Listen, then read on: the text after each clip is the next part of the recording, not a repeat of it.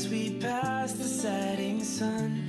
Someday I'll be overcast, but you won't have to cry, 'cause we'll do the grieving while I'm by your side. I said, don't try to make yourself remember, darling, don't look for me, I'm just a story you've been told. So let's pretend a little longer, 'cause when we're gone, everything goes on.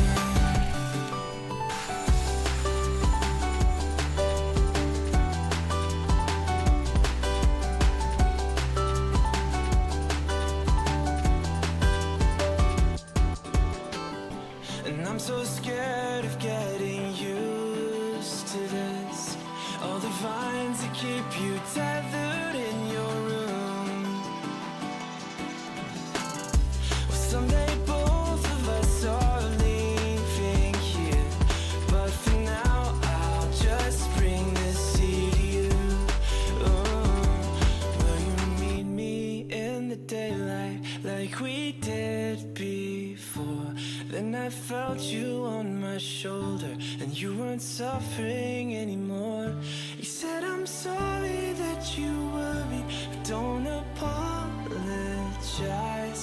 I told you to forget me, but you stayed by my side when I said, don't try to make yourself remember, darling, don't look for me, I'm just a story you've been told. So let's pretend a little longer, and when we're gone, everything goes on.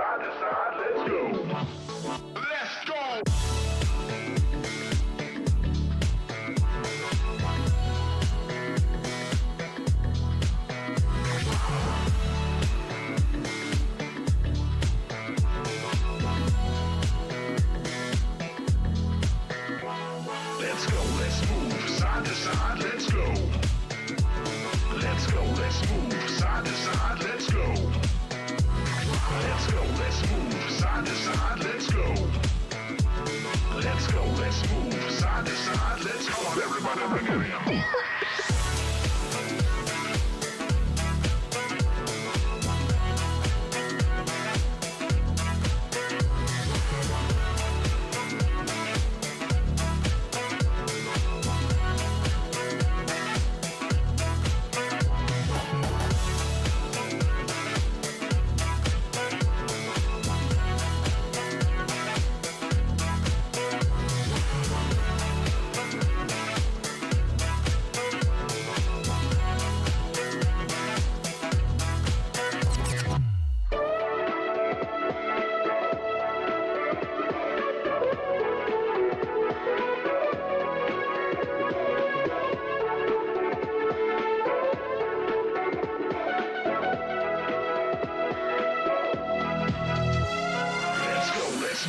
Side to side, let's go. Let's go, let's move. Side to side, let's go. Let's go, let's move. Side to side, let's go. Let's go, let's move. Side to side, let's go.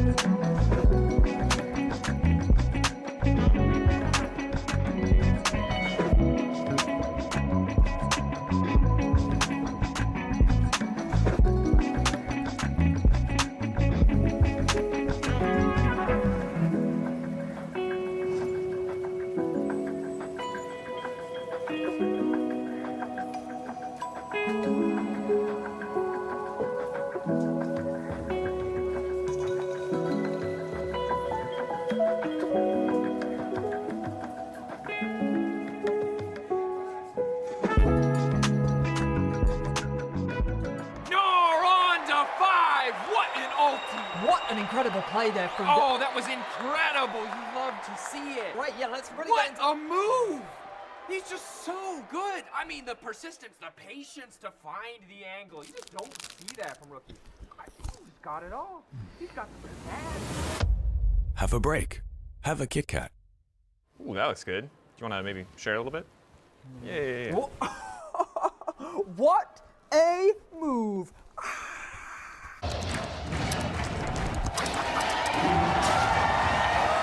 Red Bull gives you wings. Hey there. Every season starts the same way. Everyone wants to win. But not everyone prepares the same way. I can't wait to show you what I have in store. And trust me, this year, everyone's leveling up.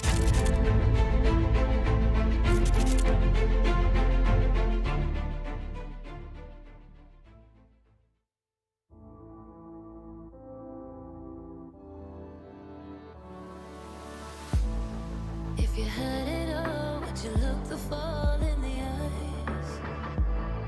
Could you walk away this time? Will you realize, recognize it's never over? And the flame that once had died,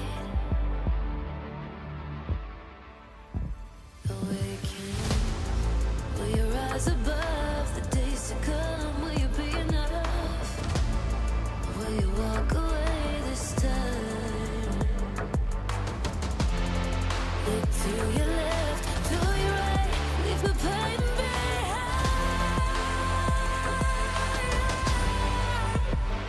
'Cause we all face the fires, and we stray from the light. Go leave the pain behind.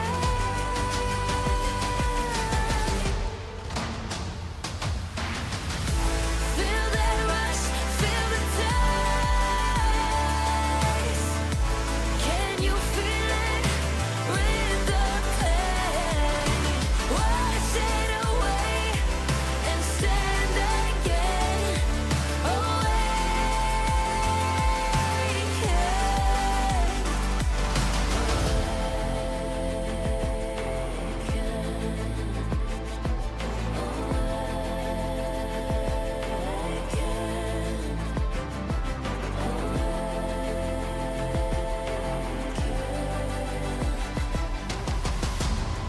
Will you turn and run from what's to come? Will you face it all?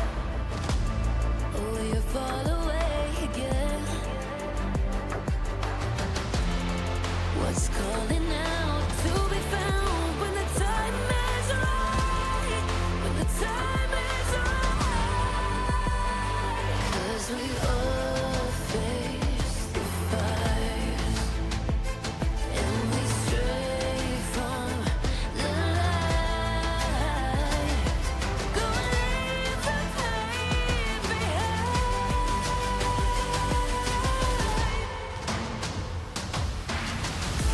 Feel that rush, feel the taste. Can you feel it? Rid the pain. Wash it away and stand again.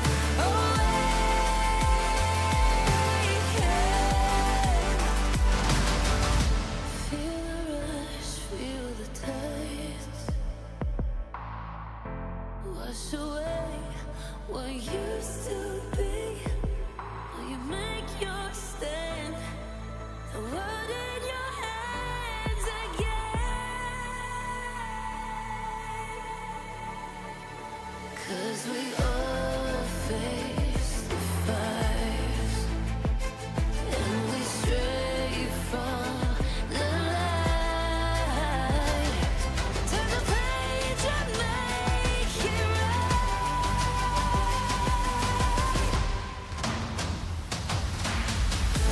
Feel that rush, feel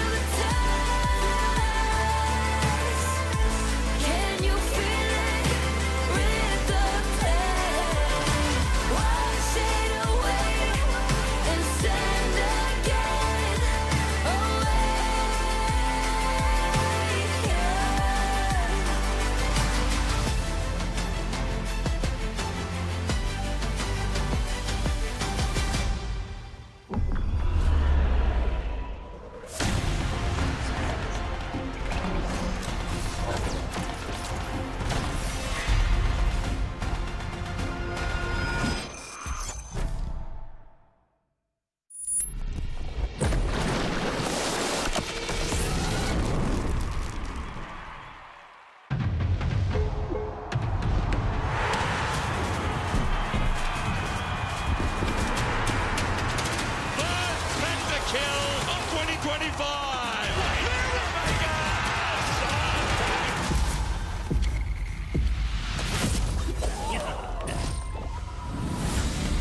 new wave is coming to the LEC!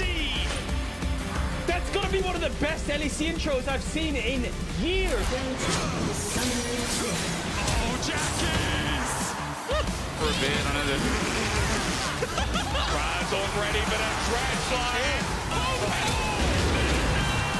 Their rapid, crazy minds brought the arcane again. Everything blue in this arena. Everything blue.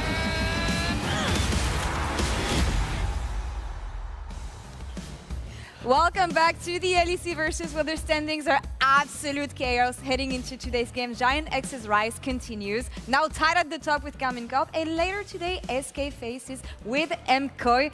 SK with MKOI, LR with G2. Honestly, I don't know what I'm saying, but I don't know what to expect either from How this can game, you? given everything Look at that what's happened. happening at the moment. Everything's in scrambles. One word to sum up yesterday, guys.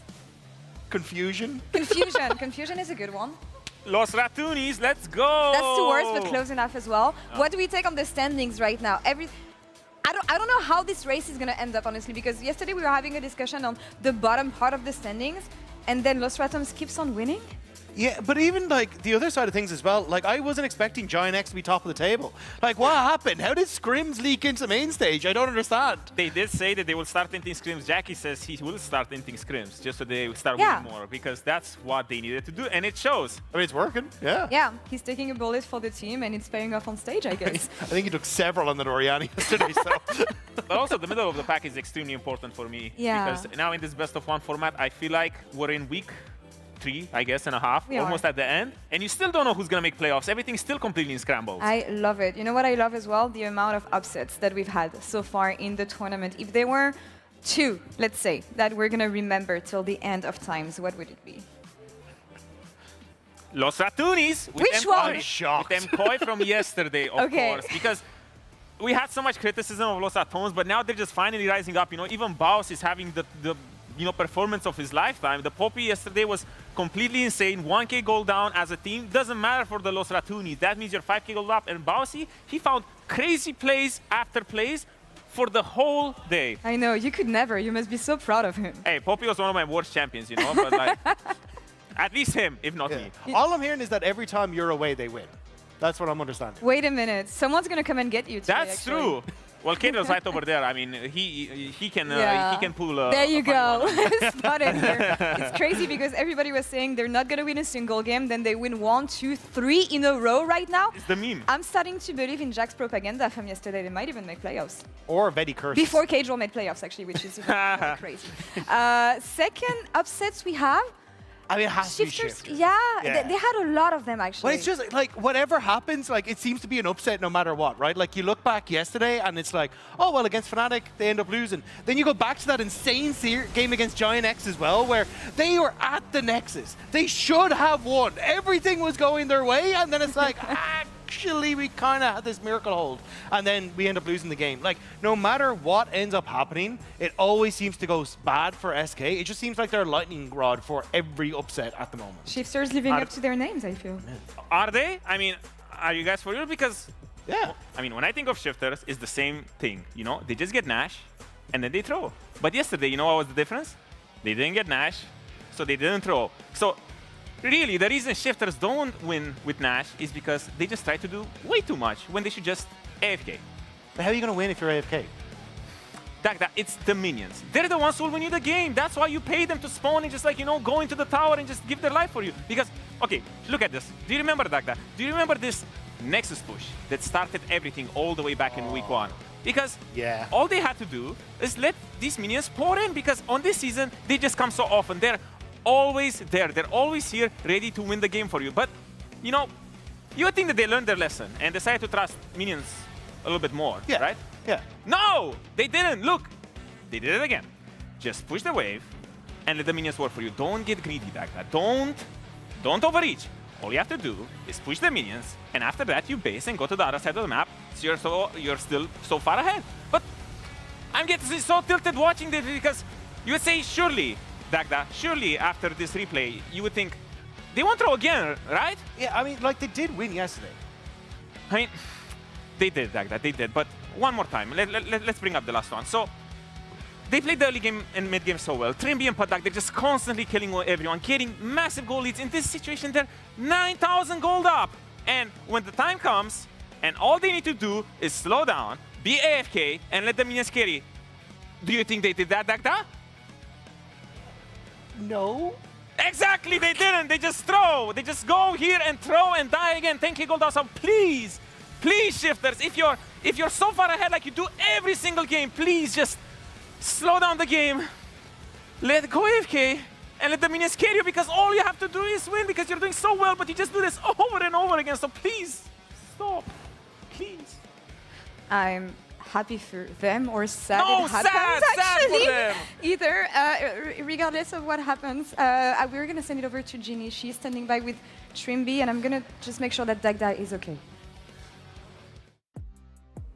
Thank you, Lore. Trimby, you have another game today, another best of one, this time around against Navi, who also had a little bit of an oopsie yesterday. Yes. But I'd like to start off with shifters. What do you think are your keys to winning and to finding success on the Rift? On the Rift, I mean, I think we are quite good individually, I would say, even though people don't really see it on paper. I would say that we have a lot of nice ideas and we're trying to make it work, especially in drafts. Sometimes, of course, gets a bit questionable, but we get the leads when we want them, so I'm happy with that. And I hope today we can also showcase that not only can we get the leads, but as well like manage to close out the games cleanly, because that's something we definitely don't do very often. Yeah, would you maybe think that getting the Baron and then letting the minions do the work is like one of the potential plans? Yeah, I mean, they're a bit slow, the minions, so you know, you always want to encourage them to walk forward. That's why you're walking in front of them, but that's at least what we're doing lately, which has some success in some games and then in most of the games doesn't. So yeah, definitely something we need to work on to make sure that our Nash plays are cleaner. But yeah, thankfully yesterday we didn't get the Nash, and then we still managed to win afterwards, and the Nash was gone, so that's a nice thing. That's a big plus. Yeah, it just all makes so much sense, right? Yeah, It's of course. like League of Legends textbook. Perfect. Want to bring it back to walking in front of the minions and, you know, getting them to actually go a little bit quicker. What do you think has been the biggest hindrance in terms of preventing you guys from doing that? I think we're very eager to try to like push the limits, like to the point where, like, you know, it feels like we can do this, but then I think getting on the same page is something that we're still struggling for sure, and something we need to work on, because at the end of the day, right, even though we might know how to play or like what things we want to take, right, what plays we want to take, still if not everyone is on the same page with how we want to play, what we want to do, and then we don't even think about how enemy wants to play, then it gets very tricky, right? Of course, then there's a lot of room for mistakes and errors that that do happen for us at least. Does that really just boil down to communication? Because that's something that Nuke mentioned yesterday, or is there something else going on? No, for sure, communication is a big thing. I think as well, just like I would say, making sure that we're 100% like trusting each other on the place, because you know, definitely we are as a team like players who trust, but it's not to the, I wouldn't say yet it's to the point where like we're just gonna go down in the fire, you know, like if one goes, I don't know if everyone... We go down together. Yeah, I don't think right now it's like this, and I think it's fine because we're a new team, right? So everyone has their own idea of how to play, but I think for sure it's gonna take us time to make sure that, if one really wants to go down, we're going with him, and yeah, let's see how it goes, right? Yeah, solidarity. Maybe some trust falls. Perfect, you know, like exactly. just everybody line up and trust the other person to catch you. I would love that. I would love that. You would love that? I mean, let's see if that's, I mean, in game, for sure, like outside of game, like I don't think anyone wants, that I fall on them, but hopefully in game we can like trust each other to this extent. Okay, well, I'm looking forward to it. Thank you so much for the insights as well. Good luck with your game today against Navi and Lore. Back to you. It's actually super interesting to hear them talk about trust, because I remember that story of Piglet as the AD carry and was like, hey, you have to, as a support, go in and check that bush. And like, Jungler just walked into that bush. I'm going to die. And he was like, go check the bush. And the support went in. He was like, okay, well, now I know I implicitly can't trust you. So I think it's like, you kind of have to go down in the fire together sometimes to actually build that. Do you feel like it? I mean, you had a I'm lot of confused. reactions here, so. I what was are you confused because I didn't know the Piglet story, you know. So I was like, wait, where is Yeah. he taking me? But I didn't know. But like, let's But go. it does make sense, and I was wondering, like, have you been in these situations where there's a lot of good elements in a team, everything is aligned to click, but it's just about that trust, the fact that if someone jumps, the rest of the team is gonna follow. Yeah. I had to give them their moment, you know. It was That was strong. it Good was huddle, fun. guys. But yeah, there's a lot of moments when you play as a pro where you know trust ultimately becomes the final hurdle that you need to overcome because you know naturally as a player you kind of want to be a KDA warrior because you don't want to die for no reason because if you die you're just scared of dying because your team is gonna lose, you know. And the thing is when everything is happening so fast, especially in the situations where like as Dagda said, there's like maybe times where you need to like walk in and face check. It's like you don't know if your teammates got your back. And especially what Trimby said as well, like the communication issues, and Nuke said it yesterday as well. They have more hurdles to overcome than normally just because they need to like, you know, take these safety measures like, hey, you got my back. Are you gonna like protect me as a face check and die here? And it's like, it takes a lot longer to set that up. Looking at today's matchup, though, I want to focus on the jungle a bit because on one side you have Navi. I love the fact that we can hear the huddles from the teams, by the way. A bit more power on the side of shifters. Yeah. We'll see how that translates in the game.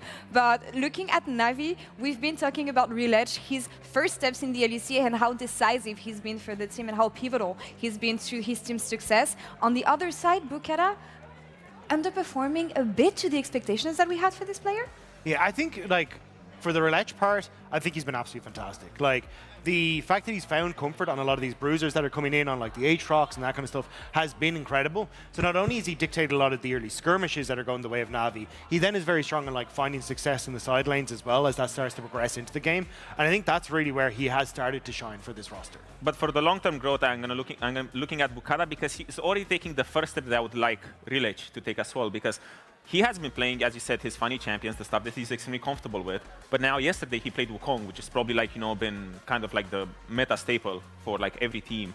And when he played that day, you know, they got stomped. You know, it was a sad game. I think he looked decent though. It looked okay, but at the same time, it's like more of this stylistic thing. Because to bring it back to Bukada, he already took the first step yesterday to maybe identifying what shifters need from them. Because he played the scanner, and it looked like it was something that worked very well, and it was something that empowered Nuke and Trimby to do a lot better. I feel like there's been a silent hero, though, on the side of Navi, and he might have lost the hands, but he's still 70 here.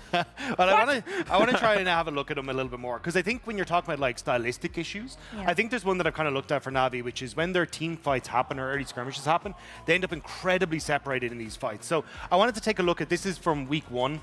And one of these fights. So the thing I want to try and highlight as we come into this is looking at Sam D, who's kind of sitting here in the pit, right?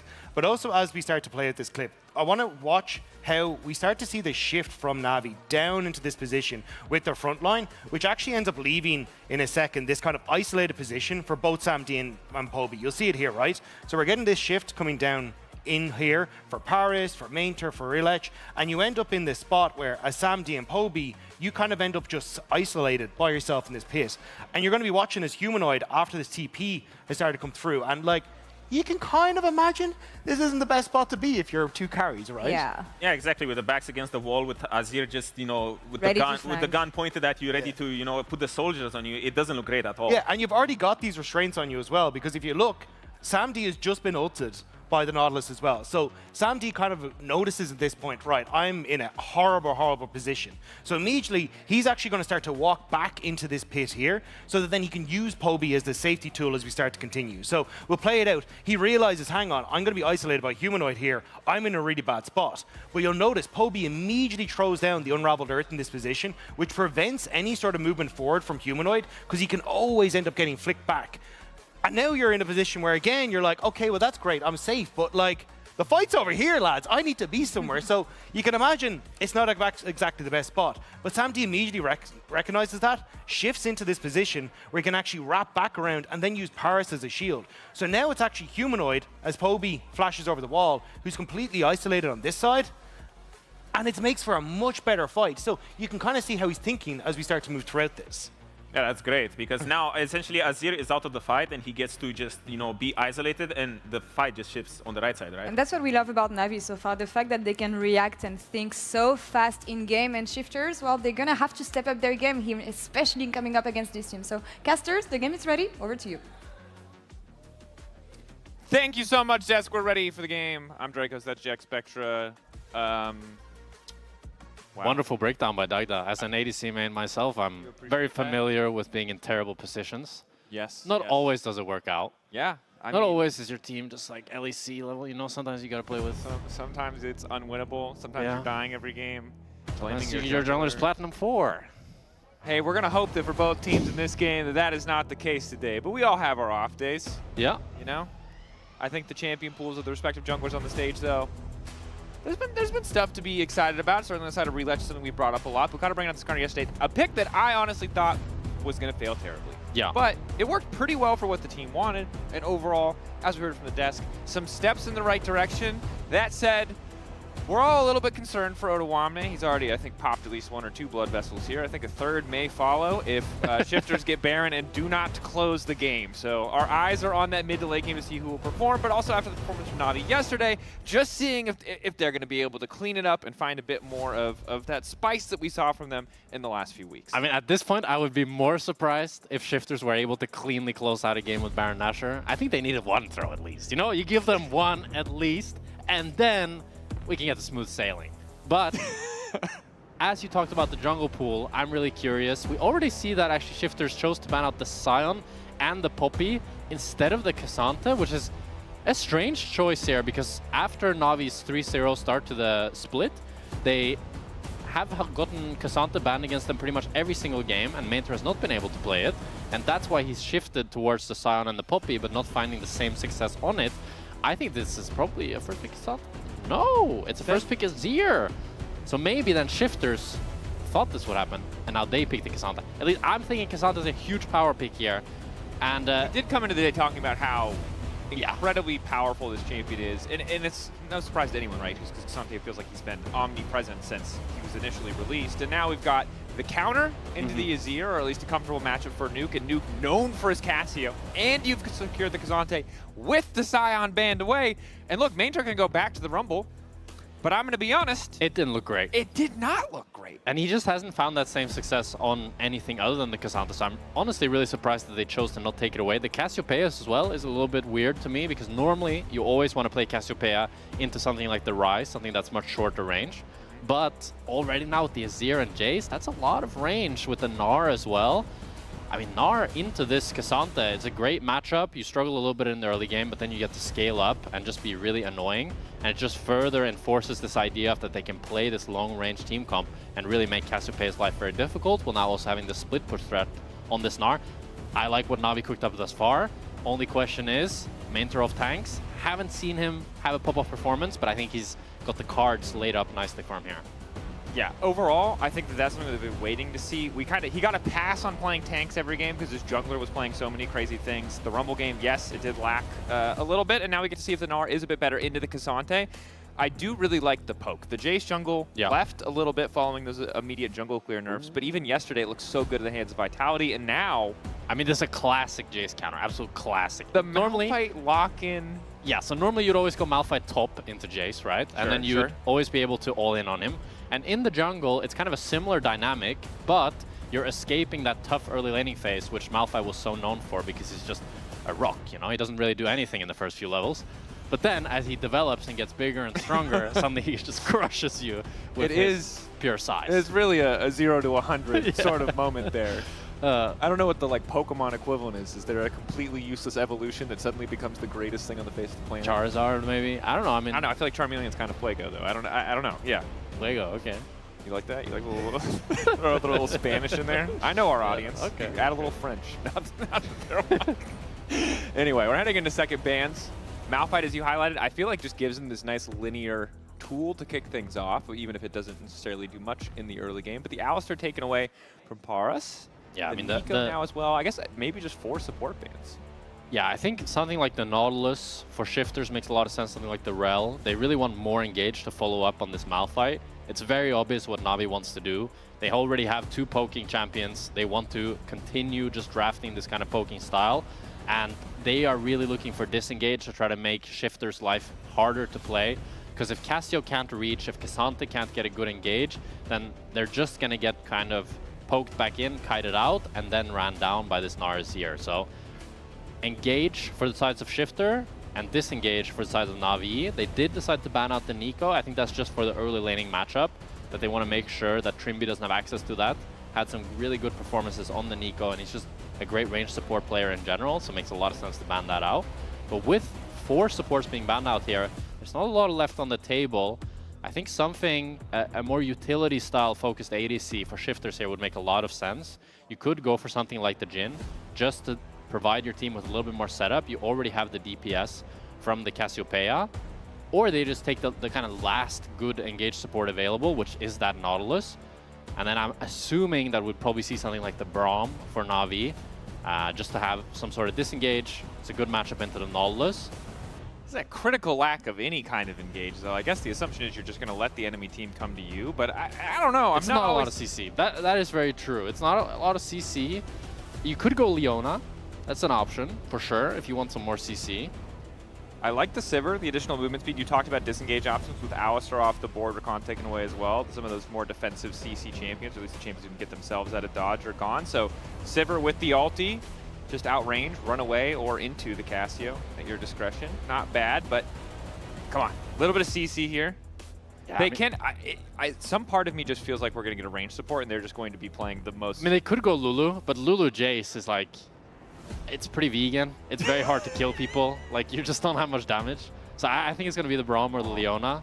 Both are fine picks. Yeah, it's going to be the Braum. Poor vegans. They just care about animals and they're constantly catching strays. Well, we're here to fight. We're literally killing each other. That's true. So yeah, it's not very, yeah. I mean, League of Legends is a, I don't know what you're talking about. Ooh, I was thinking about the spicy. Vayne. I mean, Vayne is great into Sivir. It's great into Braum. It's pretty terrible into Jace Azir.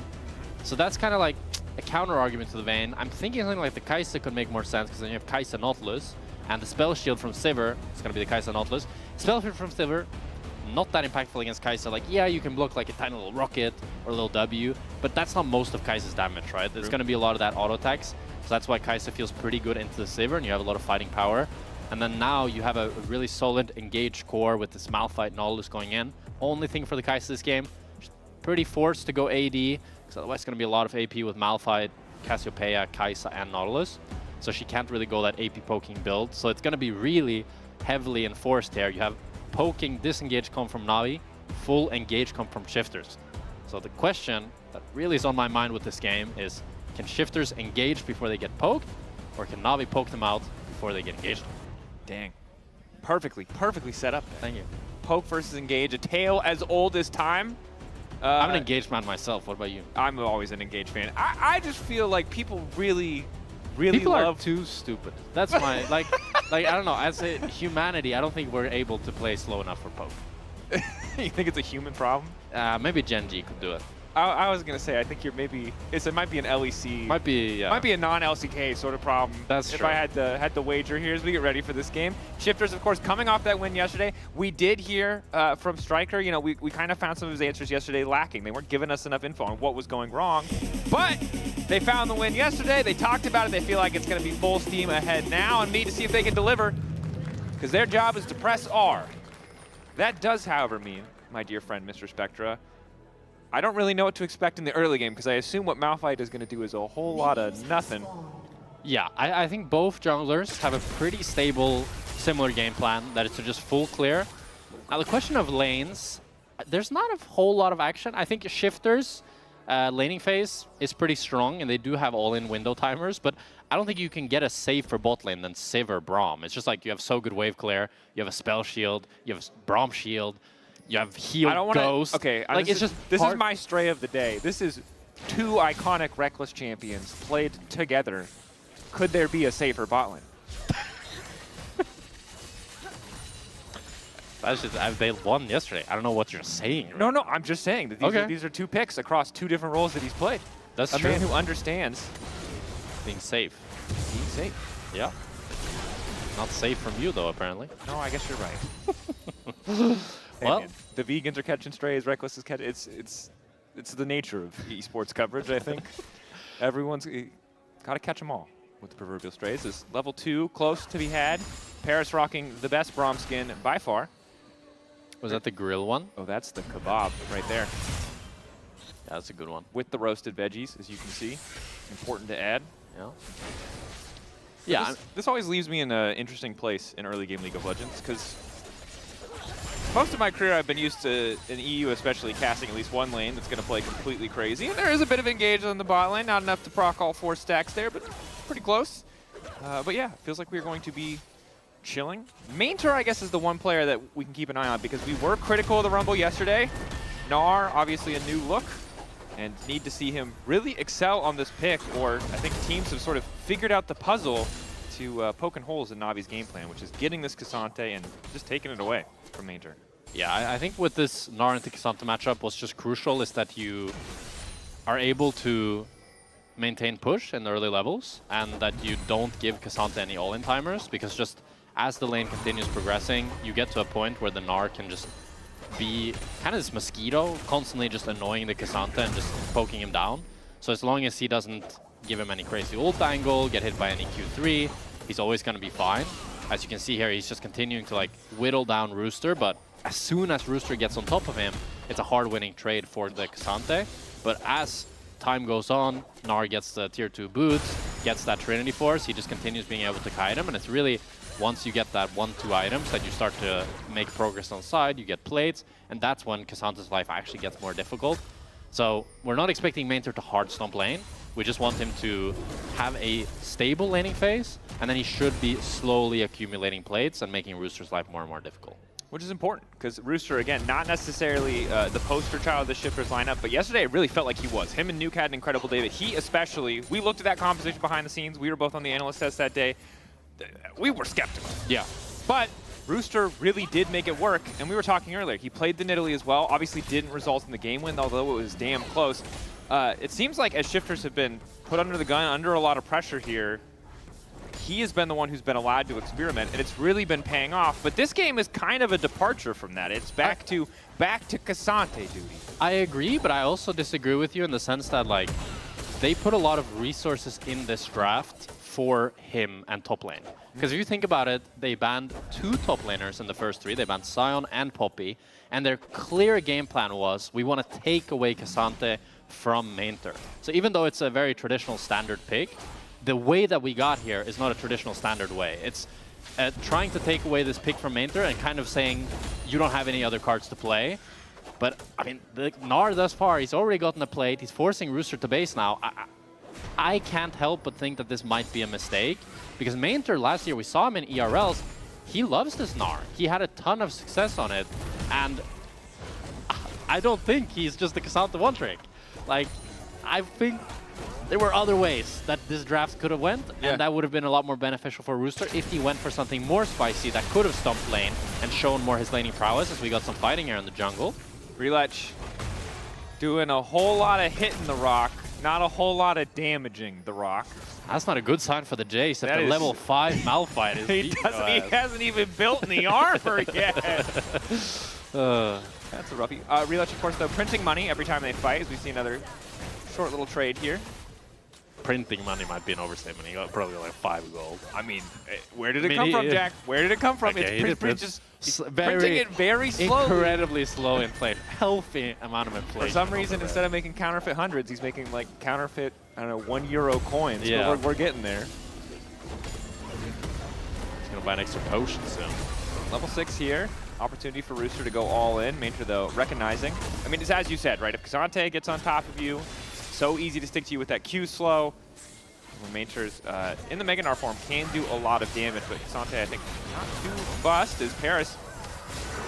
Trade's looking decent. Ghost coming out from Somdi. Trimby getting chunked as well.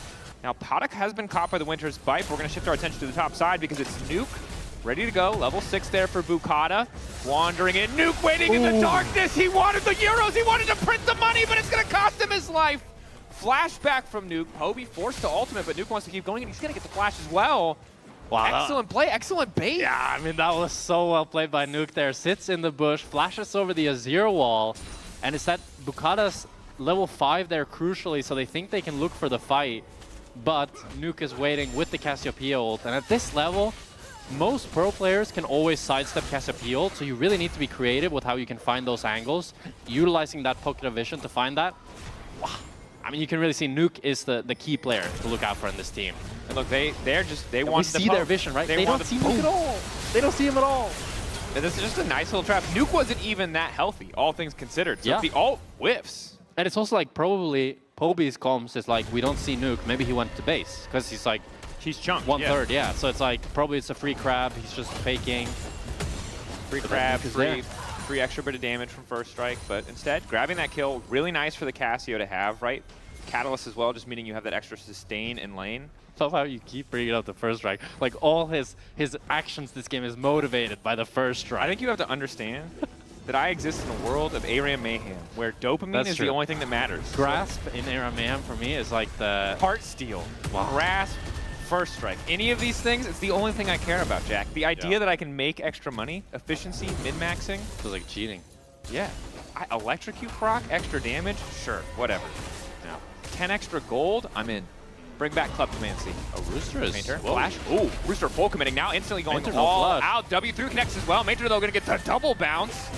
This is huge for Rooster. He's going to zone off Mainter off a full top wave here. I'm surprised. K'Sante is balanced, or like, how does he just zone him off of tower 1v1? Wow. Maybe they were right to ban 2 top laners and take away the K'Sante. Because that's going to be now probably 2 plates going over for the side of Rooster. A wave and a half denied from Mainter. He also lost his flash in an earlier skirmish that we didn't see. He gets the cannon. He's going to get the cannon. He gets a little bit of minion back. Now, I think the big question for me there is, was he under the impression that Bukata was there? He doesn't have good vision on the top side, so maybe that's why he left the tower entirely. I think he was just so like chunked and so low base stats with the minion R that he would have just gotten one shot if Rooster got his full combo on him. Fair. And without the flash as well, you can't flash any of K'Sante's damage with the chain CC. That's what it looked like, at least. Ultimately, Mainter, again, still holding on to a gold lead for Rooster. This is really nice, especially getting closer to that first item where the trades will really start to become favorable for the K'Sante. Much easier to stick to your target. Relech making the most of the time that he has as he sees that Mainter has that wave pushed in to at least take away one of the grubs. But again, they don't have enough prio to go for more. Yeah, Mainter just wants to crash the wave here, but it's a bit scared of the Malphite. Has no vision in the top side here. He's going to look to put down a ward with the Fey Lights. They get full vision here, but it's going to be 2 grubs going over to Shifters. And now we can really start to see this Malphite counterpick come into fruition. As wherever Jace goes, if Malphite is following, he has to play pretty damn scared. We'll see if he decides to go for maybe an early Edge of Night to try to counteract some of that Malphite power. The only thing is Malphite can like ulti and then smite it, but it's a little bit harder to execute, and if he doesn't have smite, then the Jace can play more aggro. As he takes away that jungle camp from Relech. Felt a little bit personal. And I gotta say, we mentioned earlier, Poke. You know, Poke, the big name of the game for Na'Vi. Can you chunk out the Shifter's comp before they find an opportunity to all in you? With Bukata getting pretty comfortably through this early game, Rooster stacking armor, I just don't think the Poke is going to be able to hit the right target unless Na'Vi are finding these creative kind of crazy angles. The full front to back is not looking very nice. Yeah, I mean, when you fall behind in the Poke comp, it becomes really difficult because you have to give up every bush much faster than normal because you have to be so scared of the engage. And that just means you have much less time to land that crucial poke that you really need. I think the saving grace for Na'Vi currently is the fact that Mainter can be a split push threat. So you always have that to rely on to progress the game and create pressure on one side of the map. And then you also have Samdi, who's had a really good laning phase thus far. Gotten 1 plate in the bot lane, has a 400 gold lead. It's going to be the first Drake going over to Shifters. So they're getting the first objectives here with 2 grubs and the Mountain Dragon. That feels great for the Malphite and Nautilus and the K'Sante this game. A really great Mountain Dragon game for them. That's Rooster here. Rooster just continuing. We talked about the Mosquito. Yeah, I mean, it's not all full of damage. A little bit there when he gets the W proc, but... Yeah. Of course, the awkward thing about Gnar always is, I feel like, in most matchups, you either want to spend most of your time in Mini or most of your time in Vega. This is a matchup where you really want to be in Mini, getting those hyper procs, you know, but if you get too many, you're instantly good for Mega. Yeah. Crazy.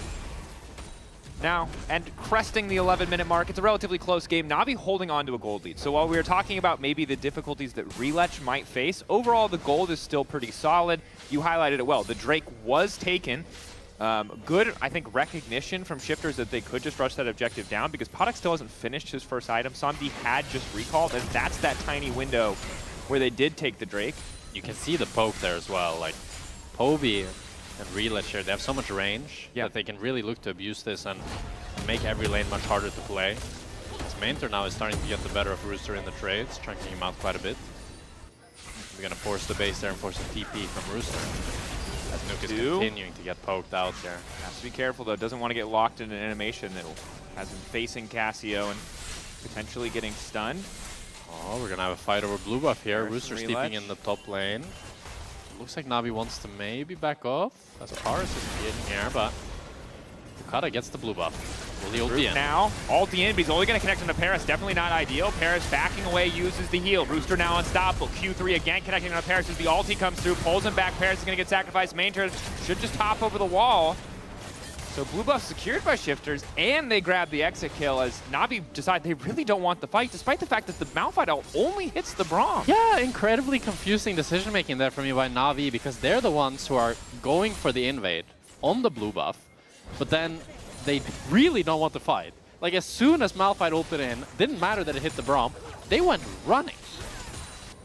Like, we'll see it here in the replay. I was thinking, okay, if you're invading, you want to fight. But then, after they flashed the Malphite ultimate, now Poby is running away. Relich instantly just flashes away. And Poby's Eing away. Confusing. I'm not sure. I think they just misjudged the situation. Probably. On the hunt, though, is going to get pop bottom lane as they try to get a little swing back. Poddock not getting tagged up by the concussive blows means that there's really no kill threat, and we just saw Paris use the ultimate. So they do trade ulti for Ghost. But yeah, I think Poddock's fine with that exchange as long as he can stick around bot. Looks like he will be forced to recall, but there's no wave, and he's making it back in time not to lose too much. Trimby, on the other hand, just going to continue to make the most of the Nautilus hook there to escape any potential threat. I do think, though, having a lead on Sivir this game, it is a very solid win con for Navi, because if Malphite then goes in, and Samdi can be the one person that continues hitting throughout, he can really melt this front line with that Ricochet and just do a whole lot of damage. Yeah. And that puts a lot of pressure off of Poby as well. I mean, there's so many short-range characters on the enemy team. Ricochet is just almost always going to be getting max value unless they're fighting from multiple sides. Pod, of course, has the potential to dive in, but we'll see what Samdi can do as he gets a bit more time. Mainter, Pathmaker connects. Immediately, it's the all-out going through. Flashback from Mainter. Rooster all-out is a little bit more vulnerable, but again, just in isolation, picking up that summoner spell. Yeah. Well, that's what you see, the Cassandra pressure. As soon as he gets onto the Gnar, he has such high kill pressure that Mainter has to flash away, but it's beautifully played by Rooster. He has so much pressure in this top lane matchup. Even though Mainter has the slight lead, he's able to continue pressuring Mainter. Actually, Mainter there faked the base crucially, but he might be in trouble as Nuke and Bukata are looking to rotate on him, and he has no flash. From up top, Samdi taking the bot lane tower, but it looks like Mainter will be able to escape. Samdi hoping to get first brick here. A little extra money in his pocket as Paris has the concussive blows. That's a huge lead for Samdi now. 1,000 up on this Kai'Sa. And sticking around on the top side for Mainter, while it did look like it might cost him his life, what it does mean in the end is that he has enough money to back and complete Trinity Force, crucial as Rooster did get the Iceborne Gauntlet. Yeah, and he delays Shifter's Siege by one more wave, which means while Nuke, maybe if Mainter hadn't taken that top wave, would have been able to take one more plate or even the whole tower. It means that since he had to wait for one more wave, it delays all of Shifter's play. And now you can see that Navi is first out on the map here, able to retake some vision, while Trimby is basing. Pars is going to be able to face down all his wards and get full control here. So it is the Rift Herald going over to Shifters. It was a really nice play by Mainter to deny some of their pressure and allow Navi now to push all three lanes at the same time. Yeah. And of course, when we look at the kind of exchanges that have been happening, 3 objectives in terms of the 2 Grubs, the Drake, and the Herald now. Going to be match released by one from the side of Navi, but Navi just going to be getting a lot more in terms of structure damage, a lot more in terms of plates and gold. So that's almost still about 2,000 in their favor, although Nuke looks like we'll be able to grab this tower on the top side with Bukata backing him up. Meanwhile, in the mid lane, though, we're starting to siege, and you can see lingering in the darkness is Relich, and while, yeah, he doesn't hurt Trimby or Bukata or Rooster too much, he hurts Paddock pretty damn well. You can see the struggle of this Kai'Sa as she's continuing to fall behind. Samdi is just building this lead. Really good individual performance by him. That's kind of the vulnerability of this lane, that you really need to find good all-ins, but if you're not able to do so, then Sivir's just going to push you in and then get those ricochets and just poke you down. And you hit a threshold with Sivir where it does just... She feels just too powerful, and the game just feels over. Because so much of the early game... 400 CS power spike. Yeah, the 400, 500 CS win condition, whatever it is. There's more. There weren't plates when that was made That's up. true. So maybe it's less. But CS now you than have it an used to extra be. item. Ooh, Poby might be in trouble. Alti is going to connect Poby on the pushback. Not quite enough, and he gets hit by the follow-up. Poby, close your eyes. I mean, Poby tries to go for one wave that he can't. His support jungler are a little bit too delayed, and Shifter's support jungler are there to punish. That's 3 kills now over to Nuke. It's really going to be Nuke versus Samdi in the DPS department for both teams here. But I think one of the things that felt like it was lacking from Shifters in the past was how well Bukata was coordinating in some of these moments with the team. But we've seen the same play that they've tried multiple times now, sometimes working, sometimes not, as the bot is... Mid lane tower to me is going to fall. Now Trimby caught out, taken down. Bukata no ulti means there's no follow-up or return play here from Na'Vi. So Na'Vi extending that gold lead even further in their favor, matching the play that was made on the top side from Shifters. Oh, this Sivir is starting to look like a bigger and bigger problem. I'm not sure how Shifters can ever really find a fight around this Sivir right now. They need to be creative. They need to look on Cassante and Cassiopeia, because if they go around Samdi, he still has his flash, still has that spell shield. It's just too much damage. Yeah. And again, Shifters playing to these side lanes, leveraging the power of, you know, the Malphite and the Cassio together. It looks good. They found some kills that way. That's the dynamic duo. That's 3 for 3 on kill participation for Nuke and Bukata. But they're going to need a few more plays in the old playbook here. Actually, I take it back. Same play. Run it back. One more time, boys. There it is. It never fails. Miasma locked down. This time, Poby closed his eyes. But there was too much damage. Nuke now on a rampage. Why was I critical? Clearly, you just keep playing to side lane, and you keep mouth-faulting people, and everything will be fine. Hey, if it ain't broke, don't fix it. I like that. I like that. A 4-0 on Nuke. Why not make it 5? Oh, as now Mainter might be in trouble. Trimby and Rooster here. Well, he's Crunch not his way in out. No. Looked pretty easy. Did look pretty easy. Okay, now Nuke is the thorn in the side of Na'Vi, splitting on the side lane. I don't think Poby can really match him in the 1v1 at this stage. He hasn't even fully sacked Roa either. Ooh, it's not going to get better. Yeah, I'm excited for the team fights. I think Nuke and Samdi both have a lot of weight on their shoulders. Poby's not going to be doing enough damage, so it's going to be a lot of armor for Bukata, Rooster, and Trimby here. So we're really looking for that LDR, and smart here by Samdi to buy that LDR third, getting it a little bit earlier than normal. Not deciding to go for that Infinity Edge just to get that armor pen faster. So hopefully he'll have that LDR finished by the next Drake. I don't think he'll have it though, so he'll just be sitting on that last Whisper. We'll see if it's enough damage, as I think a lot of the pressure from Shifters is going to be on Bukata. What type of Malphite ult can he find? How many flashes can he blow? Hopefully he doesn't solo ult the Braum or the Dr. Mundo like someone else. There's no Dr. Mundo. There's no Dr. Mundo. So it can't be... I mean, I feel like solo ulting the Braum is the same tier. No. Like solo ulting a Braum with shield up is the same tier as ulting. No, it's not. How is it not the same tier? It's not. One literally does nothing. Okay, but what if... Yeah, one... But also stage of the game. Okay, but stage of the game. And I'm sorry, Isma, you're catching strays, but today is the day that everyone is catching strays. But if you were in a late game fight and you solo Ultimundo, if we get a late game solo Braum ult, then I'll give it to you. That's what I'm saying. Then we'll tie. Like, let's say it's like the final soul fight, and then Bukata solo ult Paris with shield up, and they don't even kill him. That's the same tier. Yeah, it's the same tier. You're right. Okay. You're right. It's less comic just because Mundo literally doesn't move at all. That's true. Now, I don't know. I think we've laid the stakes out. It's basically a Nuke versus Samdi sort of game. I'm still inclined to favor the Malphite team, but it is easier said than done as pro players, they got good reaction speed. That's the Unbreakable. Gone Herald will charge, and really nice for Na'Vi because securing the Herald earlier from Shifters cost them a lot of gold in terms of what Na'Vi were able to get on the map, and now it's earned them back very little as LEC continues to be able to find poke on the priority targets. It was a big concern when there's so much beefy frontline, but people got to come farm. LEC knows it, making the most of it to find those quick angles, and now Na'Vi going to grab their second Drake of the game. And the Jace poke comp with a potential Infernal Soul is a terrifying prospect as Bukata's forced to ult out. And Navi are playing to their win cons. They're just poking Paduk out on mid waves, and once he gets chunked, Shifters realize we can't contest, free Drake over to Navi. And that's what the poke comp really wants. You don't always need to get kills. You don't always need a crazy team fight. You just want to lower their HP bars, get full control of the objective, and then you get the objective for free as a result. So you want to keep that up and just continue poking out Paduk. I mean, it's a good strategy. Solid one. Bukata, of course, had to use the ult to escape, which isn't ideal, but has Zeke, so at least a little bit of ultimate haste and level 13 as well. So 2 points. Shouldn't take too long to be back up, but it's not getting easier for Shifter to find these opportunities. Their side lanes are really strong, but they're still losing out pretty heavily in terms of overall gold, as well as control and setup on objectives. Nuke is really the focal point here that they need to keep trying to make plays around. This is the struggle, I think, of having the Sivir and Azir on one team, though, is that outside of when we see Relech wander into a lane, nothing happens? Yeah, nothing's going to happen. From the Na'Vi side, right? Like, Shifters have obviously been trying to make a lot of plays around the Malphite, and a lot of them have been working, but we can't be critical of Na'Vi, but unfortunately, the optimal thing, which is what they're doing, is just keep forcing waves until Shifters make a mistake. Yeah. I mean, that's Sivir. All right, push wave.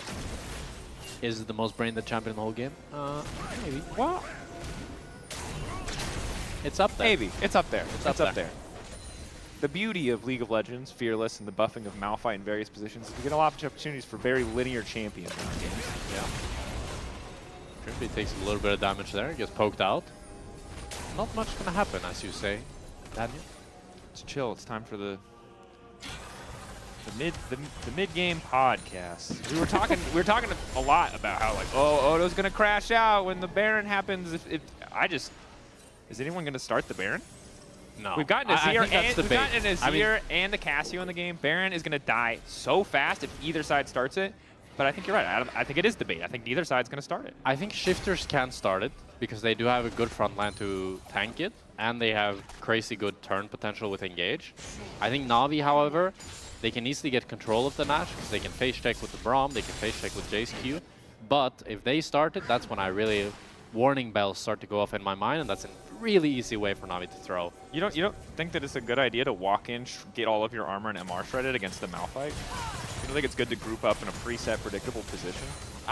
Yeah, against the full Engage comp. No, I don't think it's a good idea. All right. I don't think it's a good idea. Bold. Crazy that you'd say that. Thank you. So, that's analysis. So, you can't do that. So. That's kind of what I'm here for, so. Well, you know, at least we're united in not winning an NLC. Well, not for long. So. I get nervous when you go quiet because I'm not sure if I've gone too far. Your eyes start to glaze over like the traumatized dog meme. We'll win eventually. That's fine. Just some... It is what it is. Maybe you should just enjoy the journey, Jack. Isn't that what you're always saying? Yeah, and can we talk about the CS? I just noticed 310 CS for Samdi. That's got to be some sort of record. He's Choving. I mean, that's more than Choving. That's like 2x Choving. Yeah. It's season 2026, so it's hard for me to say what the threshold is now. The numbers have changed. But that's still a high number. That is still a very high number. This man is hitting creeps, and he's hitting them good. Yeah, I mean, that's the Sivir. See, that's the Sivir thing, right? That's what she does. And that's a good Sivir player. See how many more minutes he can hit. Skill expression right there. Can hit one right now. Sure. This man must be really good at cookie clicker. I can feel it. Got the farming capabilities. Could have started. There. Got the spreadsheets. Got the strawberries in winter. Do you like idle games? No. I feel like idle games is like... No, to be clear, I would love idle games, but Bro, like, I watch reels that I hate, and I lose 3 hours of my life. I can't be playing idle games. Yeah. Idle games are the brain rot of video games. Just like tickles your brain. If you love idle games, though, and you're watching this, you should really try Sivir. Just as a side note. It's kind of an idle game. There's like occasional like quick time events where people try to hit you with stuff, and then you go back to farming. Yeah. Check in, get your dailies, or every 10 minutes you get a new item. Pretty good. Is Rooster going all in here, trying to make a solo play? Major forced to ult him back. Good timing on the ult to make sure that the Pathmaker wasn't a part of the equation. There's always the chance, too, because, again, we gave Rooster a lot of praise yesterday, and Maynard is certainly building up a massive individual advantage, but there's always room for an individual player to make the difference here. Okay, we got a Dracos. Things are about to start happening. Rooster TPing in the mid lane. Poby is choosing to push one more top wave, so his team has to drop the position. Na'Vi already started up the Drake, need to pull it out. Okay, keep your eyes on Nuke and a Malphite ultimate. Although Nuke has 3 rounds completed, Poby's only got 2.5, and he's split pushing. Well, they're just going to concede it. The Drake. They're going to concede it. We are... I mean, that's the thing, right? When you're playing this poke comp, if Jace does not land any poke, you kind of need to drop the objective. Okay. And Jace didn't land any poke, and Poby said, well, I'm just going to hit tower. Do you think if we all shout fight loud enough, they'll listen? Is that allowed, actually, now that I think about it? Will the competitive team get mad at us? I don't know. How would that not be allowed? I mean, They're being coerced to fight. I don't know. What if we all pretend like if we toggle vision and then one team doesn't have vision of Baron and then we all just start shouting Baron, Baron, Baron, Baron, so that they think that the other team is doing Baron. That would I don't know if a fine exists for that, but I think it would be fair for them to make a fine in that case. That would be so funny. I've heard stories in other esports of people trying to shout like call-outs or whatever to give information away, and that's obviously... Yeah, but like the funny part is that they're not doing Baron, you know? So that they just think they're doing Baron, so they go either fight. way, it's bad form. It doesn't matter if it's true information or false information. Okay. But I'm not that desperate. If we get to 60 minutes and they haven't fought yet, screw it. I'll risk my job. We'll find out. We'll all just shout Baron until something happens. Or we all start shouting, Bukata no ult, Bukata no ult. No, stop. It is funnier when he does actually have ult. I agree. Yeah. It's equally BM, but it is slightly funnier. Nuke has a book, which I'm excited about because it really raises the stakes on any potential future plays. But the stakes were already sky high. We are waiting for one single fight. Supports have attacked each other. Bukata's over the wall. Paris flashing, he's down. The follow-up ulti is there, but Samdi is still alive. I almost called him Hans Samdi. No more Hans, but he's still looking damn handsome in the back line. It's Poby with the shift. Maynard running in from the side. Throwing down the boomerang. The mosquito's coming alive. He's sucking all the blood out of the Shifters lineup. They're getting absolutely obliterated. The Sivir is online, and it's all gone to shit for the Shifters. The triple, the quadra. Samdi is a demon. The fight came, and Na'Vi did not disappoint as Samdi ran them down with the Sivir. The ricochets did all the right damage. Poby hit a wonderful... They're going to do Nash. I don't think they can do Nash here. Can we? I know we're going into replay. I don't think they can do Nash. Okay, as the fight starts onto Paris, they're doing the Nash still. I still don't think they can do Nash. They can't do Nash. They have to recall. Okay, really good three-man push. They got a little bit too excited. They got too excited. I understand why. Nothing has happened the entire game. They were feeling it. Maynard, good ult, denies it. Samdi is untouchable. Also, side note, Samdi hit 319 CS at 20. The record for CS at 30 in LEC was 350. And he has 380 at 29. At 29. So it's a world record. He's clearing as an LEC record, but sure. This part of the world. This part of the world. This part of the world. So pretty damn good from Samdi. And we went 0 to 100 really quick there. We didn't even have to shout Baron when no one was on Baron. We didn't have to shout anything else, and that's what I like to see. I am incredibly concerned that the game is just over for Shifters now, but they don't seem too afraid. Maybe because enemy team want to fight and spent all their tempo trying to do Baron. But despite the 5.5k gold advantage for Na'Vi, Shifters remain pretty comfortable pushing out here in mid. Yeah, I mean, Samdi is an absolute demon right now, but crucially, he used Flash and Ghost in the last team fight. So while he does have the spell shield, if Bukata can get onto him and then Trimby can layer some CC, he's still just gonna die. So if I'm Na'Vi, even though you do have a huge lead, this is a very easy position to throw when you've used all your sums up against the Malphite. It's much more comfortable for the team that has all the engage to be playing up against no sums. So it's still, I think, a slightly advantageous position for Shifters, and that's why we're seeing them get so much control and so much respect from Na'Vi. Yeah. So on the fight, obviously a lot of crazy plays in that last fight. Poby with a three-man shove. I really want to see what happens if Rooster can get close to Samdi, because I mean, Randuin's is a really messed up item, and starting Baron is a really good way to get the enemy team close to you. That said, Mainter is Meganon. Their only really big, reliable piece of CC right here. They're doing this fast. Relish is not in the pit. He does getting not lower. flash. Relish is in the pit, and that means they can't get anything. They get the Baron. They're ready to make their way out. Something is now ulted. Mainter goes in and gets 4. 3 into the wall. The follow-up is there from Rooster, but he's forced to ult. Mainter not an ideal target, and Somdi is still living. The ulti goes in. Somdi's slow. Somdi has to live. Somdi is living. He refuses to die. The Baron goes to the side of Shifters. But it's Na'Vi who take the fight. Somdi is the hero that Na'Vi needs this game as he takes down 3 members and barely survives through all the damage. And now he's got the BT as well. He's gonna have the flashback up for next team fight. Wow. Wow. Odo's gonna be upset.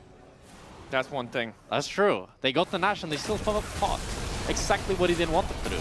And to be in their defense, I don't think they had a choice. The fight kind of came to them. That's true. Na'Vi, crucial that they were able to grab those exit kills and force that fight, because otherwise they would have been in a situation. The bannered up Malphite team, much scarier, makes it much easier to push. But again, we look back. We can see how fast they do the Baron Nashor with the Cassiopeia, with the Kaisa. They can get it done before Relish gets into the pit. He has no flash.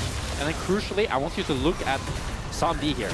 Because, like, he nearly dies in this fight. And the only thing that really happens to him is a Malphite ultimate and then a Nautilus ultimate. And that's it. But that's like what happens when you're a Sivir without flash. Like, you're so vulnerable in these team fights, and it's just through with all his team protecting him and good positioning from him to not let enemy carries reach him that he can actually survive this team fight. The Rock is not happy. What he's cooking is stress right now. Yeah, that's true. It would seem. Cortisol levels spiking. That they are. So now almost 3,000 in favor of Somdi. Not surprising as he has 6 kills and just millions of minions. The 400 CS, I mean, we now have a new Sivir win condition, given that you can get another item, which is exciting, you mentioned earlier.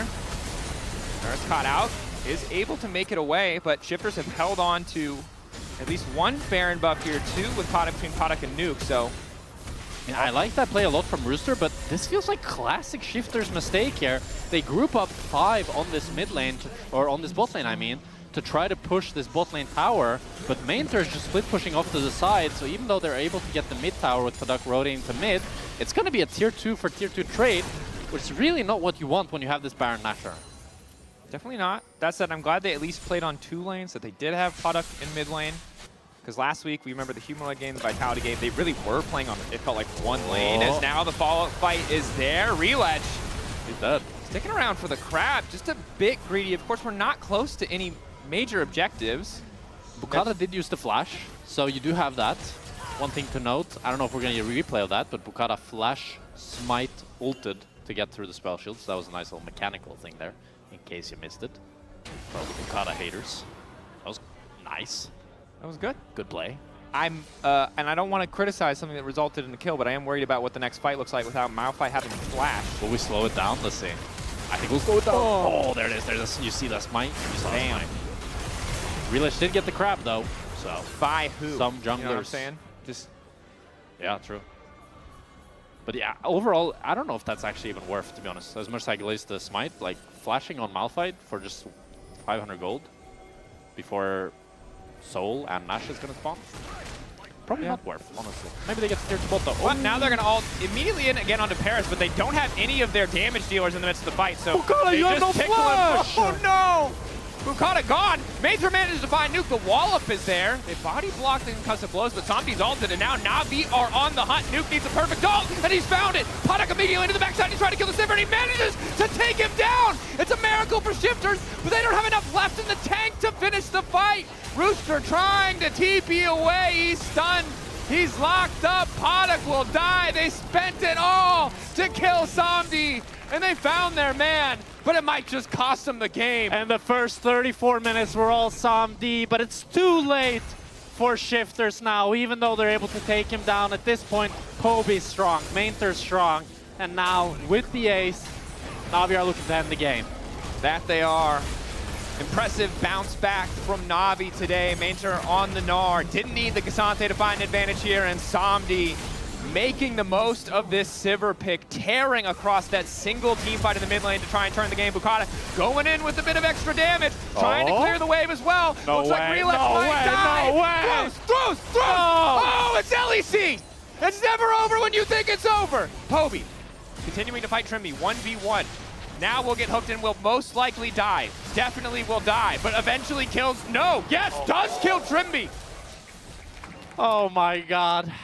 Last time it was Shifters that felt the wrath of not being able to end the game, and this time it will be Na'Vi. As we watch a replay here, Bukata goes for the ultimate onto Poby and Paris, but Poby crucially flashes the ultimate, and then Bukata with no flash gets ran down. It's a great ultimate by Mainter here to get onto Nuke, slow him down. And Nuke here with the turn, really nice ultimate, is able to set up Padak for success. And he also, Padak then flashes the flash ult on Poby. And it's kind of the best possible scenario fight for Shifters. But without that Malphite and without that Malphite ultimate, they just don't have enough left in the tank, and they end up all falling. As we go back to live. 15 seconds for the Infernal Dragon. Trimby still dead for 1. Poby still dead for 10. No TP onto Poby, so it's a 4v4 for the time being, but Trimby will be back first. Eyes on Bukata. The flash we felt he wasted earlier did cost him the previous exchange, but if they can stall, Na'Vi or will drop just the take grade. this. It's crucially, it's not the soul for Shifters, so now we feel comfortable dropping it, and they're running straight to the Nash. And I think Shifters have to drop the Nash. Fair enough. Luxury of being at soul point is you don't mind if enemy takes with Drake. You highlighted it well, so Na'Vi don't get to pick which of the two objectives they secure, but very happy that in the end it's the Baron that they're able to grab. Surviving this assault is a tall task from the side of Shifters. Already outranged, and this is where the Jace poke, yes, you can maybe get frontline in front of you, but if Relach finds the angle to hit Padak or Nuke, it's really going to hurt. Yeah. And despite the gold lead and CS lead onto Samdi, Padak is same items now. Both ADCs are full build, so it'll be really up to execution here. So we'll see how both teams can play out this team fight. Poke versus engage. Tail is all this time. We need Na'Vi to get some poke going before Shifters can find the crucial engage. It's all going to come down to Bukata and Trimby. Poby has reset though. They don't have bot wave pushing in their favor even with mid and hip down. They've all now reset. 2 minutes left on the Baron. Seems like they want to clear bot wave, regroup maybe on the next mid wave. Although even... I think playing a 1-4 here with Gnar pushing top lane, that mid lane will push itself in with the inhib, and then the rest of the team sieging bot lane. It's a really good recipe for success here for Na'Vi. The thing is, crucially, is Mainter needs to not get caught on top, but it doesn't look like Shifters want to look for any cheese play on him. So he's just going to be free reign here to push in this top side. And the tier 2 is effectively free. Probably one auto will finish it once they're able to get minions in range. Boom. There it goes. Now the next tower in their sights. Shifters grouped in a fight. If they force a 5v5 right now, before Mainter can TP, especially as this Mega Gnar is about to fade, it's a really good angle. But Trimby's been spotted on the flank ward. Bukata flashes up, but so is Samdi's. This is so tense. Very tense. Na'Vi wants to try to hit this tower, but Samdi knows even with the flash, he needs to be careful. Celestial opposition taken away from Paris. Top wave tower gonna fall, just Mainter ushering in that wave. Shifters know that essentially it's win or lose on the next set of ultis as Rusher goes all in onto Mainter. This is exactly what they want. Padak now going to follow. Mainter likely to fall, but is able to flash away. And that's gonna be big because it opens up the bottom side for the rest of Na'Vi. Shifters thought they had the angle, but they spent a ton of resources to walk away empty-handed as we see Mainter TP back to the mid lane. One final fight without the ulti, without the flash of Rooster. Mainter will just hit this top inhib here. As Na'Vi are continuing to try to look to poke out Shifters. They're going to get the triple inhib. As long as Shifters don't get a crucial engage here, it should be GG. On the hunt there. Na'Vi ready for more. Na'Vi doing a really good job of just letting their minions do the work. Slow and steady. Waiting on Bukata's ulti. The tower is fading. If they overcommit, they could fall. Pushback from Rooster is there. Mainter hops out. Ulti there. Bukata able to find Poby. Instant fall from Nuke. Poby is just going to fall. But no, he manages to live for an extra second. And they immediately delete Nuke in exchange. That's probably just the game. But Padak is still alive. Samdi just wants to hit the objectives. He wants to hit the objective. Padak still living for far too long. He's managed to step back into the fountain. But Samdi is still alive. And that's all that they need. Na'Vi close fought in the final moments, but they knock down the base. They take their 5th win. And Shifters can't kill Somdi, so Somdi kills your Nexus. What a fantastic game from Somdi here. Just an absolute menace in the team fights, a great laning phase, and just domination from start to finish. That it was. You can vote for your player of the game on X at LEC. Mainture, Somdi, or Paris, all solid options. We see some fist bumps here. Frustrating game for Shifters. We saw what their comp wanted to do, but they just couldn't find enough of those angles, and really it was that single big mid lane fight that swung things so clearly in the favor of Na'Vi. And from there, were there a couple hiccups? Were there a couple mistakes? Yes, but for the most part, it was really controlled. They didn't give up too much. And I gotta say, good discipline kind of in the face of, you know, even with a big gold advantage.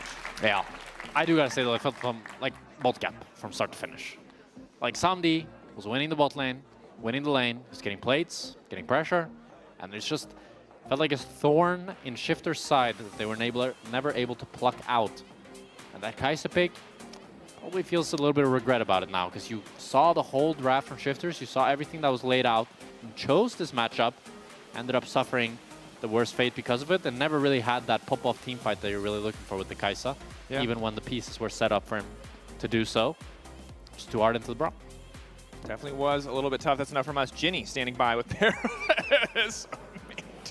I'm not entirely sure why that was so funny, but Paris, congratulations on the win here.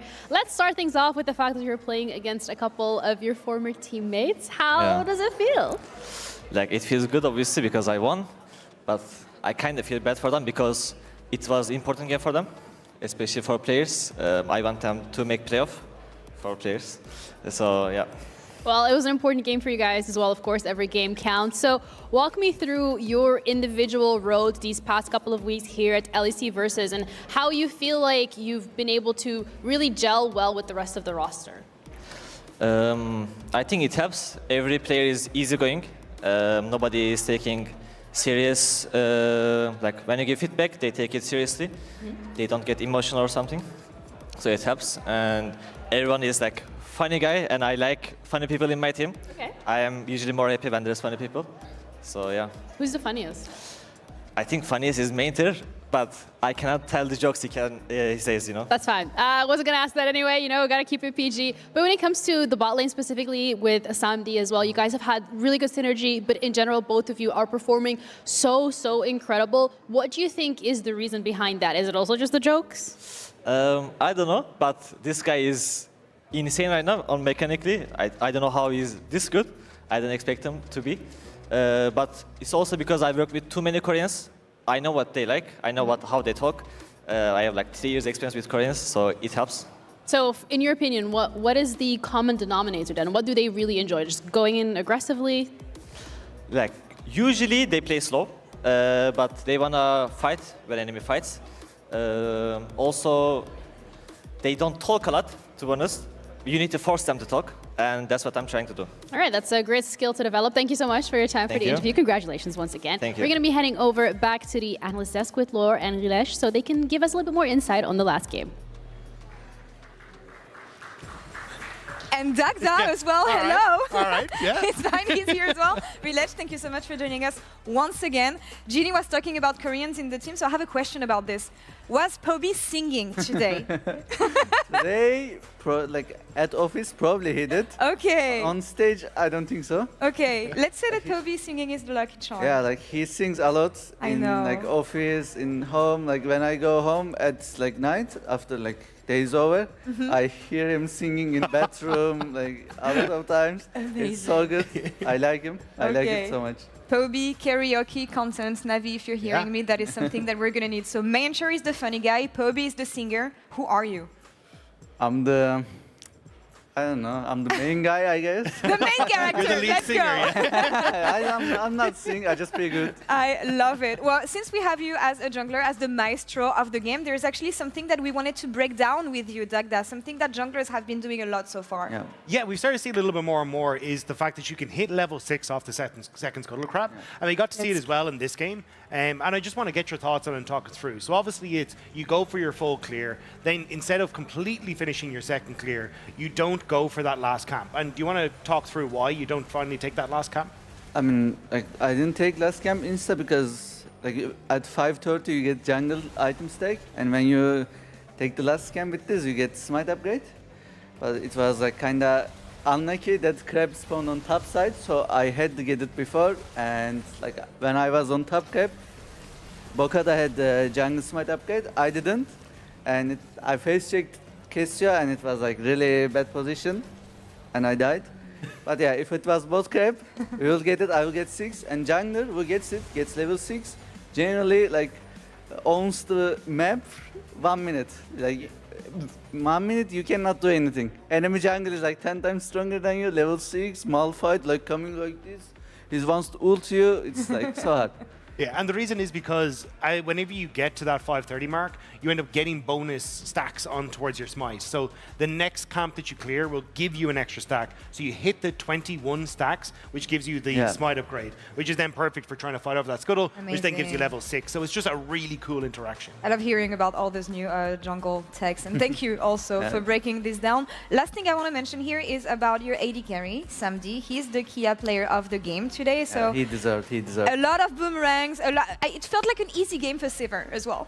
Yeah, I think this game Sivir insane good. They have only Malphite, Nautilus, and it's so hard to engage on Sivir. And like we have full front to back, Braum, Azir, Nar, so much disengage. It was so easy for game for him, and he played really well in team fights, communicated really well as well, and he deserves MVP. Amazing. Team effort here, honestly. Easy to execute composition. You guys felt super confident in when you were going to spike. So once again, congrats on Navi, congrats to you, Rilech, and best of luck for the third game of the week tomorrow. That's all for us here for now on the side of the desk. We're going to be right back in a couple minutes. Team Heretics taking on KCB, and yeah, we'll see you on the other side.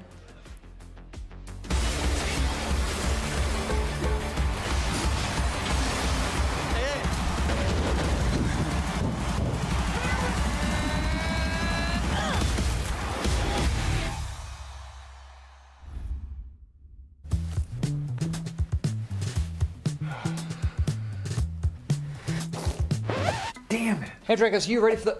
Oh, that doesn't look good.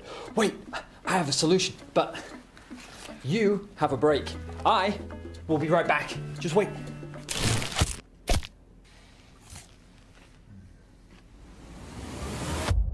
Have a break. Have a Kit Kat. See? I told you we'd figure it out. I don't think this counts. Come on, let's go. On another level,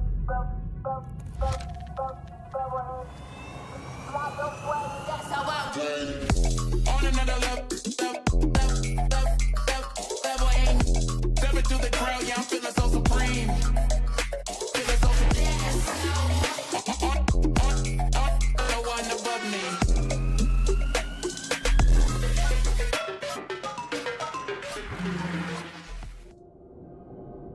The human body was built to move.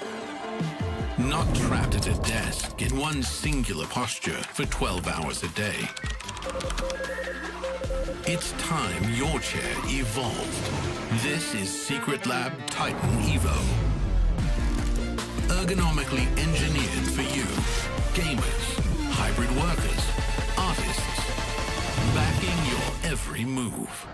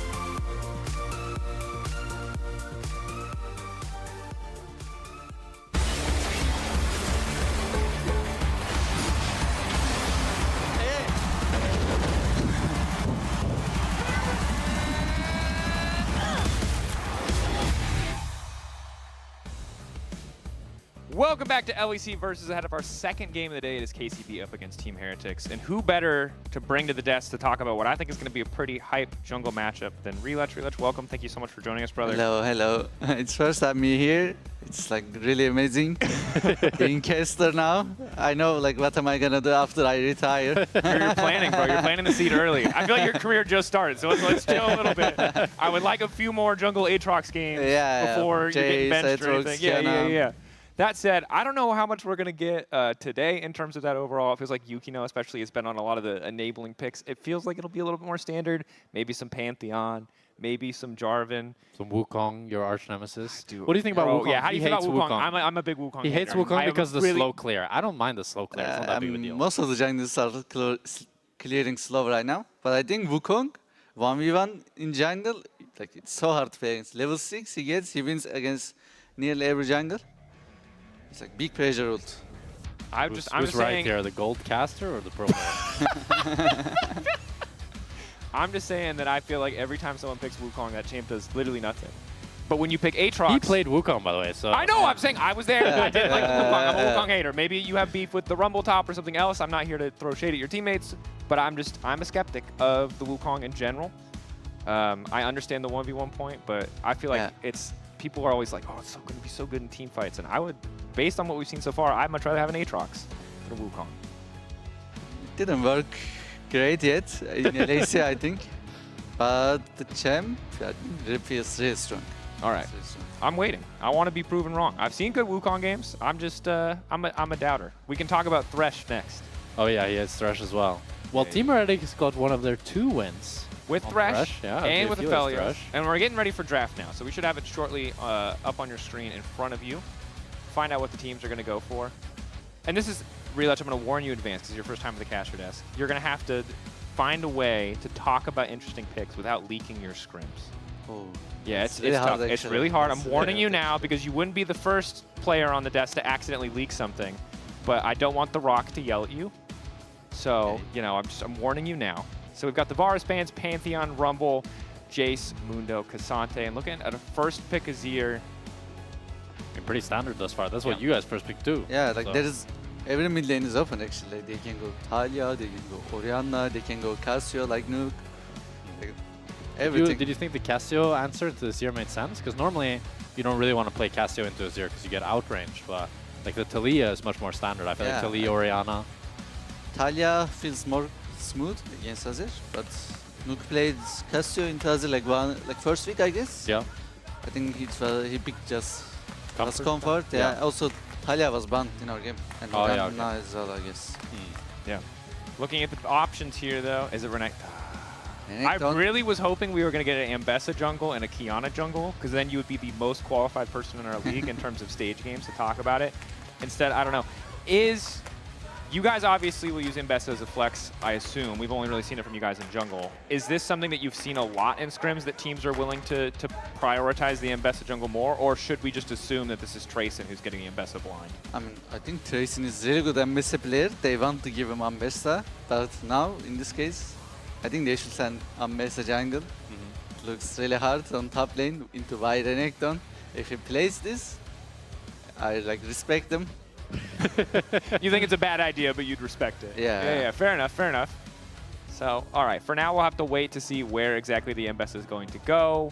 Vi in general, I mean, is there anything that's really changed about Vi since we saw her last time in Pro? Is there anything that stands out to you on the new season? Farm to 6. I mean, she also has a slow clear, if we hate some Q flash. You know what she does, though? Actually, Vi has fast clear. She does? Thank you. Yeah, I think so. Yeah, tell him. You think so? Who knows more? Who knows more? Like, the guy. Okay, fair enough. Okay, she doesn't have a slow clear. She's weak early game. Yeah.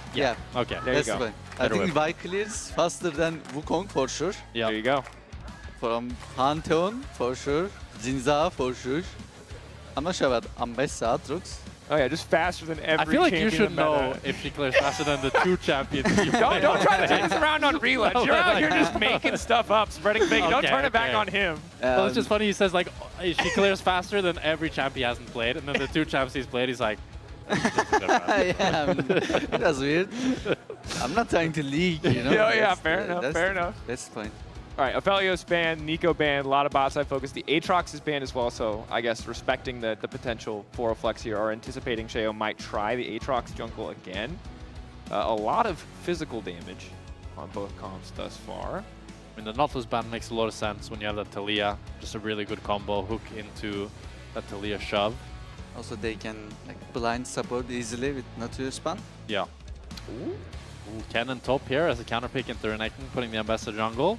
When we saw Wonder kind of stomp on the Cannon top into that Renekton blind pick. So definitely a good use of the Ambassador flex. We'll see if Sheo's Ambassador can compete with yours, huh, Rillet?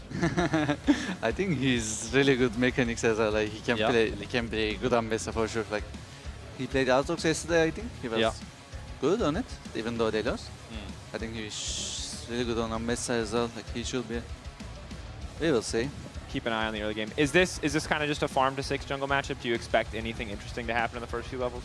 I think not really. Both junglers will just try to farm level 6, try to scale. Ambassador doesn't have much like normally against the Vi, you'd think about maybe invading, trying to get three-fourths of the map. Yeah. But as Ambassador, you can't really do that, no? It feels hard to do it with Ambassador because Ambassador doesn't have burst. Yeah. Only maze or early fight, so you want to kind of play slow. Yeah. Their cooldowns. Scale up and Now we're going to lock in the Kai'Sa. Much clearer dive composition, I will say, outside of Camilo. Everyone seems pretty ready to just jump into the backline and try to take out Ice on this Yunara. Diving into a Kennen, though. Oh, this is really good into Kennen. It's a very good Poppy game here into this Kai'Sa, Vi, Renekton, Alistar. It's not so good into the Azir. Oh, they're going to look for the Rakan instead. I mean, Rakan and Bessa, very nice combo since they both have so much mobility and they can both like follow each other. The only thing is, I think Team Redic's comp is very squishy. You don't really have anybody who can tank the initial engage. So whoever kind of Vi ultis, unless the team is willing to all protect them, they just get one-shot. Yeah, but they need to kill this Azir and Kai'Sa. Yeah. Otherwise, like it's so hard to play.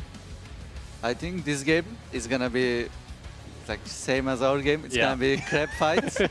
Like whoever gets that crab in jungle gets level 6, and it's like he's gonna be Thanos. Yeah. Ready to take over the map. Getting that cooldown earlier. What are you looking at? What are you talking about when you're on stage in these kind of final moments? I know your coaches get a couple extra seconds. Are you trying to communicate to your team, like, if you're in this matchup, hey, I'm Mbessa, you're not getting anything pre-level 6? Like, what are the comms like when not you're... like this, but like, you know, both junglers about the full clear. Like, you talk about wards, you talk about pettings. Generally about matchups. Then up to matchups, you organize your petting. Then you... There you go. You know about the first 2 clears is like full planned. The like faster smite for Drake pathing, where you do a full clear and then you do 3 camps and then you recall, and then you do the 4th camp after your recall, so you get the... Do you think that's a good pathing? Do you think more pros will start doing it? I think it is really good pathing. I think I did nearly every official. Yeah. Like at least try. But like, I think when you get the smite upgrades in next season, it's like extra 100 damage as well. It's 1k damage. Yeah. It's like if you have double smite, you can one-shot Drake, or you can just get advantage on crab fight. It's really good. It's very interesting. We'll see if either jungler decides to go for it this game. I think Sheo misclicked the room by he has attack speed. Oh, he has yeah. electricity. I don't know why. Yeah, instead of Legend Haste. Yeah. Yeah, it's a bit of a strange option. I mean, it's a bit better for the clear maybe, but probably could be a misclick, yeah. On base, so you don't auto more than passive, and with passive you get extra attack speed. So this is why it's good to have you here. Is now when pros do things like accidentally grab attack speed, we can call them out on it. Because we would have let it slide. I'm gonna be honest. We probably wouldn't have said anything, and now we know. Yeah. When that Q's 0.1 second off away from being useful, when it cost him his life, we'll remember. It was the Legend Alacrity. It can. It happened. It happens. It is what it is. Keeping an eye on the rest of the map, though. If jungle's not going to be interesting, is there anything that you're looking at? Like top lane, obviously pretty easy to expect Kennen to be super dominant. Bot lane, 2v2. I'm wondering if they can dive top after full clear. Because Kennen has Ignite, he will trade a lot. And like after full clear, why cannot fight top crab? So he needs to go bot crab. Maybe they can try to dive top. That's really what you would be looking for if you were the Probably, MS of this probably. game. Yeah, it makes a lot of sense. I think in general, when you're playing these kind of top lane champs in jungle, you really want to play more for your winning lane than to ever really cover, right? Like, and try to snowball yourself, because you're as much of a carry as any of the other laners. Yeah, I think so. Makes a lot of sense. Maybe looking to set Trayson up. I don't know. To me, Kennen looks so busted with Gunblade now. I'm surprised more people aren't picking him, but I guess there haven't been a lot of people blind picking Renekton in our league. Maybe less of an immediate option. And I think the 2 times it has been blind picked, it was both answered by Kennen. Yep. So There you go. Thanks, Jack. Always make me feel smart. Yeah. Renekton is already half HP, no potion. We'll see if the dive comes to fruition. Ooh, at least it's a trade Nice back. trade though. Oof. Does not get better. It's getting his more autos on the escape, though. Can be a little bit difficult. He knows he will base TP. How do you feel about your mid laners taking Ghost versus TP? You see a lot of people just taking Ghost, matching Ghost these days. Yeah, I think because of the new home guard change, when you base, you get like so much movement speed to the lane, and it's like when you have this, you don't need TP, so you can take extra 1 spell. Also in top lane, you get extra TP as well. Like, it's so much OP. Do you like the new home guards change, or do you feel like it's like dumbing the game down a bit? I think it is good because game feels faster. Yeah. You know, especially in early game, because I think last year it was after minute 14 that you had home guard. Yeah. But now you have it from start of the game. Oh, here potential gank. Cool. You know, looks for the Q or just doesn't. Or just walks in. Yeah. Looks menacing. But he made Serin lose cannon though. No. It's like, Warp. I mean, he doesn't have anything else to do, just waiting for the Grump to respawn. We'll be a bit late to it, but not the end of the world. It's a bit anticlimactic when you invite you here relatch and then it's 2 farming for level 6 junglers. yeah. Yeah. We didn't warn the teams ahead of time. We should have warned them. Maybe Yeah. we would have gotten a little bit more fist fighting. Is there even, I mean, who's the most active early game jungler in the meta right now? Xin? Pantheon? Does anyone not want to just farm for 6? Oh, hold that dot. All in bot lane. Sten. Maybe Sejuani. No much. Oh, Serin and Camilo here are fighting to the death. Red. Serin. Ghost. Flash. Sheo there to follow. Flash for flash, crucially. It Sheo is is able to...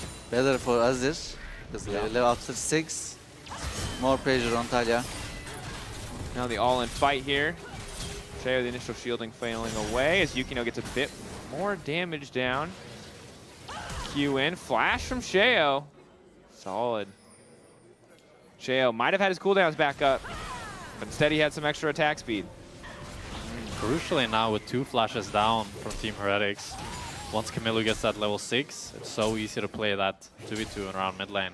And Y6, Azir 6 is like big pressure on Mesa Talia right now. Yeah.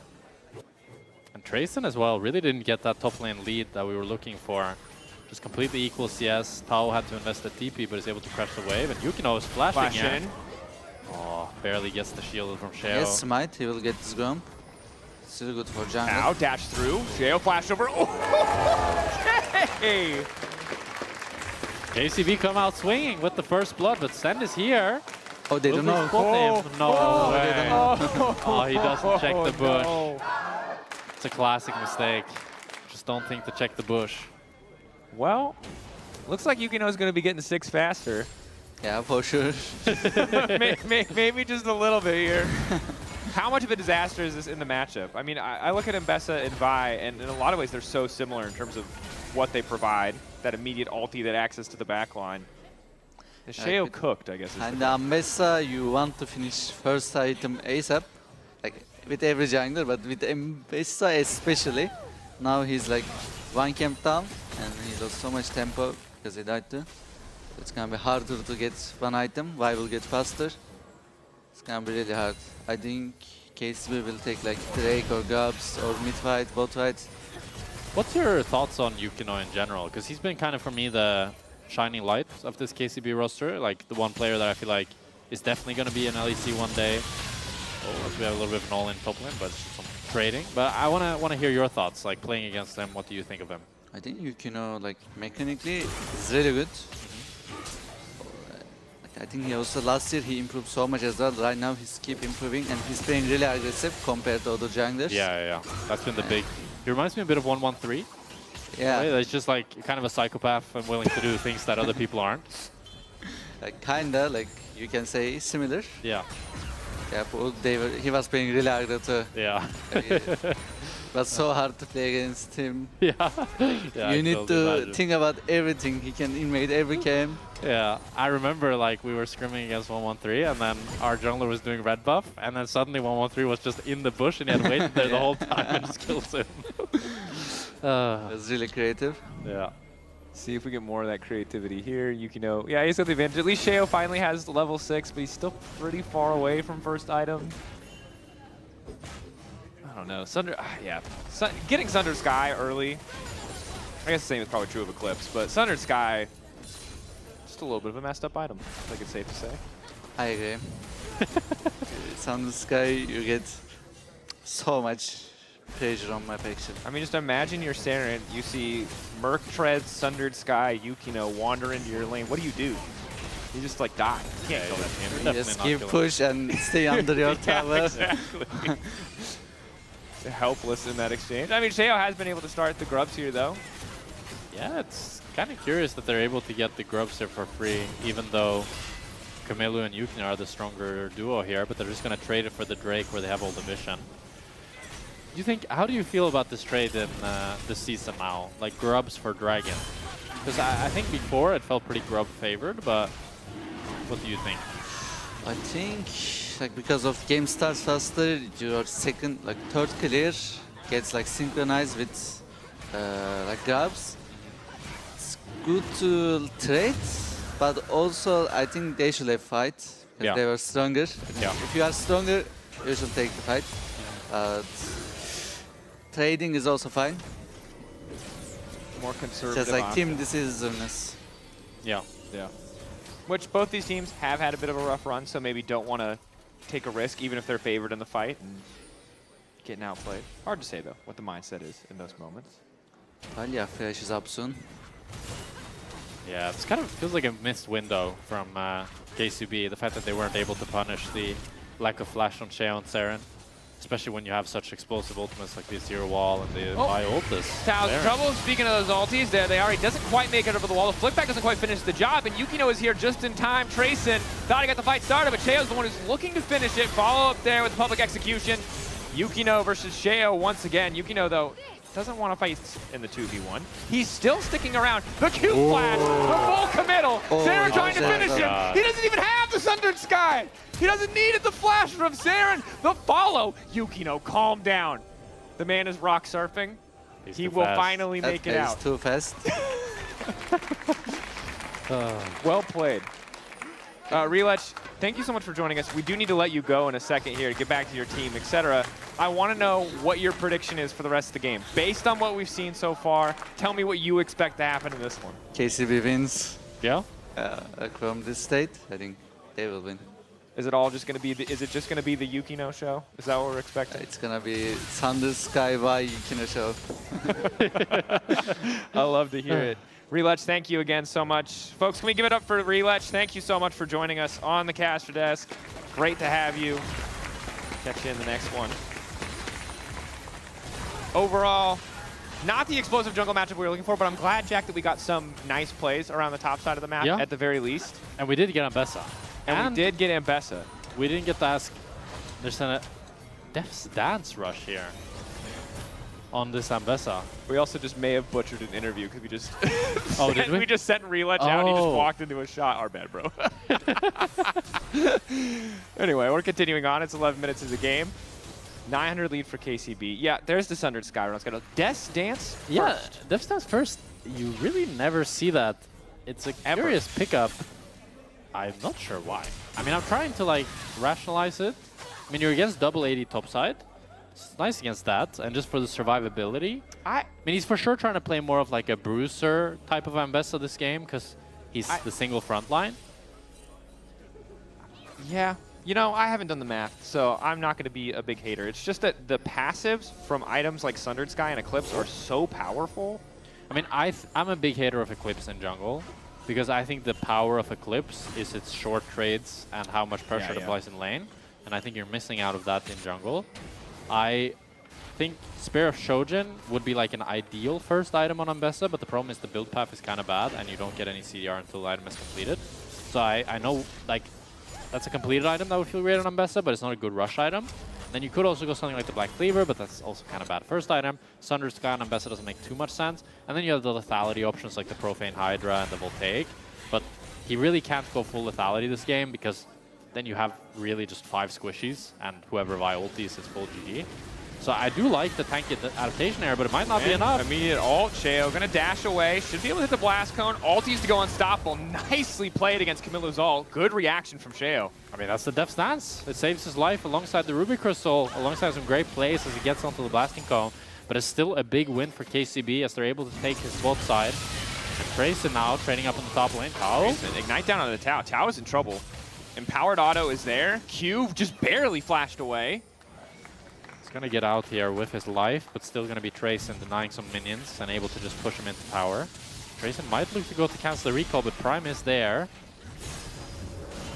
Sheo onto the Krugs. So still some big leads for Team Heretics as they're able to continue pressuring this top side. Yeah, for now. Plays kind of getting made across the map, mostly to do with the junglers. I like, again, how aggressive Yukino has been. I think that... Sorry. Saw something. Was the wrong thing. Never mind. Focusing back in on the game. Yeah. I like how aggressive they've been. I think it's looked really good.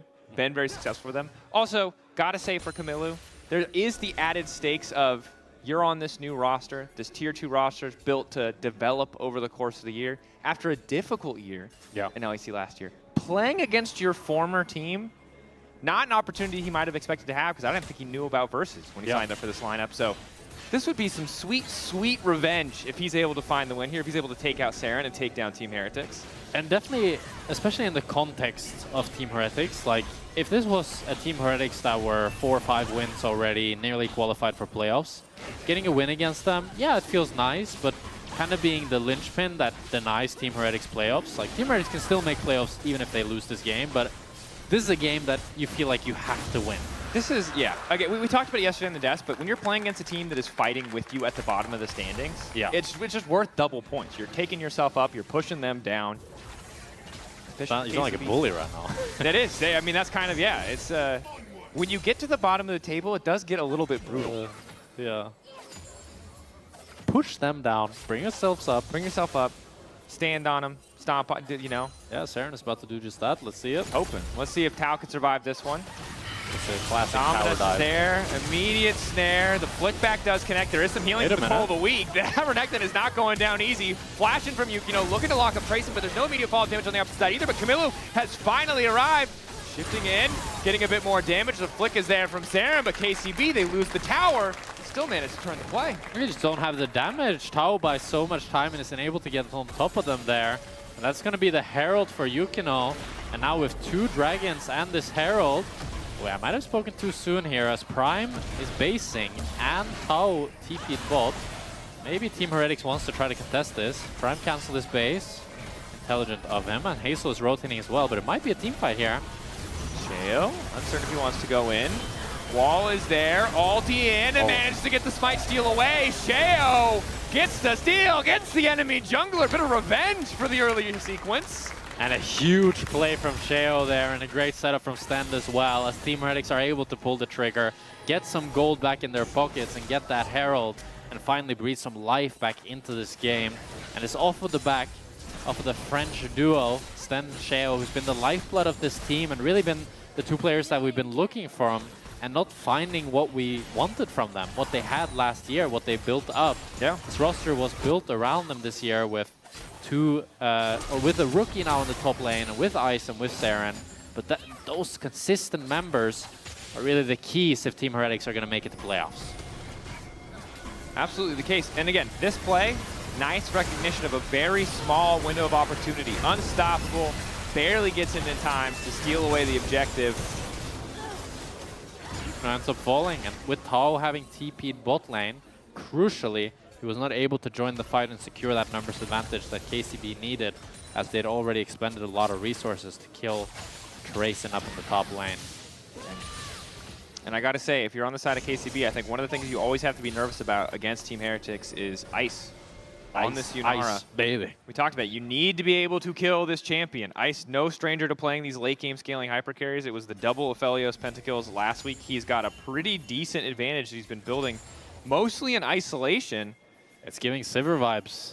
Remind me of last game with just ADC, hyper carry, building up that lead on his own. Has a really good time playing into enemy team comp. Only really that Vi that he needs to worry about. So as long as Yukino's not able to lock him up, he can kite out the rest of KCB's lineup. Not as easy of a game as the Sivir game in the last one, but still one where Ice can show a lot of skill expression and show that he belongs in that top tier ADC discussion. At this point, it's going to be calm. Similar to the Sivir game, I imagine that the Yunara team is pretty content to keep farming, although I doubt they want to give up their red buff. Sheo wandering in, Saren is here as well. I think it's already gone. It's already gone, and it's a great vision from KCB. Is able to get that deep vision really quickly to spot Sheo out at all times. Sten wants to look for Hazel and try to regain some vision of their own. I mean, it's got to be frustrating if you're watching... Oh, they're putting there. KCB from LFL. Knowing that this is a team you're going to have to deal with at some point. True. And now they get the mid tower. I mean, I think their scoreline might be 1-6, but the circumstances of this team and the story of this team is still really impressive. And this is, for all intents and purposes, an ERL team. Yep. So, and not just in the sense of like Los Ratones that is an ERL team. No, this is players that have barely played in ERL. Hazel came from 2nd Division France. Camilo came from 2nd... he played in LEC. He played in LEC. Come on. Yeah, don't. And then Tao came from 2nd Division France as well. Like, these are players that are really, really young, really new to not just like LEC, they're new to competitive League of Legends in general. So these are names that I think we can look forward to in the future as joining LEC one day, and it's the same for Yukino as well, that we've been touting a lot. And had a great performance this game, and we really want to see him keep that up as we head into the 3rd Drake here. It'll be the 3rd Drake for KCB, crucial for them to secure them. Well, really got our eyes on Yukino here and see how he can play this team fight. Tao. Tao is looking face check here. Knockup is there. Tao doesn't even have time to ult thus far. Finally gets the dominance off. Flashes back right into the ulti coming in from Sheo. KCB really don't have the damage to return, and the Dragon's going to reset as well. Trace in. Off on the flank here. Really good spot with this pink ward. They have spotted him out. Yukino marking immediately going to ult in, but where's the follow-up damage? It's Hazel flying in as well, but they've all been caught in the Kennen ultimate. They're getting the decent response. Now Saren is here to try and follow up as well. Yukino already taken out of the fight. Diving into the Kennen might not have been the right choice. KCB. Did we cast or curse? Is that a curse? KCB, they find the Kennen, but Team Heretics are willing to collapse, and they're able to do so. They just don't have enough damage to take down the Kennen and get out in the same moment. Hazel not being able to flash that Taliyah W, and Taliyah in general having the wall to join the fight so quickly. It's going to be Cloud Dragon going over to Team Heretics. That gold lead that KCB had so painstakingly built up now, it's completely shifted. Completely gone. And again, you see the initial start here. Looking favorable for Team Heretics, getting a lot of what they want in this quick little fight. It's a good angle from Team Heretics. The fact that they enter through bot side, Tao is not expecting it. So he ends up face checking, and Yukino recognizes that now they can't win a straight up team fight. They need to find the Kennen. They do find him, but they take so long to kill him that at that point Saren can join the fight. And we're on to the next play now, as Tao seems to be caught in the bot lane. The plays are not stopping at the very least. Tao's going to get a stun. Team Heretics just going to walk him down. And I got to say that the first exchange between Sheo and Yukino, very Yukino favored. He did a lot of work there, but now Sheo, 2nd item, getting the healing, not going for something like the Eclipse. Not as often that we see, you know, the Sundered Sky on the Ambessa, but it's really working out. It's Trayson hoping to find the angle, flashing over the Emperor's Divide. Camilo buying an extra second with the Seekers. Not much more than that. That was a bad Seekers, but good pick coming in from the side of Team Heretics. It's fine. He'll finish the Sonias now. But I think it's at least some... I mean, it's kind of just Team Heretics across the board, to be honest. I was thinking that that's KCB that made a play, but no.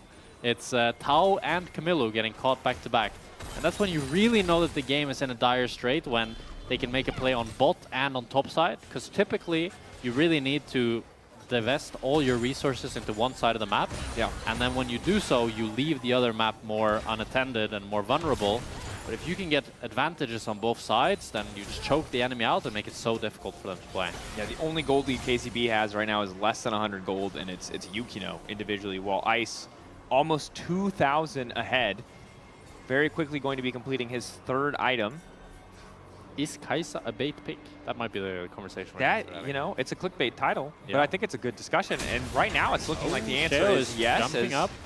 Sheo does not take damage. We were skeptical of the death stance earlier, but given that he just refuses to die, seems like it's paying off nicely.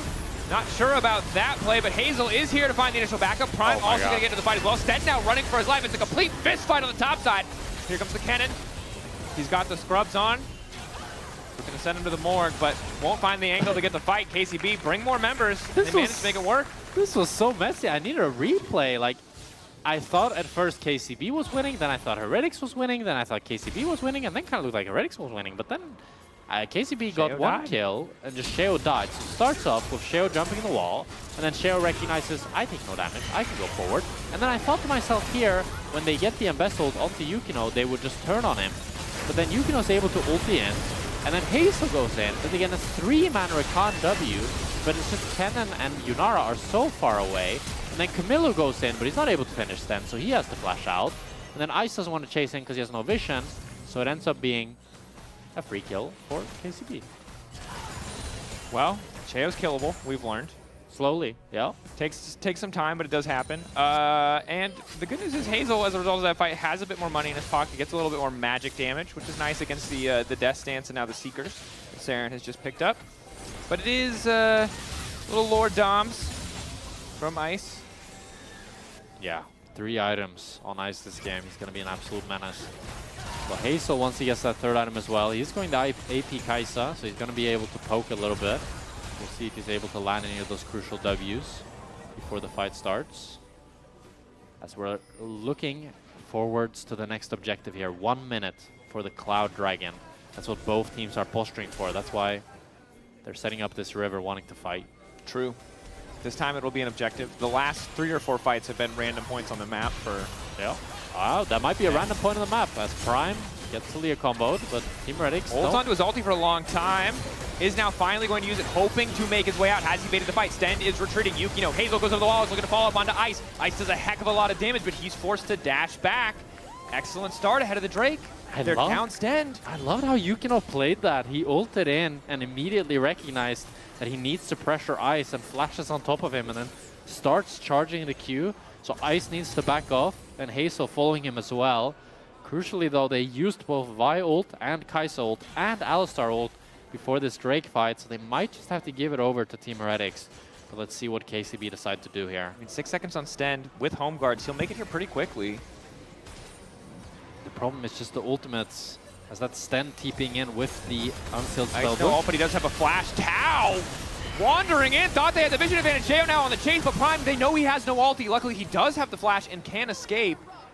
KCB got to get the hell out of dodge. I mean, that's your team comp without ultimates is just not useful. You need that Vi ult, you need that Kaisa ult. It's a crucial mistake by Tao to face check there. Luckily, none of them end up falling. There's no Nash threats on Team Heretics. But that's when you really see that inexperience start to play in from KCB, as they still want to look for the fight, even when they don't have their ultimate, when their comp completely relies on those ultimates to actually function. Yeah, bit of a misstep. Weren't able to turn that small advantage what they earned earlier. Taking Sten out cost them a bit too much, and now as a result, they've lost the Drake as well. 2 clouds to an Infernal and a Mountain on the side of KCB, but it's really more the gold lead, as well as the additional grubs. And again, Trayson on a side lane, really frustrating to deal with. The same is true of Saren to a certain degree. Grub buff definitely paying off. It's a big CS lead actually from Camilo onto Saren this game. It's just farming up in a side lane.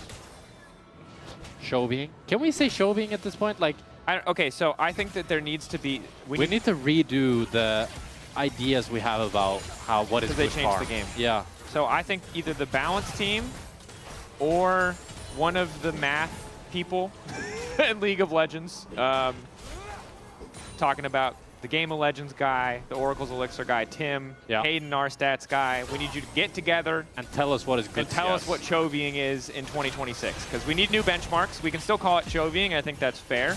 Same way we'd still call it a Flame Horizon, but we need new benchmarks. Yeah, I agree with that. If someone's already done the math and we missed it, just yeah, link it to us. It would be interesting to see as well, like what is the average CS per minute now compared to last. True. Like, how much higher is it? I've been seeing ADCs have a lot more 11 CS per minute, and before that was pretty rare. Like ADCs would used to have like 10 point something or 9 point something, but 11 was like if you had a really, really good game where you could just farm. But now it's like kind of get that every game. Like in this game, you have 280 Imagine on Hazel. A new 80 carry starts in 2026, and they're like, how did 80s used to get only 9 CS per minute? Yeah. Are they terrible? Like, they're so bad. Why do people think these guys are good? You watch a game from like season 5, and you're like, what's going on here? Why is he so broke, and why doesn't he have any minions? Yeah. Why aren't they just home guardsing out to the objective? I don't understand. Yeah. What do you mean they have to plan 2 minutes in advance? Different times. Yeah. We're in the Zoomer era. Soon, WASD will be in ranked, and we'll be losing to That's Fortnite literally players. just your dream. Like, Dracos will not stop talking about how he needs WASD. Bro, I'm just saying, you think JoJo Pune is good now? Wait until he can return to the Fortnite control scheme of his origin story. Come on. I do think WASD Cassiopeia can be really OP. Because you know they nerfed the WASD with making it like kite slower. Yeah. But on Cassio, you don't have that restriction, and you still want to move around a ton. So Zeri also then. Zeri is nice as well, yeah. Because it's the attack speed, like it's 1.5 is when the attack speed gets nerfed, and Zeri's max attack speed is 1.5. As Tao here finds Sheo, but no, he found Sheo. Good damage thus far, living for quite some time. Hazel looking for an angle to come into the fight. Trayson trying to make his way out. Oh man!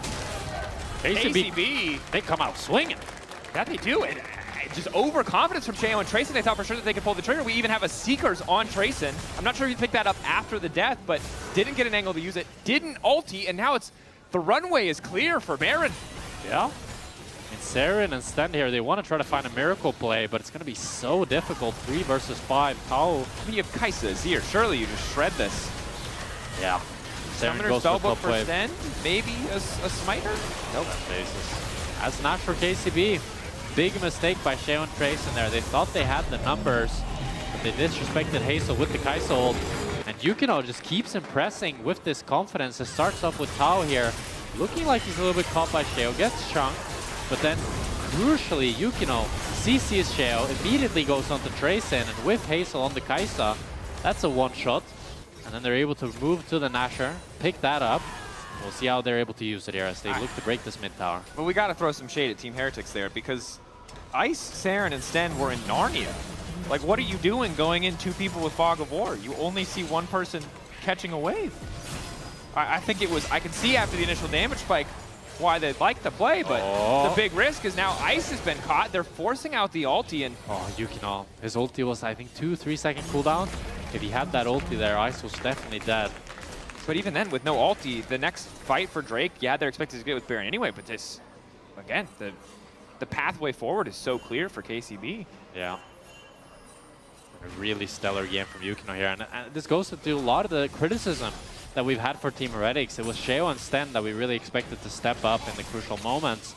And Sheo is gapped this game. Yukino has had his numbers throughout the whole game, and it's just continuing to outplay and outmaneuver and outpressure Sheo. Yeah, 100% kill participation, 5-1 and 4. Stellar game from Yukino. And it's a good point, because I think we so often hear from the Team Heretics camp, you know, we need time, we're planning, we're developing. But I feel like they've been developing for 3 years now. And you really need to be able to show that progress. And while there's a lot of new players on this roster, you got to be able to hold the OG core to a higher standard. Yeah, I agree. I will not say more. That's fair. I was not developed. Yeah, I forgot. It's my bad. My bad. Forgot you were there in the womb with him for a while. I failed my development. Yeah, it's okay.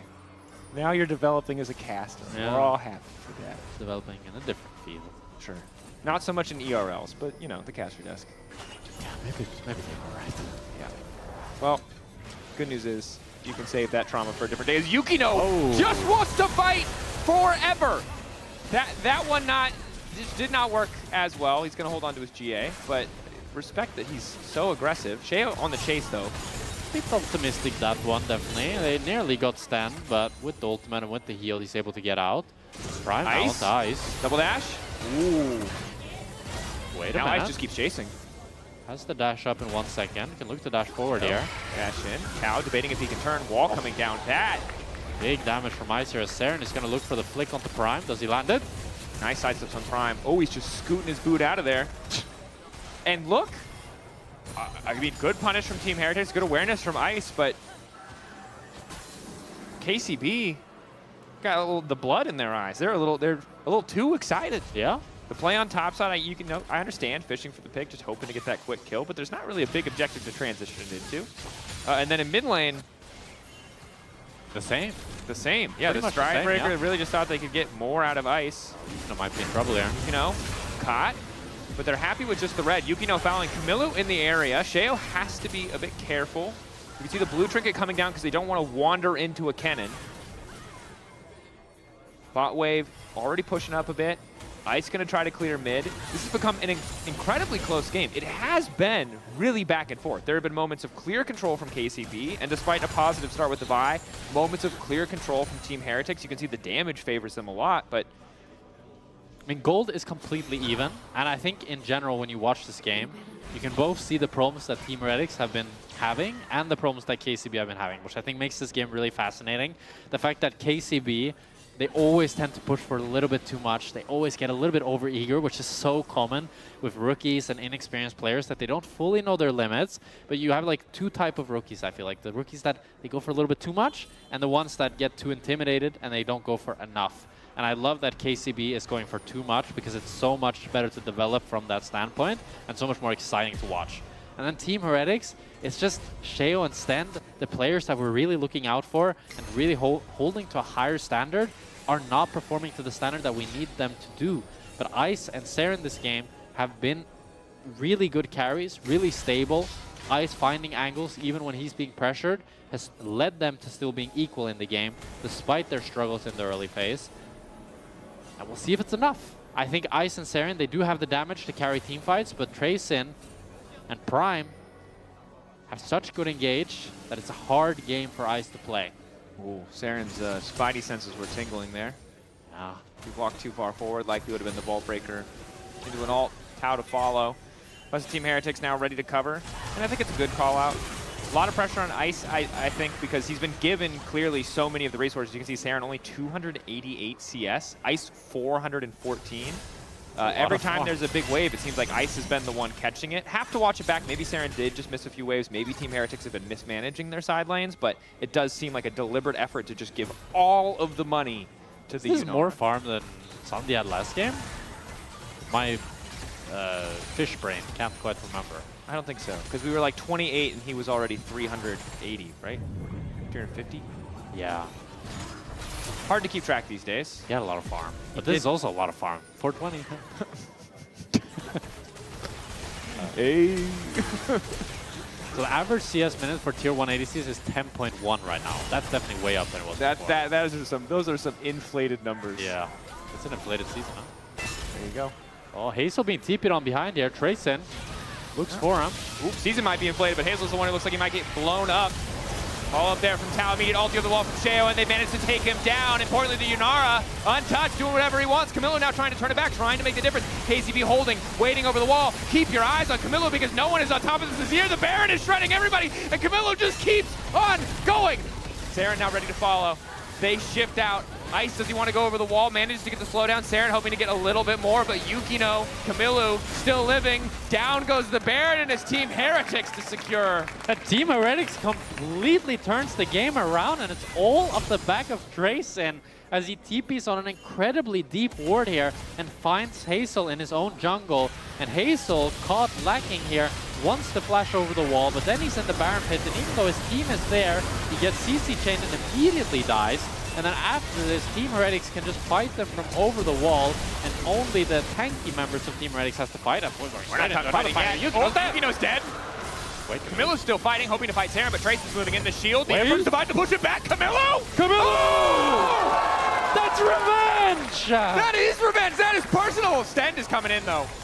Oh, he has the red buff. Alti, 100 to 0 the Azir. Support plus 420 gold. He's blazing him. Oh my god, his Prime wants to do the same, No, but he doesn't have the damage. What are we watching? Okay, Prime saw Stend 1v1 and got a little bit too excited, but he forgot that the target was 200 HP. Something like that. Or maybe he wanted Kai'Sa to ult and then Kai'Sa didn't have range. It bangs, but I'm not sure what it is. Camillu, incredible play here. I see the logic. It does cost Yukino's life as he is way too keen to kick that off. And Yukino has no ulti here, so as soon as he gets flicked back and Trayson is there, he immediately ends up falling. But Camillu here does so much damage. Flashes forward. Boom. Superstar. That was so much. Yeah, and here we go. Stend. Bam. Bam, bam.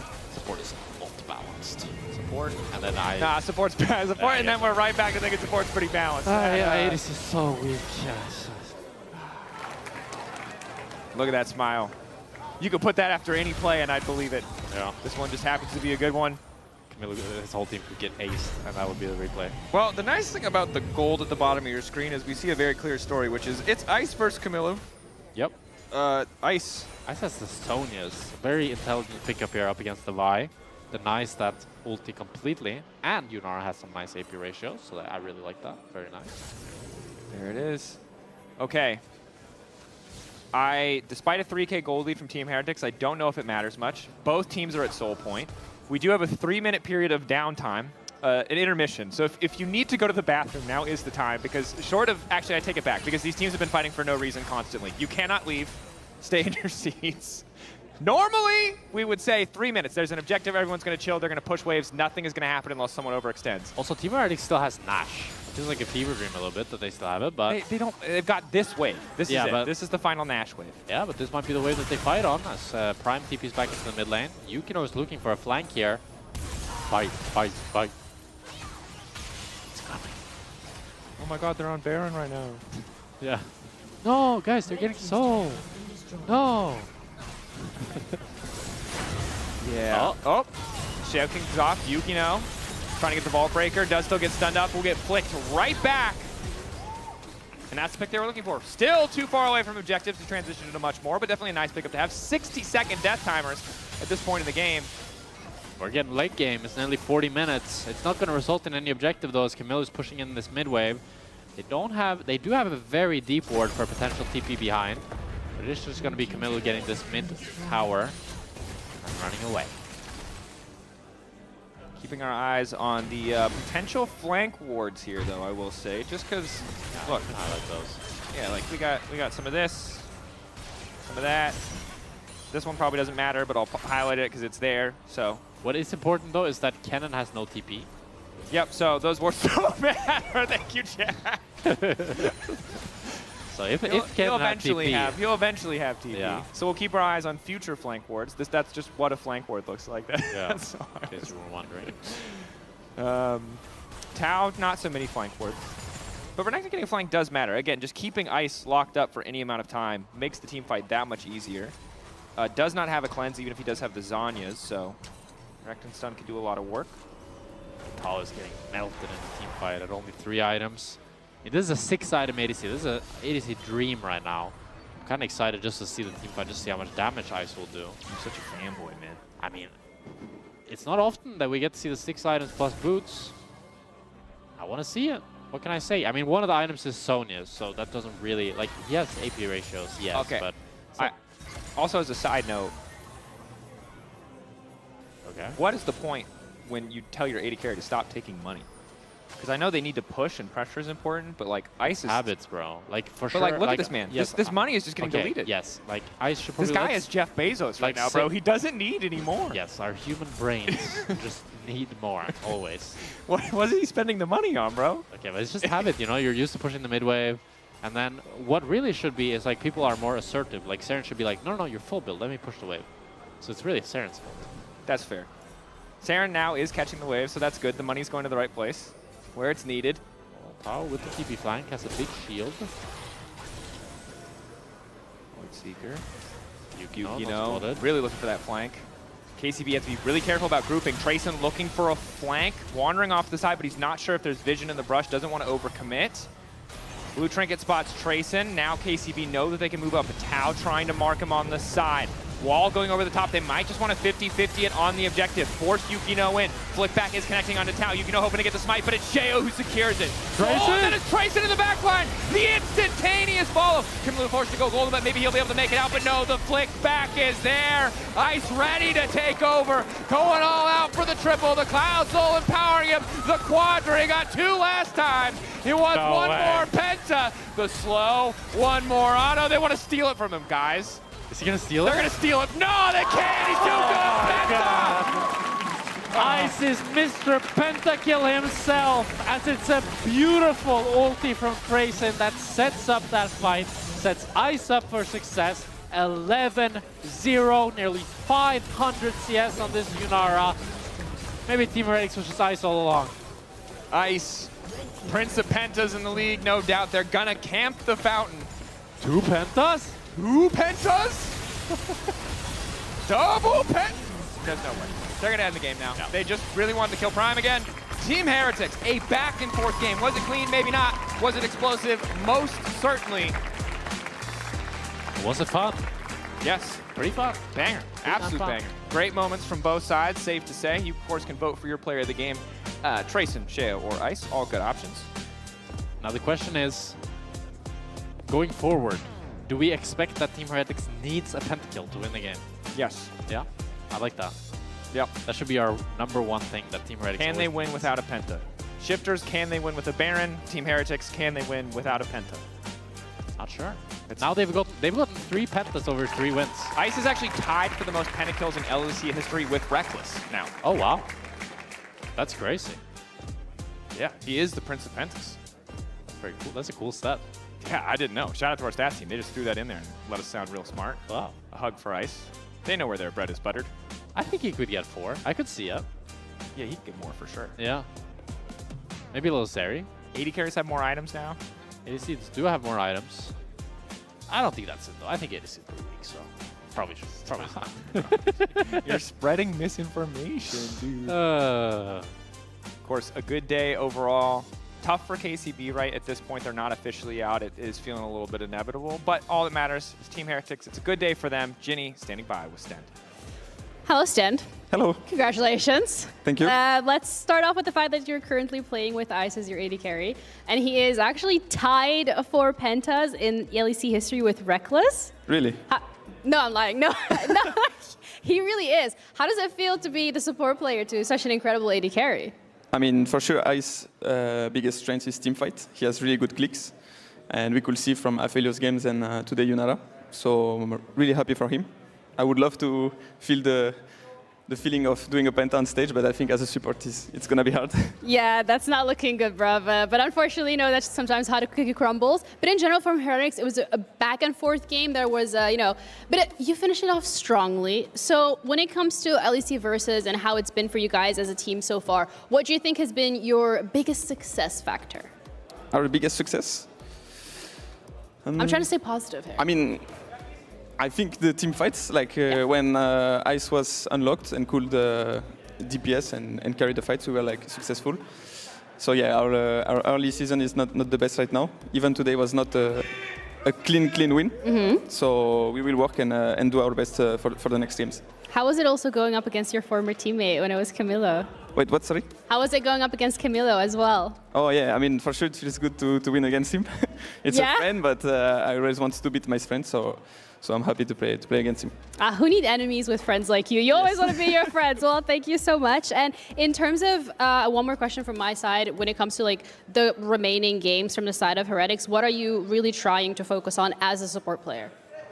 For the next games? I mean, it's going to be... Actually, I don't want to leak too much about what I'm focusing on. No? But like as a support, like movements, especially mid games, how to make it clean, because I'm kind of the bridge for a team. Okay. So yeah, I'm gonna focus on this. All right. Well, thank you so much. Congratulations Thank you. once again. We're gonna be heading over to a break, and we'll be back with our third matchup of today. We got GX against Vitality, so stay tuned for that.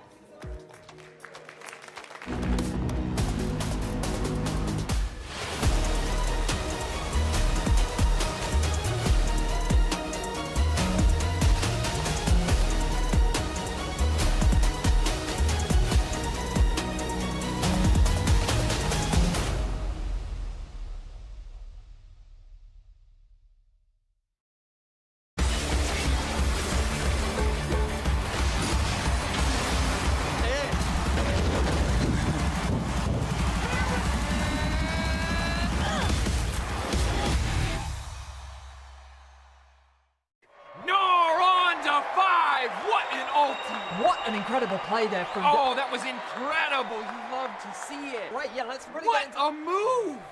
He's just so good. I mean, the persistence, the patience to find the angle. You just don't see that from rookies. He's got it all. He's got the bad. Have a break. Have a Kit Kat. Ooh, that looks good. Do you want to maybe share a little bit? Yeah. What a move! Hey there. Every season starts the same way. Everyone wants to win. But not everyone prepares the same way. I can't wait to show you what I have in store. And trust me, this year, everyone's leveling up.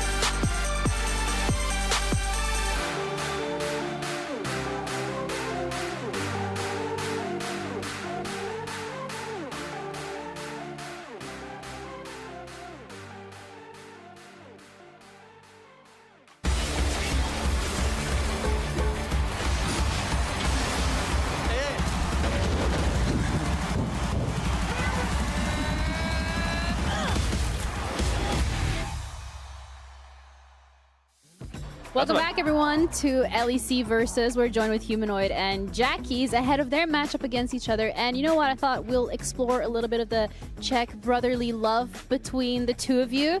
So I'm going to show some clips, and then you can literally give me your honest opinion on whether or not you think the player is really good or really bad or, you know, boosted or not. Either way. Let's roll clip number one, and I'm going to look at you for a reaction here, Jackies. Okay. Oh. Okay. Oh, wow. Okay. I could see the vision. I think... Okay. Yeah, I think his jungler just griefed him there, honestly. I think this is always jungler's fault, so... Yeah, that's... I will just say all to that. I think he couldn't do anything better. Okay, I respect that. Do you agree with that? Yes, I actually played perfect. My earpiece stopped working, but it's fine. I mean, I kind of... Okay, now it's working again. Nice. Okay, so I kind of... now it's not working. Never mind. So I saw the engage. I went for it, you know, and It is what it is. It was first game. Team diff happens all the time. Jungle gap. Let's roll clip number 2. You can give me your honest opinion about this one, Marek. I mean, I respect the try. He read my playbook, getting caught on side lane. I kind of invented this play. He was just trying to copy me, so I mean, I respect it a lot.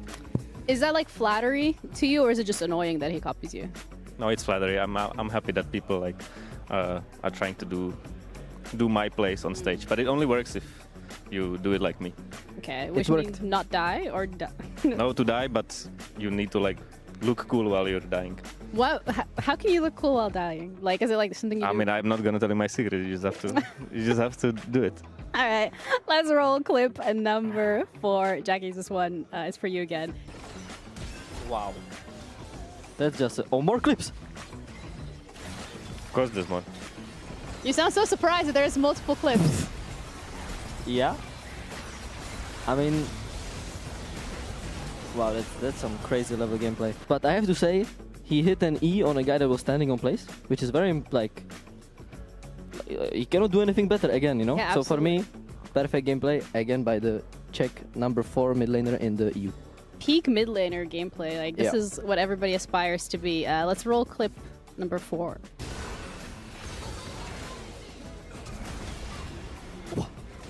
Wow. I mean, that was very impressive. I mean, pressing those point and click abilities with Ryze, like point and click. That was crazy. I mean, okay, Q was not point and click. You were actually crazy, but the minion was not moving. But I mean, let's be honest. Like Ryze with this new item, kinda broken. Riot Games. I don't know what. Riot Games what are you doing? Yeah, they need to figure something out. Yeah. But yeah, well played actually. Well Good played. tape. Thank you very Against G2, the greatest team that Europe has ever seen as well. so, Exactly, yeah. Wow, high praises for G2 here as well. They're just catching strays at this point. We still have one more thing that I kind of want to talk about a little bit. You know, when we're listening to the comms specifically from the side of, you know, Vitality, you and Karzi have this like brotherly love going on. It's very wholesome and it's very cute. And then you try to copy that. And it, with Noah, yeah. I mean, it's not that I'm trying to copy them. I mean, obviously, when I hear it from them, I'm like very jealous. Like sometimes I'm thinking about role swapping to support, as some mid laners do, and just play with them, you know. Okay. But yeah, sadly, that's not the option. And with Noah, he's not an expressive guy, you know. So that guy just needs to know how much people love him. So I love him. Yeah, Humanoid loves him. I love him. I tell him every day. Same as me. I mean, I can explain this. Okay. I have said this a million times. Like, basically, our relationship is he loves me, but I don't love him. So, how does that make you feel, Karzi? I mean, what he just said, he basically stole it from me because our entire friendship, I've been saying that he thinks of me as of his best friend, but I don't view him the same, you know? Hey, Noah. Yes. Shut the fuck up. I love you. Noah, I love you. Oh, I love it too, yeah. Noah. Mwah. Wow. He said it back. What did he say? Yeah, I mean, he says it back to me too. The first one doesn't matter. There's no context, you know, so. So now we're arguing about who loves Noah the most. I mean, I love him for sure more because I have spent more time with him Okay. than you ever. And I think so. I heard some stories that I think he kicked him from Fnatic, so I don't think that's true actually. Whoa! All So right. I didn't do that to Noah, so. Noah, did you actually do that? Anyways, thank you guys so Camera much. is right there. Thank you. Oh, camera is there. Never mind. Rocket, thank you so much for joining us. We're gonna let you guys go to the stage and we're gonna be sending it over to casters. So guys, take it away. Thank you. I have no idea what happened, but I enjoyed it a lot. Welcome back. I'm Camo Steve Jobs. This is Norwegian Charlie Sheen. We're ready to bring you this next game. I'm becoming a humanoid fan, I think. Like, because he's funny and charming, or because he's good? Maybe both. Maybe both. Maybe both. We're gonna find out on the good point as we get into game today. Yeah. I gotta say, the shared love for Noah, something we share on the desk. We're gonna talk about Noah a lot. He's been popping off. But I do want to say, we built Noah yesterday. Noah and Jun. Jun deserves some praise. That was a crazy Bard game. And Humanoid and Karzi, and really all of Vitality, played an insane game yesterday. I was really ready for this to be smooth sailing for GX, probably a pretty easy matchup based on how inconsistent Vitality have been. But if we get the Vitality we saw yesterday, this is going to be a banger. I don't think we're getting the Vitality we saw yesterday. Why? There are the kings of inconsistency. Like, we might see a good Vitality, but we're not going to see the Vitality that stomped KC yesterday. Are you saying this because their record so far is win-loss, win-loss, win-loss, win-loss, win-loss? Maybe. I'm maybe also just saying it because I'm an analyst.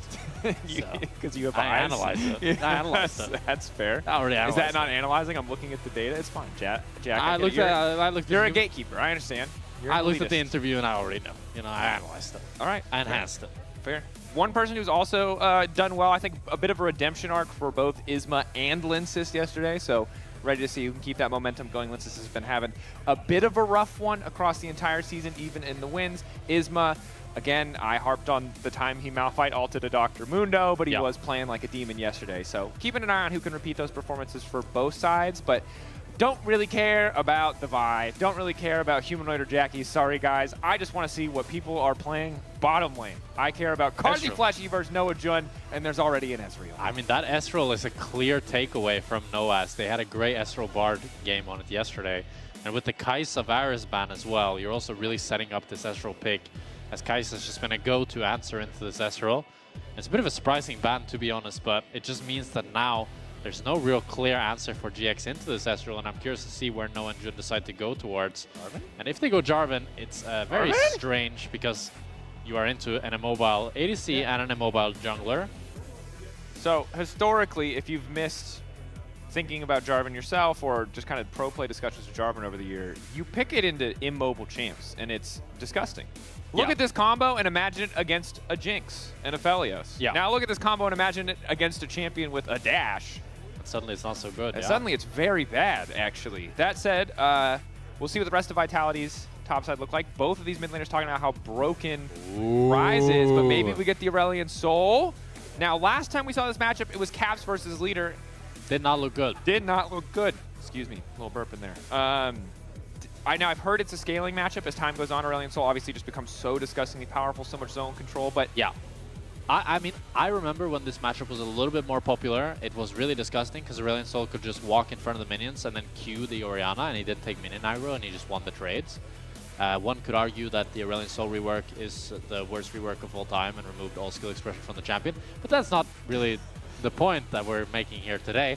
No, yeah, you're just saying that very commonly thought thing that everyone's read everywhere, not making it about yourself. Yeah, no, I got you. Yeah, and well, one could argue that. But Aurelion Soul, anyways, in this game, is going to have a jolly old good time because he can always fly out of the Jarvan ulti, and he has a good matchup into the Orianna, and he has good setup from the Vi. So overall, I'm really liking what we have from Vitality thus far, and now they can choose to further emphasize this bot lane prio as they can ban out both ADC and support, and they already choose to take out the Nico from Jun, probably the best Nico in our league, and we'll see what they ban last. It's going to be the Yunara, so even more ADCs taken away from Noah this game with 3 ADC bans from the side of Vitality. And when you already have the Ezreal locked in, it does limit the potential for GX's bot lane to play something like the Caitlyn Elise again, because you already have the passive safety. Just even buffering the Cocoon really takes away so much of the initial kill pressure from that lethal duo. Noah and Jun made it work. It's super volatile. I wouldn't be surprised to see something aggressive on the bottom side, but again, Ezreal is just such a good neutralizing pick and such a good pick for Carzzy that it's hard to imagine that investment. As we do see Sion, so Nako has been one of the best, if not the best top laner in our league, but he is, you know, going to be put on the back foot here, at least in the early stages of the game. I don't know if you saw that, but Sion is 7 wins, 0 losses in our league. That's very interesting. So I feel like the Sions that we've seen haven't been that impactful, but he is just a great meat shield, and with the Cassandra taken out as well, there's no real clear better option to go for that tanky standard, but it's going to be the Saya Rakan here locked in for Giant X. It's very good into the Vi, nice into the Sion as well, but it's going to struggle against the Aurelion Soul and the Ezreal, and especially if they can get a ranged support pairing with this Ezreal here, they can really look to bully out the Giant X bot lane. But with Karma and the Nico taken out, Fleshy's going to have to dig deep into the pool, so he might just go for the ranged or the melee support. But Bard is open. Forgot about the Bard. Saw it yesterday, Ezreal Bard. I mean, Vitality did their homework. They saw Ezreal Bard, Noah Jun popped off on it. They try to say, hey, we're going to prove we can do better. Yeah. And I really love it against champions like the Orianna. Even against the Xayah force, if you can force her ult with the Bard ult, it's a fantastic Bard game. Really good pressure for both carries here. It also can deny so much of that Rumble ult pressure, as soon as you ulti someone, Bard just matches it, and then by the time they're out of that stasis, the equalizer has faded. And against the Jarvan as well, you provide some mobility with that tunnel. And overall, I think this Vitality draft, they really cooked up some good stuff here. That they did. I also will say on the top side, that Sion matchup just feels like the pressure now is on for Lot to build a big enough advantage, because I think we were talking about the win rate. I think part of it is just Sion is so relevant always, no matter what, as long as you're not feeding, whereas champions like Rumble, the pressure is on you to get value out of such a high priority pick. So for GX, I think naturally we're always going to come back to bottom lane. We're going to come back to Noah Jun. You mentioned it. It's not going to be the easiest time in the early stages, but this is a duo that often breaks open these 2v2 matchups, that finds advantages where maybe they shouldn't be able to. See if they can do that against Vitality here, or if Vitality's composition just is too heavily favored. We'll have to see. But this is a very hype matchup. Giant X versus Vitality. I didn't think I'd say it at the start of the split, but this is top of the table here. If Giant X wins this game, they're our first place team until KC plays. Well, in Giant X, we're still working out the details behind the scenes to make sure we don't confirm anything ahead of schedule, but we've been talking about it, production team's been talking about it. If they win, pending some results later today, they could by the end of the day with a win here be locked for playoffs. With still 3 days left of games to play, that's an excellent spot to be. And yeah, just really, again, GX surprise frontrunner, so much on the back of Noah. Not that other players haven't also been stepping up. Him and Jun doing a lot of work. But the mid lane matchup, something we're going to need to look at because, yeah, look, we have one piece of tape from the season thus far, and it's not very useful. Yeah, I mean, I want to pick up some of the breadcrumbs that we talked about during the draft. So for me, I really like this Vitality draft because it has a lot of range, it also has a lot of engage, and it has a lot of non-committal engage in the form of the Bard. And it has good matchups with Aurelion Sol getting pushed into Orianna, Ezreal Bard getting pushed into the Sire Rakan. But we're kind of clear on how easily Vitality can win the game with all their tools and all the stuff that they have. So how does Giant X win this game? Well, they have a Jarvan and an Orianna combo. It's a classic. Everybody knows it, right? Jarvan can put up the wall, cage them in, and then Orianna puts the ball and ultis on top of them. The problem that Giant X has is these laning phases that they need to survive. You can see the bot lane, you can see the mid lane. They're taking losing trades. So Isma really has a lot of pressure on him this game to try to find some sort of relief for either mid or bot lane to get the ball rolling. Because if he doesn't, and Vitality play their lanes very well, they can look to snowball that into getting free objectives, getting tower plates, and building that gold lead to secure themselves a win. So my eyes are really on Isma to try to make some early proactivity happen, because that's a big reason why you have this Jarvan over the Vi, as your early game power is much higher with the pick. And you can see even top lane where Rumble we know can do a lot of damage and might be printing a bit of money. Nako already proxying. That's a very early proxy. A bit Baus inspired, I would say. Ooh, he's even going in between the tier 2. Oh, he's this man has learned wave. Straight from Baus. This is straight from the Baus. This man's watching the VODs, and look, I'm not gonna lie, Nako. Hey, the crowd is hyped. The crowd is hyped. This is the closest they've gotten to seeing Boss Sion, and probably the closest they will get to see, I'm sad to say, because no one's ever gonna let the Baus play it. And look, Nako's been a bit of a demon this season. Really solid top laner, busting out the Ignite Renekton, now winning on these tank matchups, proxying on these tank matchups, making the most of it. Oh. That said, we'll see if it costs him. Oh, surprise. It's a good def angle. That's a Jarvan. He might have to flash, but maybe he just tanks the def. Waiting for the ward. I mean, he wants to die eventually. But I think this is a bit of a mistake here from Nako, because he needed to die with the wave and then take the wave.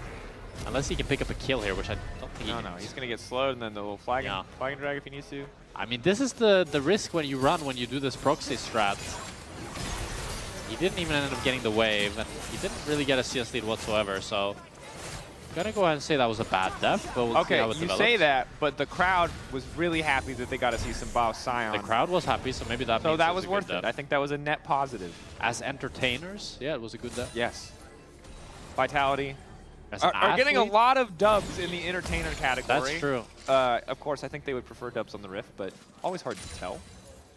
Now, the good news for Vitality fans is that the mid lane matchup, compared to the last time we saw it, going much, much better for the Aurelion Sol. Slowly but surely stacking up, clearing out as much as he can. Yeah, he's not down 15 CS for 5 minutes. Yeah. Makes a big difference. Makes a sizable difference. Oh, and now he's going to go and just spit on him a little bit. Just being a bit annoying. That's kind of rude. Especially after that interview. Yeah, especially after that interview, he says as he pulls like his mic away from his face Sorry, so no one on air can hear it. Especially after that interview, it just felt personal. That's all I'm saying. It might be. Yeah. Look, Jackie's a humanoid. A lot of, I mean, history. They're, you know, same country, but I don't know how much history. Bam. Let's see. So, it doesn't say the history. No, that's the history. This is just their comparative wow. stats. They're Jackie's really stats are pretty bad. What are you talking about? He's #1 in damage per minute. Look at that. Oh yeah, I guess. But his CSD is the lowest in the league. Yeah, but like, look, man, what is? But that's kind of an interesting dichotomy there. To have the worst laning stats, but the best damage stats. Kind of speaks to how he's struggling in lane, but then able to find high advantages later on in the game through team fighting. Really must be pumping numbers. Effective ultis, etc. I mean, we've seen a lot of like one-man Oriole ultimates over the last few days, and makes a big difference if you're hitting 2-3 people, getting that extra 2,000-3,000 damage on the chart. So Jackie's maybe a bit more efficient in the team fights. That's fantastic analysis, Dracos. You like that? You like how you hit more people, you get bigger number? I mean, normally when we talk about DPM, it's usually just like someone is fake pumping their numbers up with Varus, but it's really hard with mid lane because there's... I mean, all the champions are fake pumping. Unless you're a leader and you play Echo. Then that damage is real. That damage, that is every bit of that like damage. That's hard-earned damage. There must be a fake damage champion. Ryze is probably a fake Isn't champion. every mid laner is a fake damage champion? You have Azir, Orianna, as we have 5. Nothing's gonna happen. No, because the only fake damage is poke. Yeah, every mid laner pokes. Orianna, Azir, Victor. Like, what mid laner doesn't just poke? What? Compared to like poke Varus? What do you want about? What? They all poke. Yeah, but my point is if all of your damage is poke, your damage numbers are insane. Yeah, That's but why, like, okay. every once in a while we have a cracked Ezreal game where it hits like 1,300 and why poke Varus is always doing more than 1,000. Well, he's not always doing more than 1,000. But... I mean, yeah, but that's because people are bad. Oh. Like, oh, good binding. I mean, Linces is not here. I think if Linces was here, this would be a free fight. But maybe even 2v3 they can... Well, I don't know. Do they know Isma's on it? Okay, they spot him out now. Right? He's spamming take notes. He's returning to his roots as an emote spammer, and it's paying off. Take notes. Dragon secured. Isma waiting for the flag. And has now dragged. Things going well. Let us know on the internet what damage you think is fake. I still think every mage is pretty fake damage. Oh, Lot is in trouble here. Lot looks like he's probably dead here. Vault Breaker to punt him back. Yeah, he's taking their sweet time. They don't even need to use the ulti. That is disastrous for Lot and GX. And that's the trouble with the Rumble, as you talked about earlier, Dracos. You really want to be the one to find the lead, but all it takes for the Scion is one good E into ulti, and he's locked down with the Vi as well. Really smart pathing there by Linces. I'm actually curious how he got into that spot, because you can see that there was a ward placed from Lot, but he still ends up falling to the gank. So I'm wondering how Linces was able to avoid that ward without being spotted. Maybe we could get a replay and do some crazy observation and see what happened. We'll find out. Oh, okay. So he did get spotted and he still died. Okay, well. We solved the mystery. Bro, what? Are you kidding me? He didn't even sweep. He just walked over the ward. Oh my god, I can't. That's not serious. Like, what?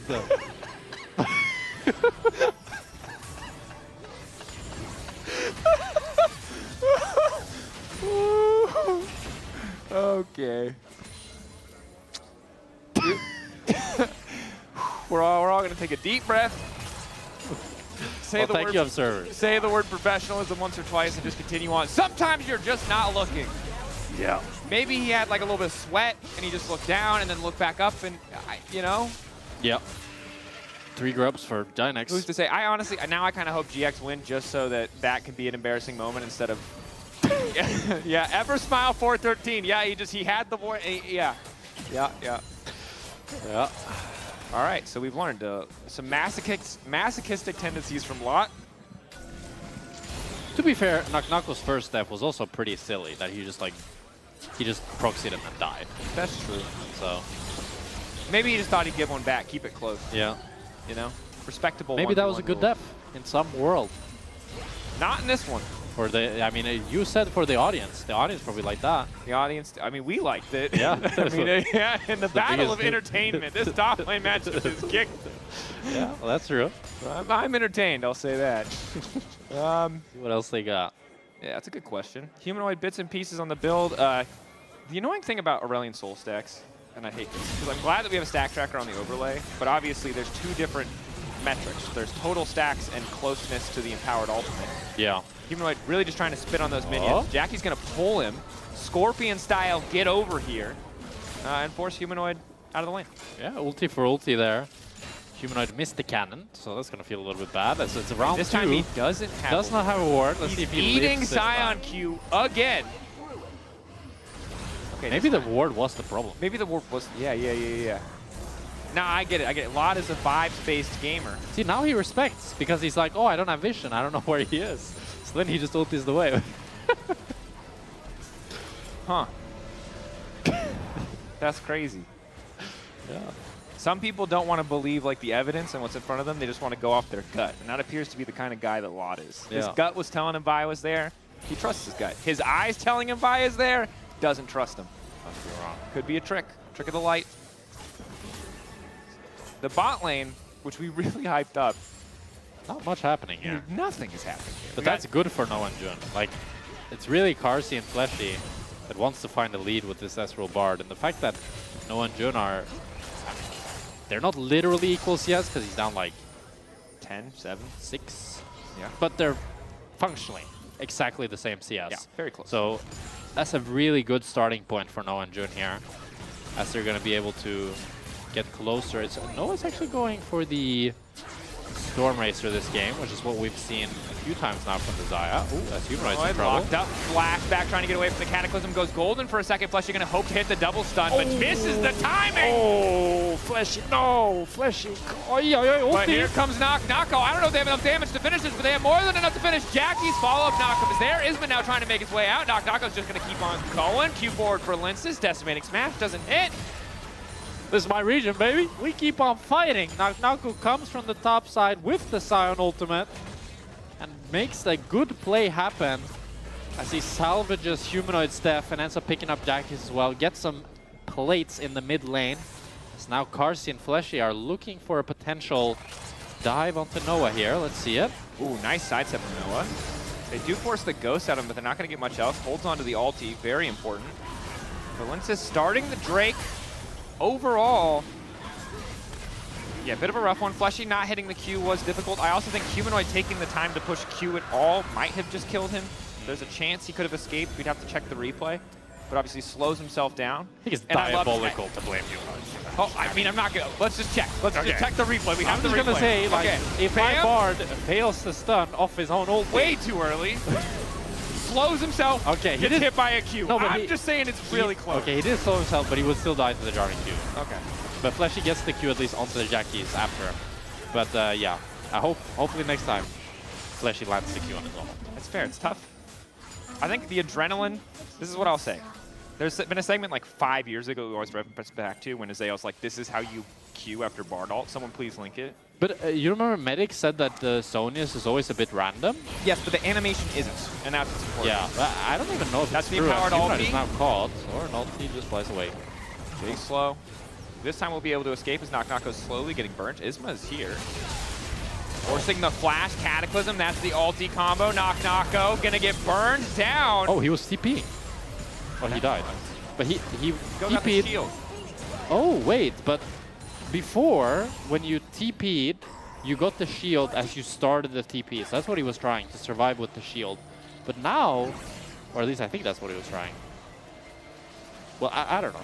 He tried to TP. He died and TP'd, so... I'm actually not sure, but I think before, when you TP'd, you got the shield when the TP started. And maybe they patched it so that TP only happens when the TP finishes? Or it was always like that and I'm just wrong and he just wanted to TP for the shield and then he still died. This is why we have top laners on our broadcasts. That's true. Because AD players only know AD carry things. I feel like you guys... The thing is, what I learned from getting auto-flip top is you should not play TP and solo queue. I think you should just play Ignite Sauce every game. Because I swear, I go TP, it's so useless, and I just lose lane, and then I'm 0-10. As we're going to watch the replay here and see what happened. I mean, I didn't even see the TP channel. He starts TPing right here, and that's why Lot ends up flashing in. It just barely doesn't get the ulti off. And you can see he actually gets the shield in passive, which looks kind of funny. But and now he's caught again. Oh, they want to go one more time. Round 2, round 3. Also has his TP. Noah's in trouble on the bot lane. Nice dodge back on the Ezreal. Goes Golden. Linces can take his sweet time here. Flash back from Noah. Root on the Linces. Because he goes under the tower, I don't think he can chase with an ulti of his own. So pretty good escape, but they get both flashes from the GX bottom lane. So Vitality are pretty happy with that exchange. Yeah, there's going to be quite a few plates going over to Carsey here as they're able to continue investing into bot lane while Giant X is trying to put Nako behind. And that's definitely a really worth trade for Vitality, as putting a Saya behind versus putting a Sion behind. I don't know which one I will want, as Jackie's might be caught here. Humanoid just continuing to spit. Jackie's locked up. Humanoid quick backstep to get away from the ulti. Managed to burn him down. And Humanoid's very comfortably stacking. 159, not bad at all. Yeah, it's a clean and simple play. Linces just ultis onto Jackie's. They're able to take him down. And Humanoid starting to get stronger here. We're really going to see the power unleashed with this Azol as Carsey now fighting Isma. TP in from Lot. Lot ready to keep the fight going. Cataclysm. Fleshy just portals right out, and now the play is entirely fizzled. The slow connecting onto Carsey is big, though. Carsey a little bit overconfident, is going to be forced to flash. Barrier there to stop himself from getting burned down, but Fleshy continuing to keep the fight alive. Noah steps in, happy to pick up that kill. Overconfidence from the side of Vitality, but Humanoid has arrived. Humanoid is just crazy stacking right now as Carsey is going to get away from the Demacian standard just barely. Jackie's looking to follow. This game is crazy. What are they fighting for? Ezreal! Okay, scrap shield, he's fine. Not enough damage as Humanoid now might be in trouble. They're going to look to dive away in. From Isma, tries to backstep. They wait for the knockup to come through. The healing not quite there as Fleshy might want to try and take out Jun, but needs to be careful about his own life. Jackie's tanking a tower shot. The plays just continue happening here as Nako is able to pick up top tower off of this fight. But it was so damn close, and as you said, Dracos, Humanoid did get a lot of stacks, but he just doesn't have the damage on this Azol just yet to actually pick up any of the kills. And crucially, it's bot tower for Giant X. They're continuing to extend their gold lead after they pick up 2 kills. Carsey playing like a demon as well. You highlighted it. He stole the Gromp with his Q while at 10 HP. And if he hadn't backstepped, he would have died to a Jarvan for like maybe the first time in competitive history, or at least in the last 5 years. Oh, walking up for the tower here. Carsey wants to try to get a plate, but has to respect the Rakan flank.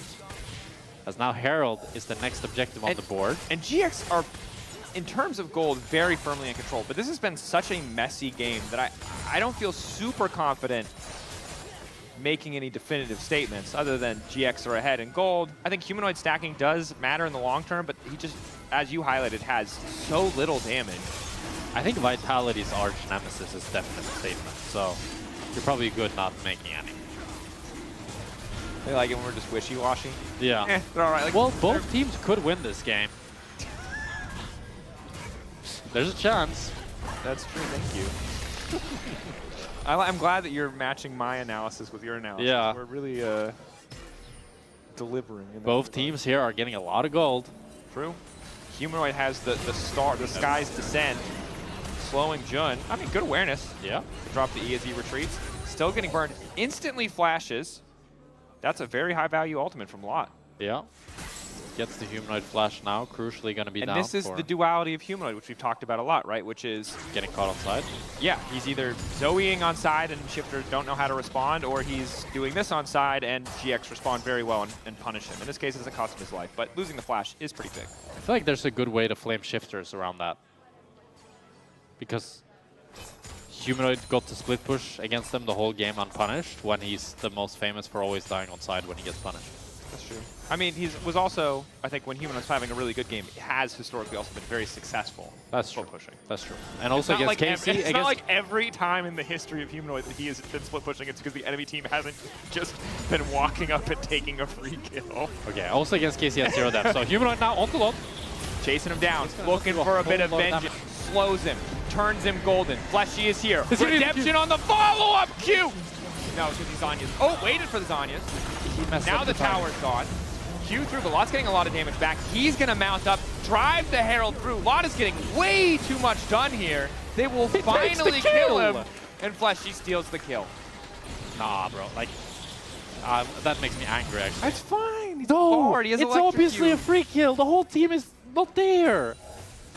Like, some things are support should not do. In Korea, they would never do this. You know, I played in Korea, solo queue, they never take kills. And they get the carries get so mad if the support takes kills. And that's how it should be in EU as well.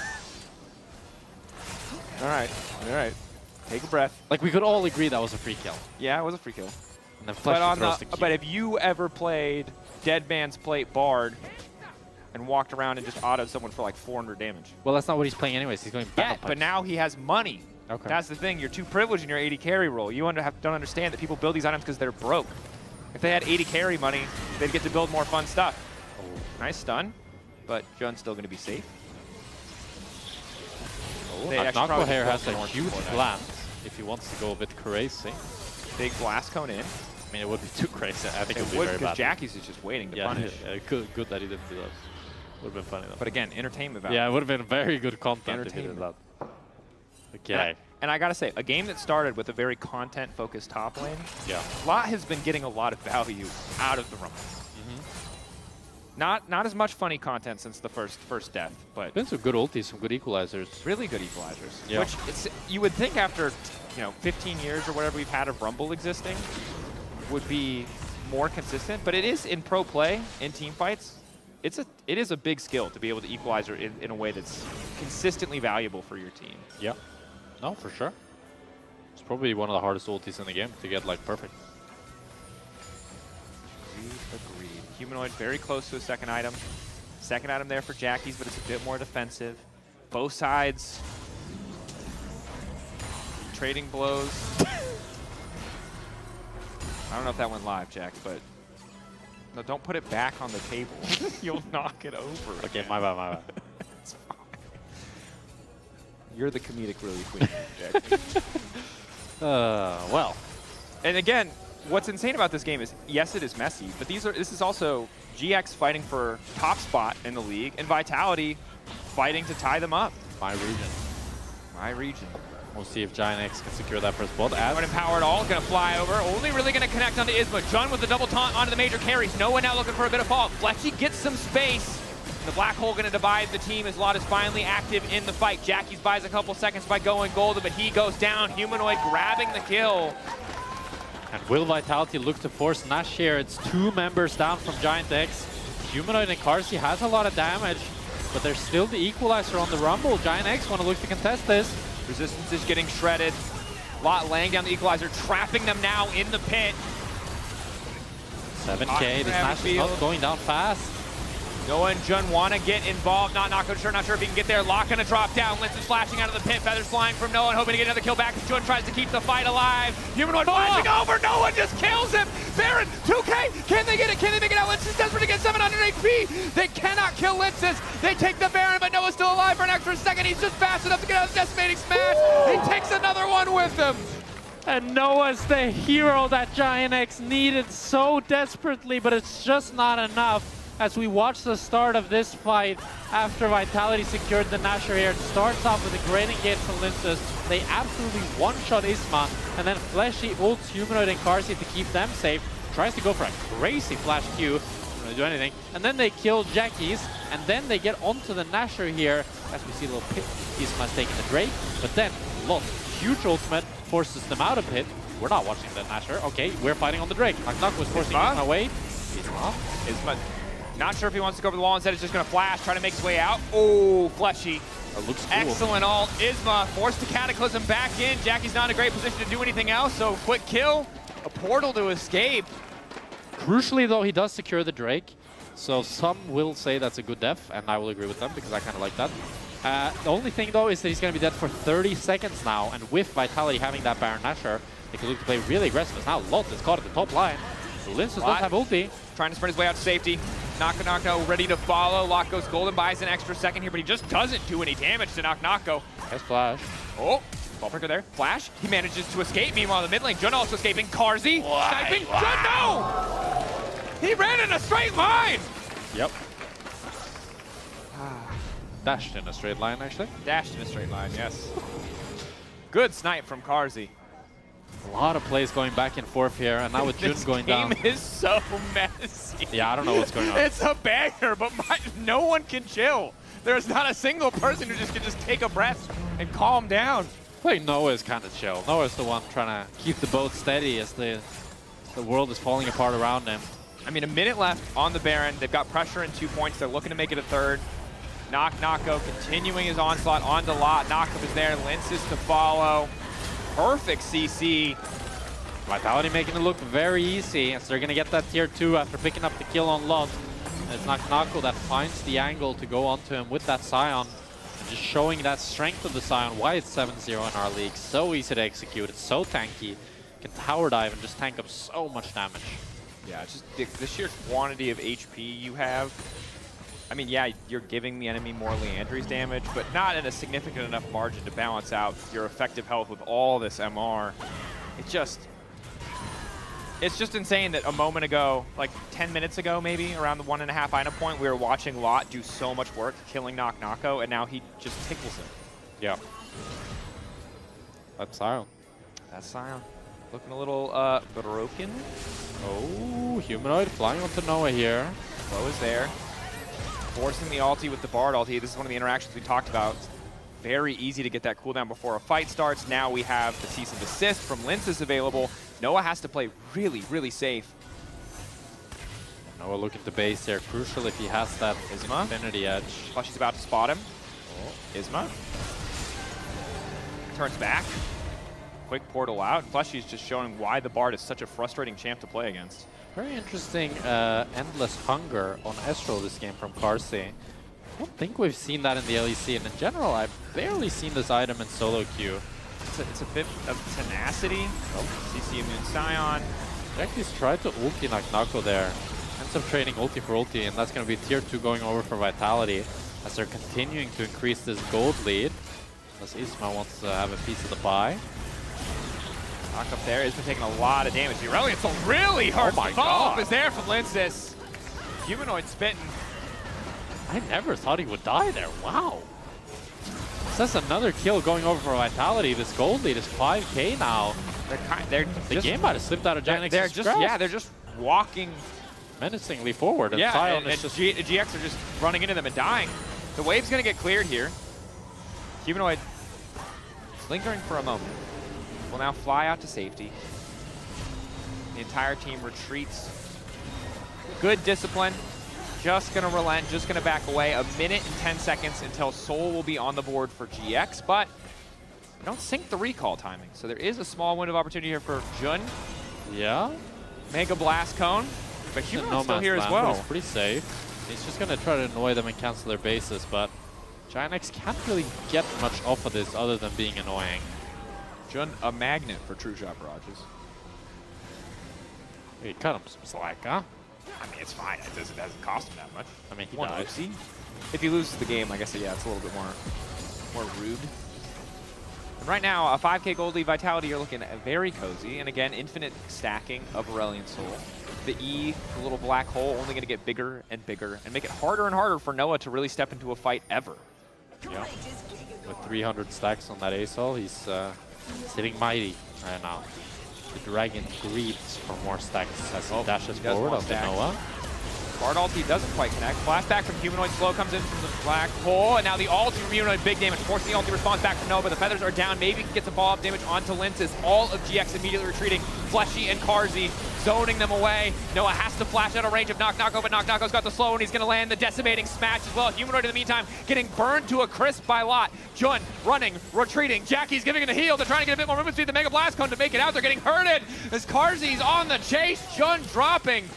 Jackie's TPing back to try and hold the line. He will escape, but the Drake will go to the side of Vitality and the Baron to follow. And Vitality found exactly the fight they needed, and it somehow starts off with Humanoid flying in on his lonesome, having to flash out, but they get the kills, they're gonna get the Dragon, and they're gonna get the Baron Nashor, and that gold lead was already at 5k, and it's just gonna keep growing as Vitality has a firm grasp on this game as we watch this back. It starts off with Humanoid wanting to look for Noah to just poke him out.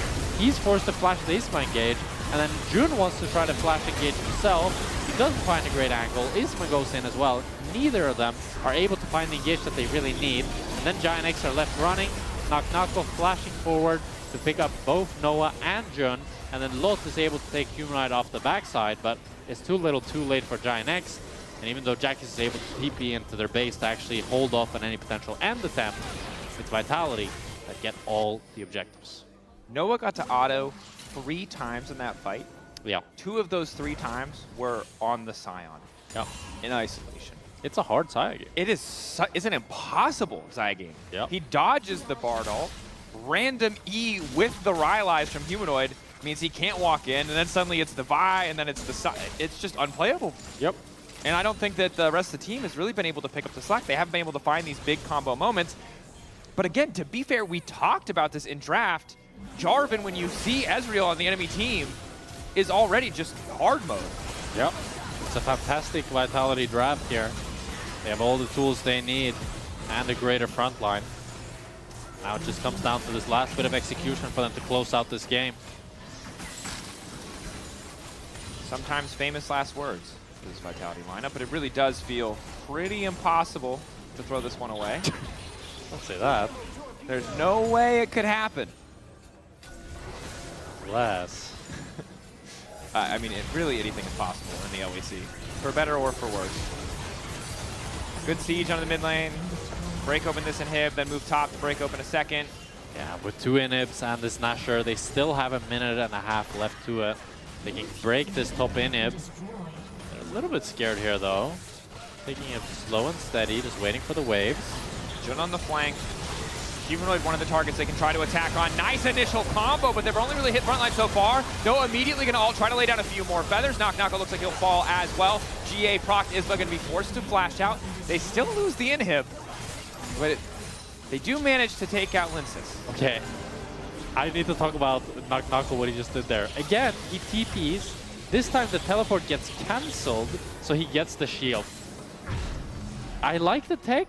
Is it actually useful? I'm not sure. Maybe it saved his life, but at the same time, I feel like holding onto your TP in the late game is kind of useful. But if you watch the replay, you'll see that in the middle of the team fight, again, he starts channeling his teleport to try to get the shield to survive.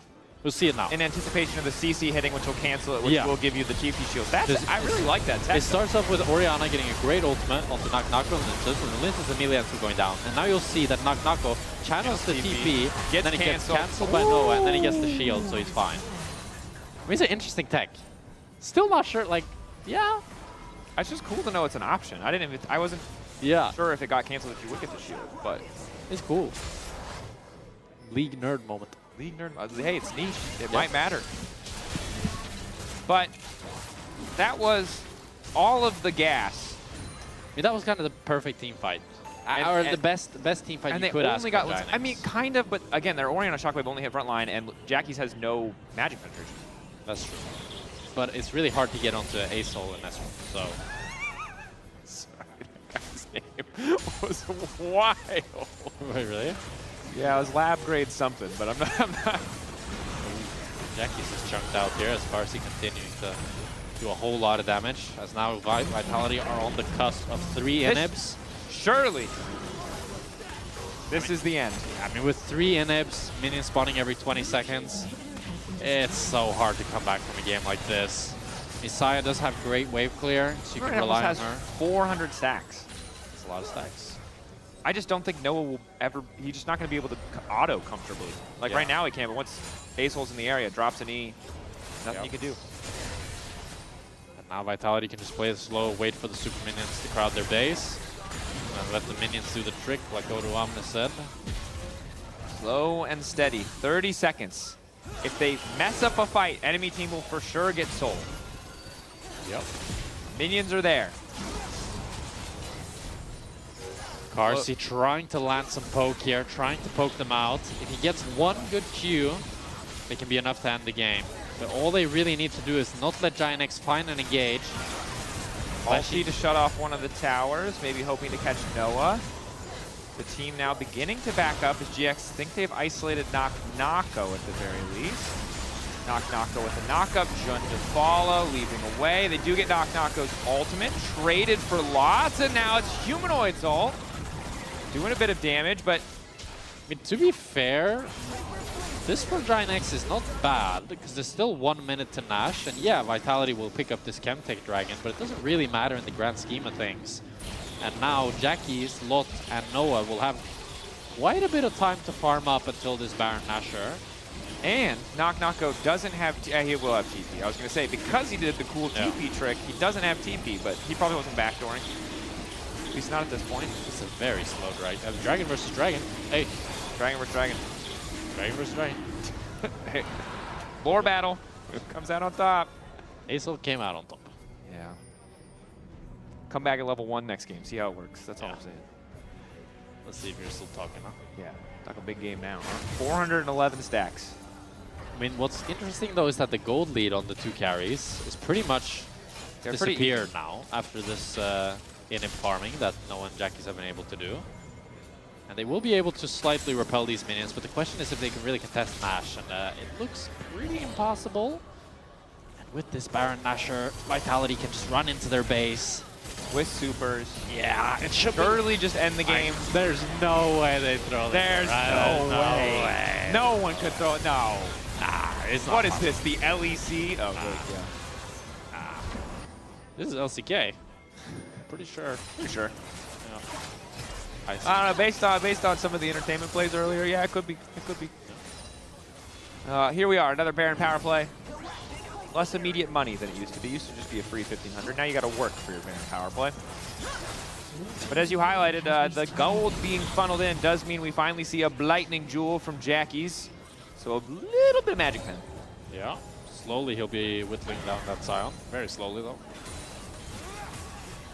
Princess, very fearless as he has the GA up. He's also now got a Random's Omen for Knock-Knocko, which is so infinitely frustrating for him to play against. Now it's absolutely crucial for Giant X to try to find some poke before Carsey can land, or try to find engage rather, before Carsey can land some poke. Because they're able to just get triple in it once again here. Oh, Jackie's caught. This is going to be the big fight. Goes golden once again. Decimating smash there. Does manage to get the flash out. Isma. Flag and drag forward. Humanoid still has the empowered ulti though. Good patience from the side of Vitality. Yeah, they're just in such a checkmate position. Noah's desperately trying to clear these minions, but Vitality are playing it slow. They're playing it disciplined. Ooh, Noah getting chunked. Feathers flying. Carsey forced to flash back, but the skies have descended. Noah's really got nowhere to go. He needs to get back into the battle, but it looks like this game is just over. Humanoid trying to get away. Noah living for an extra moment, but the Nexus drops. Vitality tying it up with GX at 5 and 3. And it was a slow, methodical finish from Vitality, but they showed the power of the minions. They played it very cleanly and left no gap for Giant X to pounce on. A very clean game from Vitality here as they take the win today. Yes. Some content plays in the early game mayhaps, but overall, well played. Scaling, not taking any big unnecessary risks. Had the edge in draft as long as they played to their win conditions, and they did so beautifully. Of course, you can vote for your player of the game, Linsis, Humanoid, or Carsey. That's Knock-Knocko. Knock-Knocko, Linsis, or Carsey. Well, there's a lot of chaos this split at the top of the table and at the bottom of the table, to be honest. There's really, for me at least, there's no clear top team. You could argue it's KC, but since they lost yesterday against Vitality, and then Koi has been dropping games. Now Giant X, that could have been the top team, lost today. I think we need to introduce an LEC like championship belt like they have for International, where it's just the most recent team to beat the best team before that is now the best team. Vitality's the best team now. Vitality's the best team. Vitality's the best team. Let's keep it simple. When we get to best of 3, we can do more than that. But for now, this is the best team. This is the best team. That's the best team in the league. KC Koi, sorry. Sorry, guys. Vitality's the best That's the best team. Look at that man. Oh, wow. How he's so aggressively thumbs-upping us. That's incredible. Shout out to players. A lot of good reactions today. We need more Humanoid and Carsey. We need more Humanoid and Carsey. I need more Humanoid and Carsey. Yeah. Well, let's not do it too much, because I don't want to say they're going to take both of our jobs, but for sure they could. So. Yeah. Well, there's still pro players for that. Upset stomach still continues to deliver, if we've learned anything. Upset stomach? He went like that. He did a little... oh, really? Yeah, it seemed like that was a gesture. Oh. Seems random, but maybe. You gotta communicate to maybe he got fed, no? Something like that? He did get fed. He might have gotten... He did get fed. Anyway, that's enough from us. Let's send it down to Ginny with Fleshy. Congratulations, Fleshy. Another win under the belt. Looking strong towards the top of that table. How does it feel to be in such a great position at the moment? I mean, we are just, like, from week 1, we are trying to be consistent, and we are hardworking as well. So it's good to see some results as well. Yeah, slow and steady wins the race, and that felt like very much the theme of last game. Specifically, when it comes to being in-game, being potentially under some more pressurous situations, what does the comms look like? Because there are certain players on your team that can be very loud at times. I mean, to be honest, when we are serious and we are playing the game, the comms are like calm and like we are just playing our game. And when we know that we already won or like we are probably winning most likely, like they start shouting and stuff like this checks. So you can't stop them. How does it feel for you as well to be, you know, the support player, but then your AD carry has, you know, a little bit of a thing going on with the mid laner? Do you feel left out? It's just so fun to be around them, to be honest. Like it's, they are giving the fun to the office and to the team, and like I'm just happy to be here. Does that give you energy as well when you're around people like that who are continuously bringing up the vibes? Oh, can you say that actually? Does it give you positive energy as well, like being around people that are always so happy and cheerful? Yeah, you are perma-laughing and life is good, you know. And you that just translate need to onto the win as server? well, yeah. Huh? And does that translate onto the server then? Yeah. Yeah? Yeah. All right. Well, thank you so much for your interview. Thank you so much. We're going to be sending it over to Lore, who is sitting by with Linces and Odo. So, guys, take it away. Thank you so much.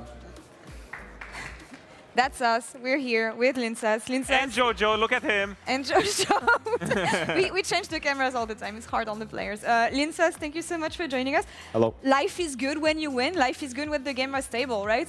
Yes. Yeah. Much better week from you guys, I feel, so far. Yeah, I mean, so far 2-0. Hopefully we can end the week clean tomorrow against G2. It feels like night and day, honestly. Not so much from Vitality, but also from you. I feel like you were struggling a bit since the beginning of the split. I know that best of ones and everything make the game super volatile, but is there anything you can identify for your gameplay changing so much this week and the games being more stable on the jungle side? I mean, I have quite some poor showings, I think, against Fnatic, especially some silly mistakes, and then we like had a very good early game, but then couldn't close it out in the mid game. I think this week is completely the opposite. I think we're playing mid games quite well, and that has been the biggest change for me and the team overall, that we are not struggling in the mid game.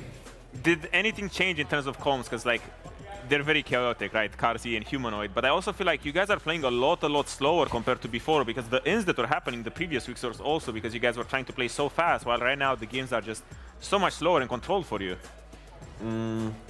I mean, I think we just worked a lot on our mid game, and mostly that has been just like transferring vision and stuff like this. I think even though the game has got faster, you can't really end faster because I think the Nash just gives so less gold. So like this game as well, we need 2 Nashers to close out the game, because with 1 Nasher you just can't get enough with the turret platings and stuff. So I think, yeah, the mid game, and especially on Chemtech map as well, like if you get vision, someone just deletes it. Yeah, deletes it with 1 plant. So. Taking a bit of a step back on your journey and upcoming opponents, at the beginning of the year, the week, your coach Pad was saying that KC is the most difficult opponent, and then G2. How do you identify KC being harder than G2? I mean, I think they just have a much better showing than G2 so far in the split. I think G2 are kind of struggling, I guess, but they're definitely not to underestimate. But I think it was a fair view assessment that KC is the strongest opponent this week. All right. I would maybe even say GX as secondary, but it's also trial by fire, because you faced, well, perceived by him the 3 hardest teams, and now you guys won 2 out of 3, and all of a sudden Vitality is at the top of the league, probably, you know, like first, counting wins obviously, because there's still like, you know, MKOI and KC pending. Tied for first. That's They're what matters. First. Vitality is first in the league all of a sudden. How did that happen? I mean, I don't know. We're just playing not bad league, I think, this week. Hopefully we can, as I said, close it out this week, and I hope that KC or Ano, whoever else is first, MKOI, lose. So. Well, they're on stage actually, so maybe. I mean, hopefully Yopa can drop another pentakill. So. Let's go. Karzi was the player of the game here today. Anything you want to say about his Ezreal performance? Because it felt like he had a lot of responsibility when it comes to killing off opponents in the later stages of the game. Is it stressful when you know that Karzi has the victory in his hands and the fate of the game in his hands? No, not on Ezreal. I mean, his Ezreal is just super clean. I think he's been playing very well this week. I think just mechanically top notch. It's more of like a bit more stressful in the mid game when the chaos and the fun happens and the voice comes. Then you need to stay disciplined to not throw the game. So that is the hardest part. But Karzi has been very sharp so far. You know what? So often I hear teams struggling about having a good a good vibes in the Yeah. team. We're not going to complain about you guys laughing too much as long as we can keep winning. Tomorrow, G2 is focused on this, so best of luck for Thank your you. third game. So far, super clean week from Vitality. We're going to take a short break here. We'll be back in a couple minutes. We said it, MKOI, they're going to be facing up against SK. Stay tuned.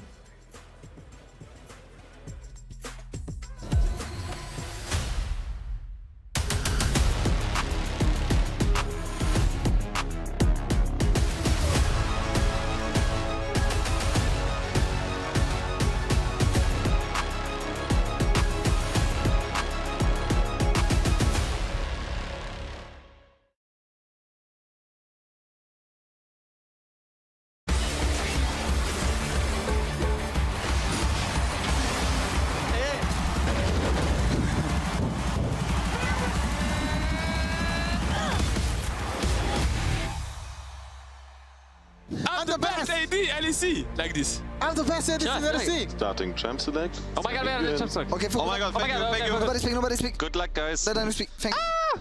Hey, flash, no flash. I can't fight this. No flash. Take portal out if possible, nice. No flash. Come in, No come in. play Zion, no play Zion, no play Zion. I hit one auto and I'm fine. You kill. Careful. Oh shit. I'm flying. Yeah, go. Load the video.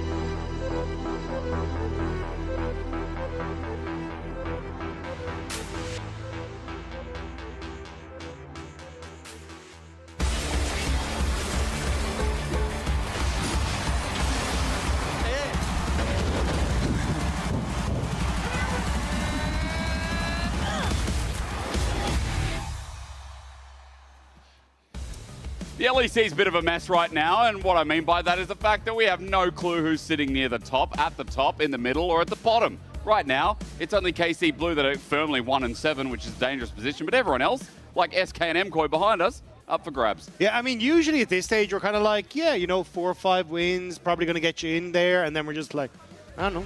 It's if people could just stick to either winning or losing, it would make our job significantly easier. It'd be great. Now, Dagda, you and I are covering for Veti and Medic today, sending well wishes back to them. They're not doing too hot, so we're here to cover the bases. Now, you know what Medic would say? He'd say something smart, something wordy. I do need you to put on the accent if you're going to impersonate. Well, you know.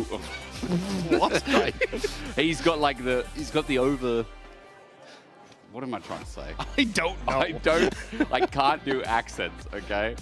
I can't do accents. Me even trying the English, like normal English I can do, but Medic has like a bit of Queen's English and a bit of whatever else is going on in English. I don't know. Yeah, I know. It's hard. It's hard to impersonate. I'm not going to try you. That's for another day. As we get into pick ban, and that'll save me with an Aurelia ban and an Akali ban and a leader Yone ban. So leader gets a bit of targeting here, with Azir also gone from mid lane, which means a lot off the board. I mean, it feels like they're trying to force him into the Rise pick, and then you can respond with the Cassiopeia, because Rumble still up and available, can also try and go, yeah, there it is, and take that. So I think here you're trying to say, hey, look, you know, take the Rise. It's nice and open, and then it'll all be fine, but actually sets up nicely for Jojo to take the cast. We'll have to see what the game plan is, though, because for SK, Skeens has been a lot more open to trying a lot of different things in the jungle. So always an opportunity here to try and lock in some of the more, I would say meta, but off meta in the LEC picks, like say Malphite and those kind of things. Yeah, the Malphite's been popping up. We saw a couple of Jaces fall through. That's not going to be the case this game. Skeens back-to-back days on the Pantheon here, if my memory serves me correctly. And we know it's all about pairing here. We know it's normally a Talia that runs into an Azir matchup, a strong mid regardless. But for now, SK's priority is mitigating top with the lock-in of Sion.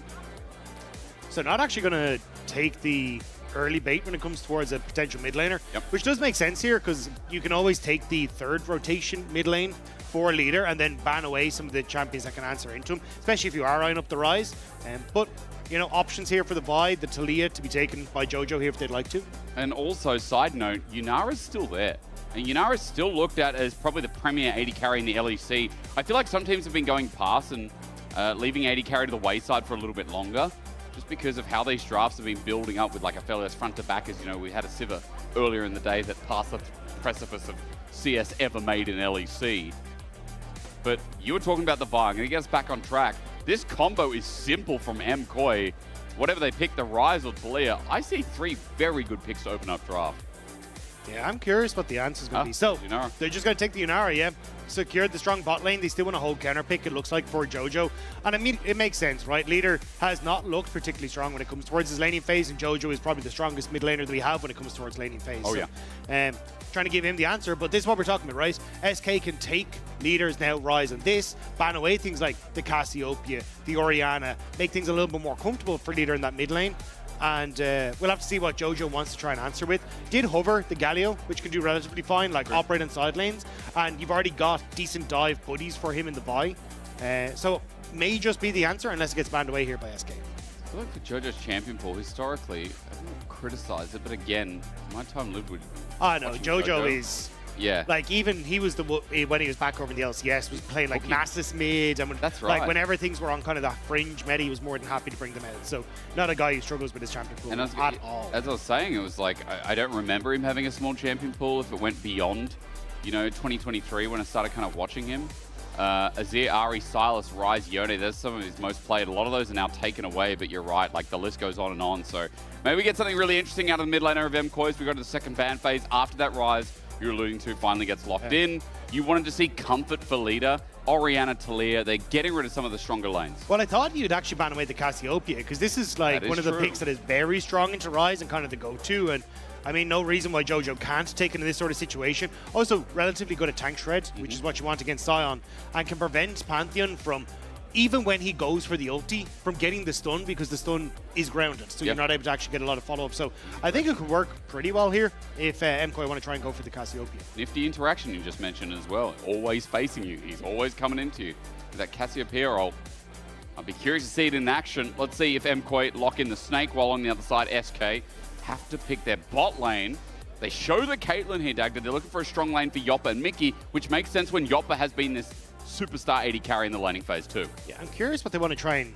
Well, at least they will get counterpick for Mickey, because oftentimes you kind of want Yunara paired with, you know, something like a Lulu or something along these lines that can enable her. And especially if you end up going back towards something like a Braum, that opens up that opportunity. But having that counterpick for SK makes things a little bit easier.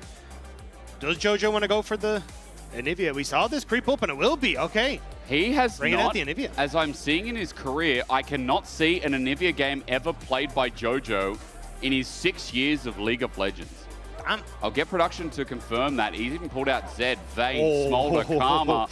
Lulu gets locked in the end. We're looking at SK, and I know you're gawking at the fact that we might get this lane once again.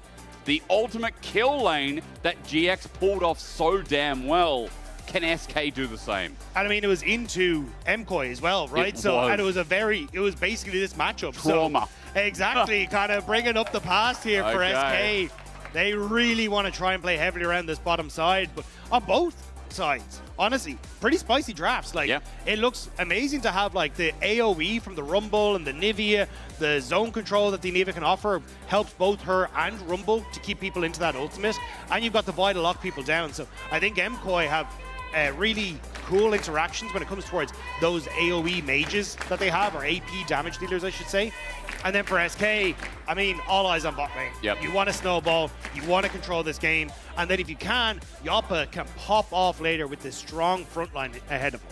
It does feel like we've just thrown everything, including caution, to the wayside for SK. As you said, it'll be eyes on bot, because if it sinks, then it sinks hard. When you're going up against Yunara, Anivia, Lulu, Dagda, the scaling's immense. It's Jojo's first Anivia, but you're mentioning it back in the day, back in LCS. I almost said LTN, no. LCS. I mean, Jojo was the cooker in the mid lane.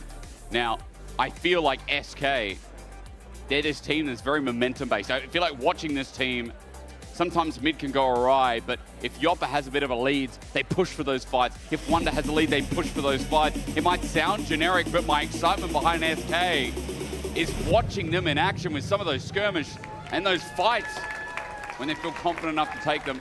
Hopefully I'll show you what you mean as we get back into the game. Now with SK and MKoi, starting you for game number 4 of the day. I've looked at Mickey's history on Elise. This is his second ever Elise game for the old man, and he won his only other Elise game. So big pog for the SK support. Immediate whiff on the Cocoon though, which is not exactly the 0-1. We'll count. But either way, yeah, I think for SK, eyes on bot lane, which is why I love what Ayoy is doing at the moment. 0-2. He's actually gone to split the map. So starting on this bottom side to try and take away these camps, force the enemy jungler towards that top side, isolating Yoppa and Mickey and making it a little bit more difficult to try and play aggressive on this bottom side. The pathing, I'll be curious to see if we get any defaults as well, how that's played around. Repel up, looks towards the bot 2v2. Electric comes in with Ignite. Cocoon as well. Yoppa gets his 90 caliber net, or rather, it's built up a Peacemaker. Ayoya still hasn't been spotted though, so SK are playing heavy and pushing at the wave, but they don't realize that the MKoi junglers in behind them may not be a level 2 gank. But Mickey is relatively low. He's indeed. Good Glitter Lance and the slows are doing really good damage. The power of Lulu in lane is that extra bit of range. Now level 2 hit.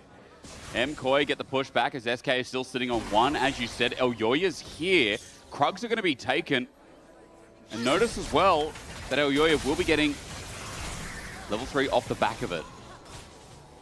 So what can he do? I like the position there from Yoppa. So the fact that he moved up to kind of spot around the corner meant that Elyoya wasn't in a position to make that move onto the bottom side. Skeens would now realize, though, his entire bot side has been taken. Yeah. So maybe he has to go for the opposite side of the map. Luckily, should have push in mid and does have push in top. But what's his options? It's either make the play bot, but it looks like, yeah, you can see the pings. He's immediately going to go towards that top side, seeing that he has push in 2 of those lanes. Leader's looking for the push in mid-wave as well, because that's a chunky wave. Oh, the teleport that's not the scheme's going TP to spot. punish. You're right, Jojo doesn't flash immediately. He gets a stun out, and that's great, but going into the egg early here would take away some of the safety. Skeens missed that Q, which got a little bit scary. But I think Jojo's okay. No, the stun. What? The flash comes out, but Skeens is already there. That was just BM from Jojo. You know that all you have to do is just TP to the tower. SK's jungler, Skeens, is either going topside or is completely homeless and has to interact with the lanes. And the fact that you TP into the middle of it just gives him that easy setup. Disrespect from Jojo, and it costs him. It's so funny because Jojo as a player, I now know, no matter the champion, is someone who consistently sinks or swim in his lane massively or massively the other way. Just a quick side note, I know Medic and Vedius really wanted to talk about how Jojo was in the first 14 minutes of the game. I also have passion behind this because he had some really dangerous lanes, but he can also get solo killed a little bit. But it's even in matchups that he shouldn't get priority, he gets them, right? Like the Azir-Orianna matchup, he's been one of the players that's actually able to get the advantages, the Azir, and he's been playing so well, and it has been his laning phase has been the shining point. Now, though, Eggless and also the fact that he's gone down as well makes it a little bit easier for SK to have some repeat visits there, especially because he burnt his flash. Leader has that flash route setup that he can go for, but Skeens hasn't managed to get any of those camps on the top side. No. So when you look at the experience, like you always get back to hit level 5 off this, and Skeens still to hit level 4. Thank you to our observers. They're obviously focusing because he's just waiting. He's a bit homeless at the moment, waiting for those camps to respawn. The CS difference is immense, and if Skeens didn't get that kill, I would definitely fear for how this Pantheon can transition to 6. You already mentioned the level leaders. We look for a Flash Cocoon. It's found, repel on, and a venomous bite from Mickey. Alvaro's still not out of the woods yet as Mickey's looking for his cooldowns, but Cocoon still has a way to go. Alvaro then said packing as the Elise picks up the kill. And Super gone down means that they can shove in this wave and get a nice reset off for themselves as well. I mean, Yoppa would have liked to pick up the kill, but just shutting that down is great leader now. Should be able to sidestep this. He does indeed. Leader just runs it out. No phase rush, but he's got enough distance, and Jojo's still weary. Wary? Yeah, he's weary and wary after the kill. As you said, no egg. Because he's asking, where is he? Yes. Yeah. I would be too. Good stun, small trade. Bone plating comes up from Leader. Unfortunately, it's not really for the combo, just for that last auto. Mickey. A rat in a spider's body. Just going to clear. Leader's getting the push now. Walks up. Thank you so much. Mickey's still looking for it. Elyoy in the brush, though, waiting for the Vault Breaker. Mickey's Cocoon misses. As this Elise is starting to roam a bit. Yeah, just covering mid, making sure the leader can keep up the pressure here in Jojo. So not the end of the world. You can see as well that Caitlyn was already moving towards that bottom side to catch this wave, just pushing out. So didn't really need to be in that bottom lane, so just kind of using his time efficiently. The issue for SK, though, is because Skeens is so far behind, there is a large period of time where Oyoya, when he gets this crab on bottom side, which I assume he will with the push, will hit level 6. But Super, if he gets caught... He's face checking for the ward. Sees Skeens now. Skeens has the flash available, but he doesn't pop it. Surprising. But maybe just didn't want to commit, considering Super had cleanse. Oyoya's mid, though. Leader, Ghost, Flash. Now both summoners are down, but Elyoya, all he had to do was press Q, and Dagda, he's got level 6 now. So advantage for the MKOI jungler as he's thinking about going to match off Skeens, see what he can do, but the problem is bot is pushed in. Yeah, the time invested by Oyoya mid meant that the push could come through from bot, so Skeens at least will be able to get that second crab, but very far away still from that level 6, so we'll need to clear his top side, and Oyoya, a little bit ahead of him on the tempo, could end up just clearing top, reset, and then try and make a play bot, as he knows that for Skeens, he has to stay on the map to clear out his top side. We haven't talked about top side of the map, and that's because Rumble vs. Sion is now just kind of one of our matchups. Both champions are broken in their own way, and it's much of a muchness up in that lane. Grubs will affect it, though. Minute 15 till that spawns. Dragon's still sitting there waiting, so we'll have a slower start to Dragon, at least, for what I was experiencing yesterday. There's a... the wave in bot lane is pushing out, so I think you will just need fly down here to try and break this, or at least safely let Supa and Alvaro get through, because not even with jungle intervention, it's just the fact you can see the Mickey and Yoppa can punish so effectively, but has popped the Transcendent on the Q for Supa, so should be able to push it in, but I think Yoppa and Mickey could just freeze the wave here, but they'll clear it out. I will say, MKOI's bottom lane, not too bad, not too shabby on the CS, like keeping in range of Yoppa and Mickey, especially after Supa got killed. It's been a decent lane, as you can expect from an Enchanter and a scaling 80 carry. MKOI not in the worst position. The gold lead is obviously coming from a little bit of bot, but mainly through mid right now. And I mean, the kill that Skeen's got as he's starting to catch up in the jungle, that's now accruing as well. So small lead for SK in the early game, but it's nothing to scoff at as 15 seconds till Grubs. Remember, this Dragon still sits here begging the question. Yeah, the catch-up XP didn't work for Skeens, but you kind of lost that timing window now. Yeah, he's dead. Alvaro's just dead. The trap there lands as well. Ace in the hole now up and available. Super's close to dying, but Mickey gets hit in the face. Good counter gang from Elyoya. He makes it a 1-for-1. Couldn't quite get away from that one. Elyoya managing to make that play work, but it's a support for a support kill. And no kill going to Supa or Joppa in that play. Oh, Joppa, he's just not claiming what Mickey's taken. A 2-1 on this at least. It does mean that there's going to be more AP sooner as well. And with Grubs coming up, looks like a good timer for this support to roam towards the top side of the map and sync up a little bit here with Skeens, who now has his ulti. Excuse me. Skeens is also backed away as 80 carries. I feel like this happens a lot, Dagda. 80 carries just stay in bot while Grubs go on. It ends up being a 4v4. For now, Alvaro's just sticking around a bit, but it does look like he's going to clear some vision, maybe roam up to contest this important objective. Yeah, I do think, though, for MKOI, the Grubs are just way less valuable at the moment. Okay. And if you're going to hit towers, 9 times out of 10, it's because you've already just won a team fighting groups. Like, you don't really have a lot of, apart from Supa, that can effectively hit towers, because Jojo and Leader essentially just trade the wave state. So I think the shift towards Dragons is going to be really strong, just in trying to set up then later on for the team fights, but also kind of keeping Joppa in a little bit of an awkward spot as he wants to crash this wave, but you can see now Supa's actually going to be able to freeze it, and Joppa can't step up. He has to go right the way back because he knows MKOI can make plays on the opposite side of the map. That's a really good point. As Dragon goes over for MKOI, the decision-making is pretty crucial. It does lose them a camp, plus, again, the whole of Grubs, but I do like your point that it's a one-team fight. It's going to be a dead turret regardless. It's not like we're going to see a lot of side laning coming through from this Anivia Yunara comp. SK have only taken 1 Grub, however, so this is not a done deal yet. Skeens is deciding, okay, I'm going to go for Crab. And then maybe he goes for it a little bit later, but Elyoya is in the vicinity just to see if a play comes out the back of it. No, Grubs are left. It's just Scuttle, walks away. Only 1 Grub for SK. A little bit scared as Leader caught out. Frostbite's doing good taking damage. a lot of damage, yeah. Jojo's got Egg again, which I think is important to note. Yeah, the little angel wings above his level is how you know that he has the egg back up. That was a small add-on to Spectator Client for League of Legends, but that was like one of the best add-ons in the last 5 years, you know? Yeah. I mean, Anivia and Zach, you kind of want to know when these revive passives are up. Still, though, I think for SK, like, I want to see Skeens now starting to make plays. You've kind of farmed yourself back into a position where you're okay, but, I mean, Leader struggling a little bit in this mid lane matchup.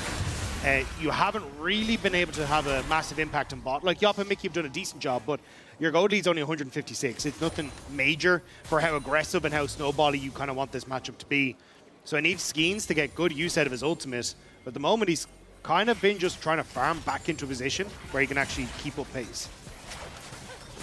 It's been a slowish early game, though, isn't it? I mean, Skeens, it's been slow for him because, again, as you talked about the invade, as Elyoya is coming bot and won't let me finish the point.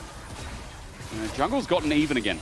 And I'm surprised at that as well, as first item on the board for each. Elyoya ready to fight with that Sundered Sky, but he's going to be spotted out now by the ward.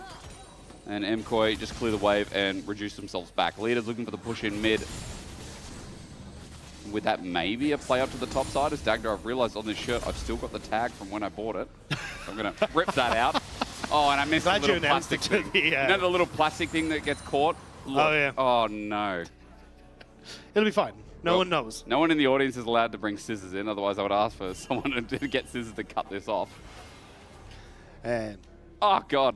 I got it. Yeah, Skeens looks a little unsure as to exactly what he wants to do.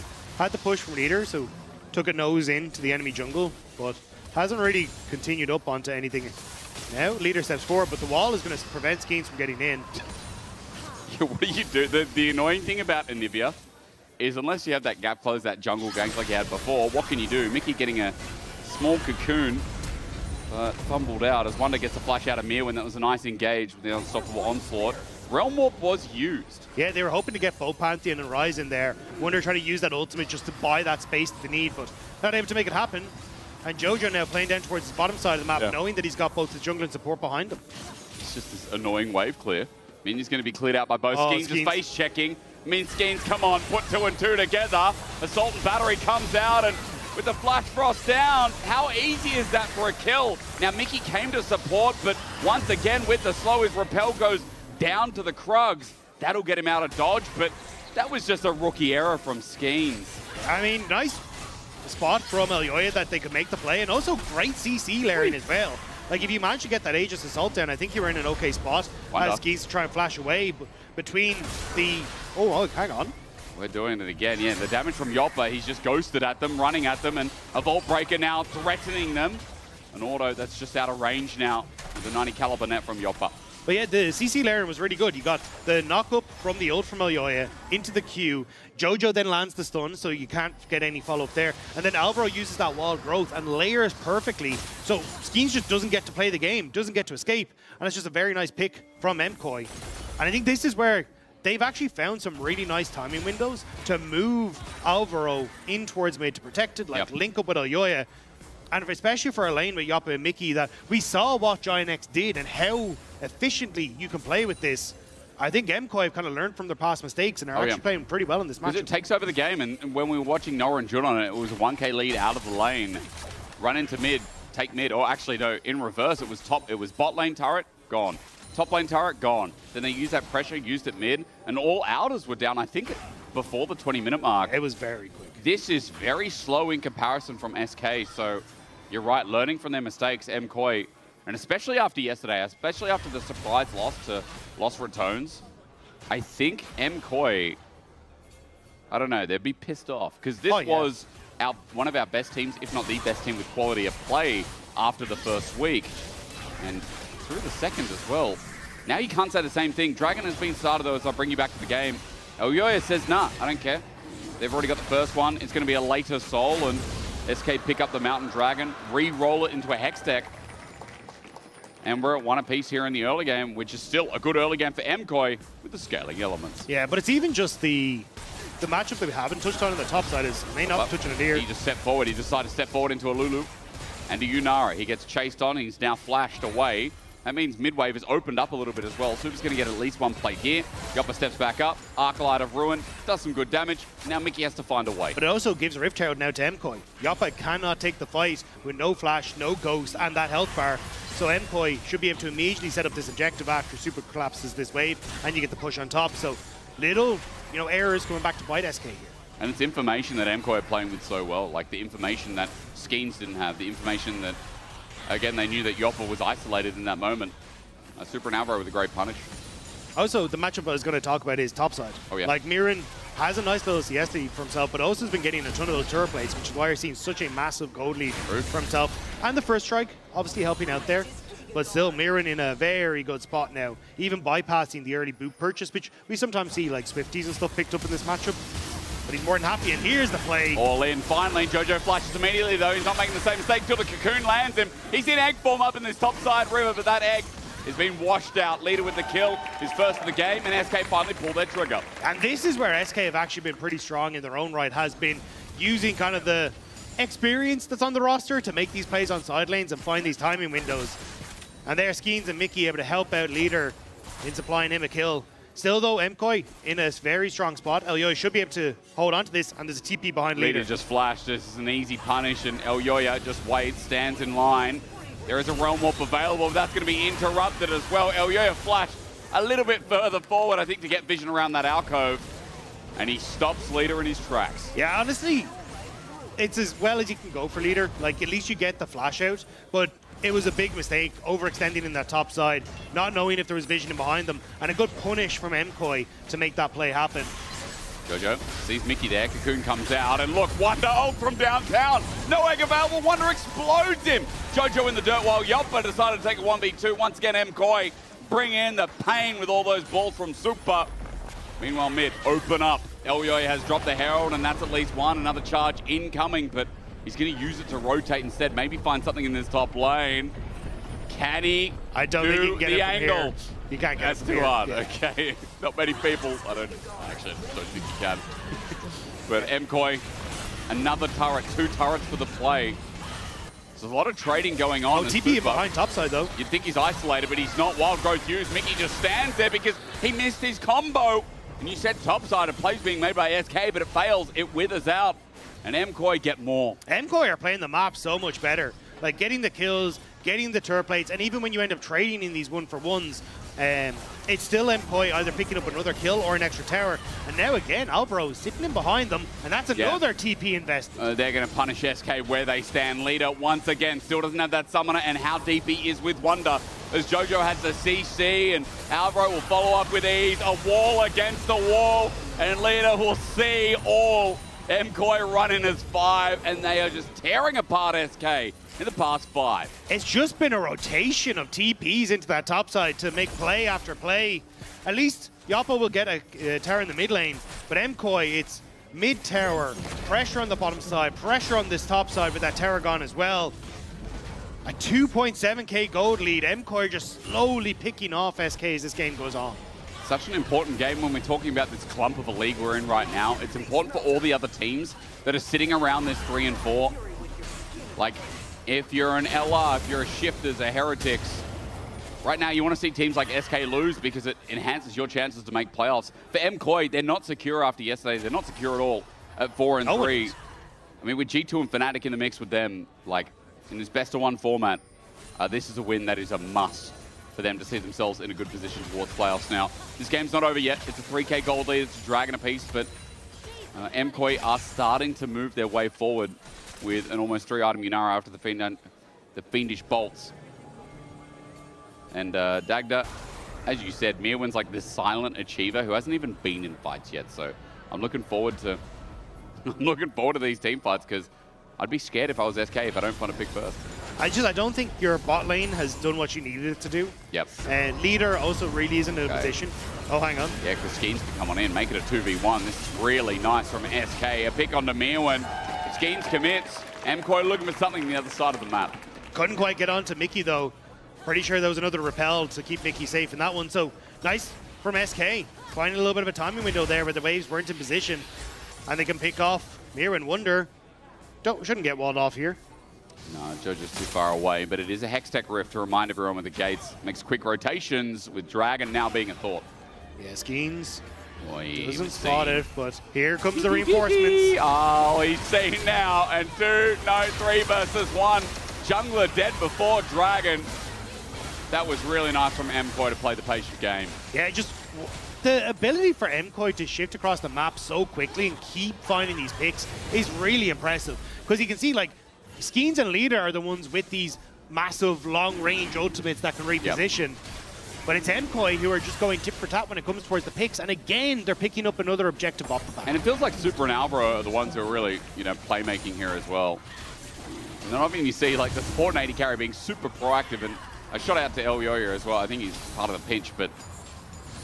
But again, it's the fact that Super and Elyoya didn't fall very far behind in the early stages. Means they can contest on the mid wave, which is opening up all these plays. So it's this kind of snowball effect from MKOI that stems from SK not punishing hard enough in the laning phase.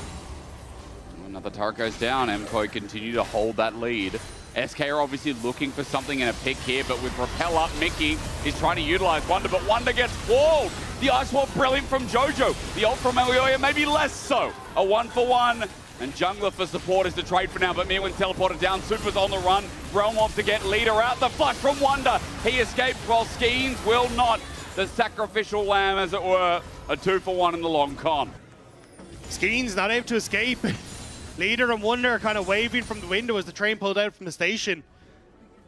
It's just been, honestly, kind of like messy from SK. Like, MKOI are doing good jobs to get picks. Like, you're playing through the jungle, playing onto this bottom side.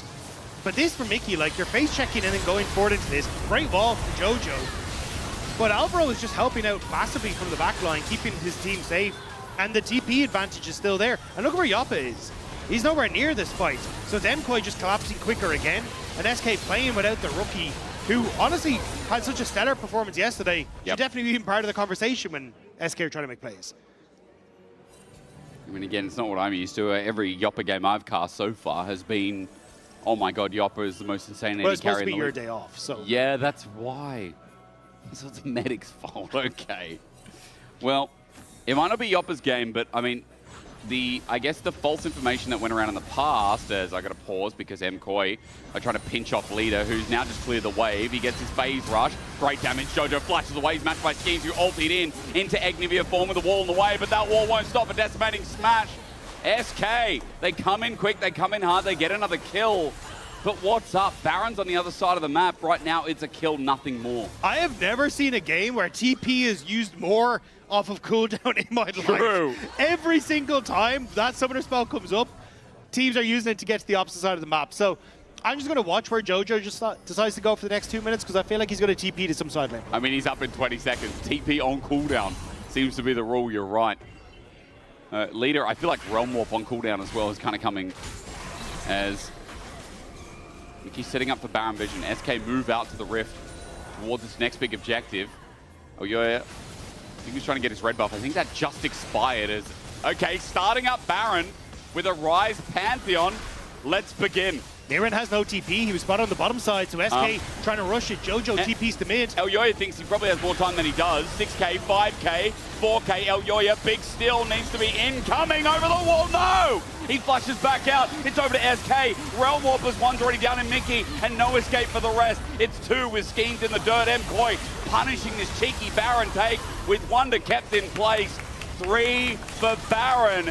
MKoi are there to discover, but SK took the risk. SK get the Baron, but honestly, it may not be worth this. Unless they can actually respawn and get value from this. You've lost 3 members. You're about to lose this mid lane structure as well. It's a bit of a, like, Hail Mary from SK, but I don't think it paid off. MKoi are going to be able to find themselves mid-turret as well. Top wave's getting pushed. And with all this pressure, like on top of the 2 members having Baron that you said might not be worth, what are you going to be able to do with a 5k gold disadvantage and MKoi having all their waves in check? Maybe the Baron buff minions give them enough to, as I wasn't sure if Mickey was going to interrupt something there, gives you enough time to push out waves and contest Dragon. But here, SK, they try their damage. Like, it's a great play because Miran's on bottom side, but the call to get out, like, I think Leader just needed to get closer and actually get it. Because the fact that so many people get left behind, and that wall from Jojo to give him his due was great to keep people away from us. But it needs to be almost like an instant one in the pit to just get everyone the hell out. It was that kind of indecision on SK that ended up costing them. So SK hurt a little bit. Quick side note, I believe it was 75. Elyoya did smite. It looked like it was 75, and then, came close to getting a steal. Super stepping up again. Remember, this Yunara has just been good all game. Surviving the landing phase we talked about now with an Infinity Edge and Kraken. Oh, baby, that's a 3 item. But you've got both of your Baroned up people on side lanes. So MKoi are able to push mid. Now they get all this vision on the bottom side.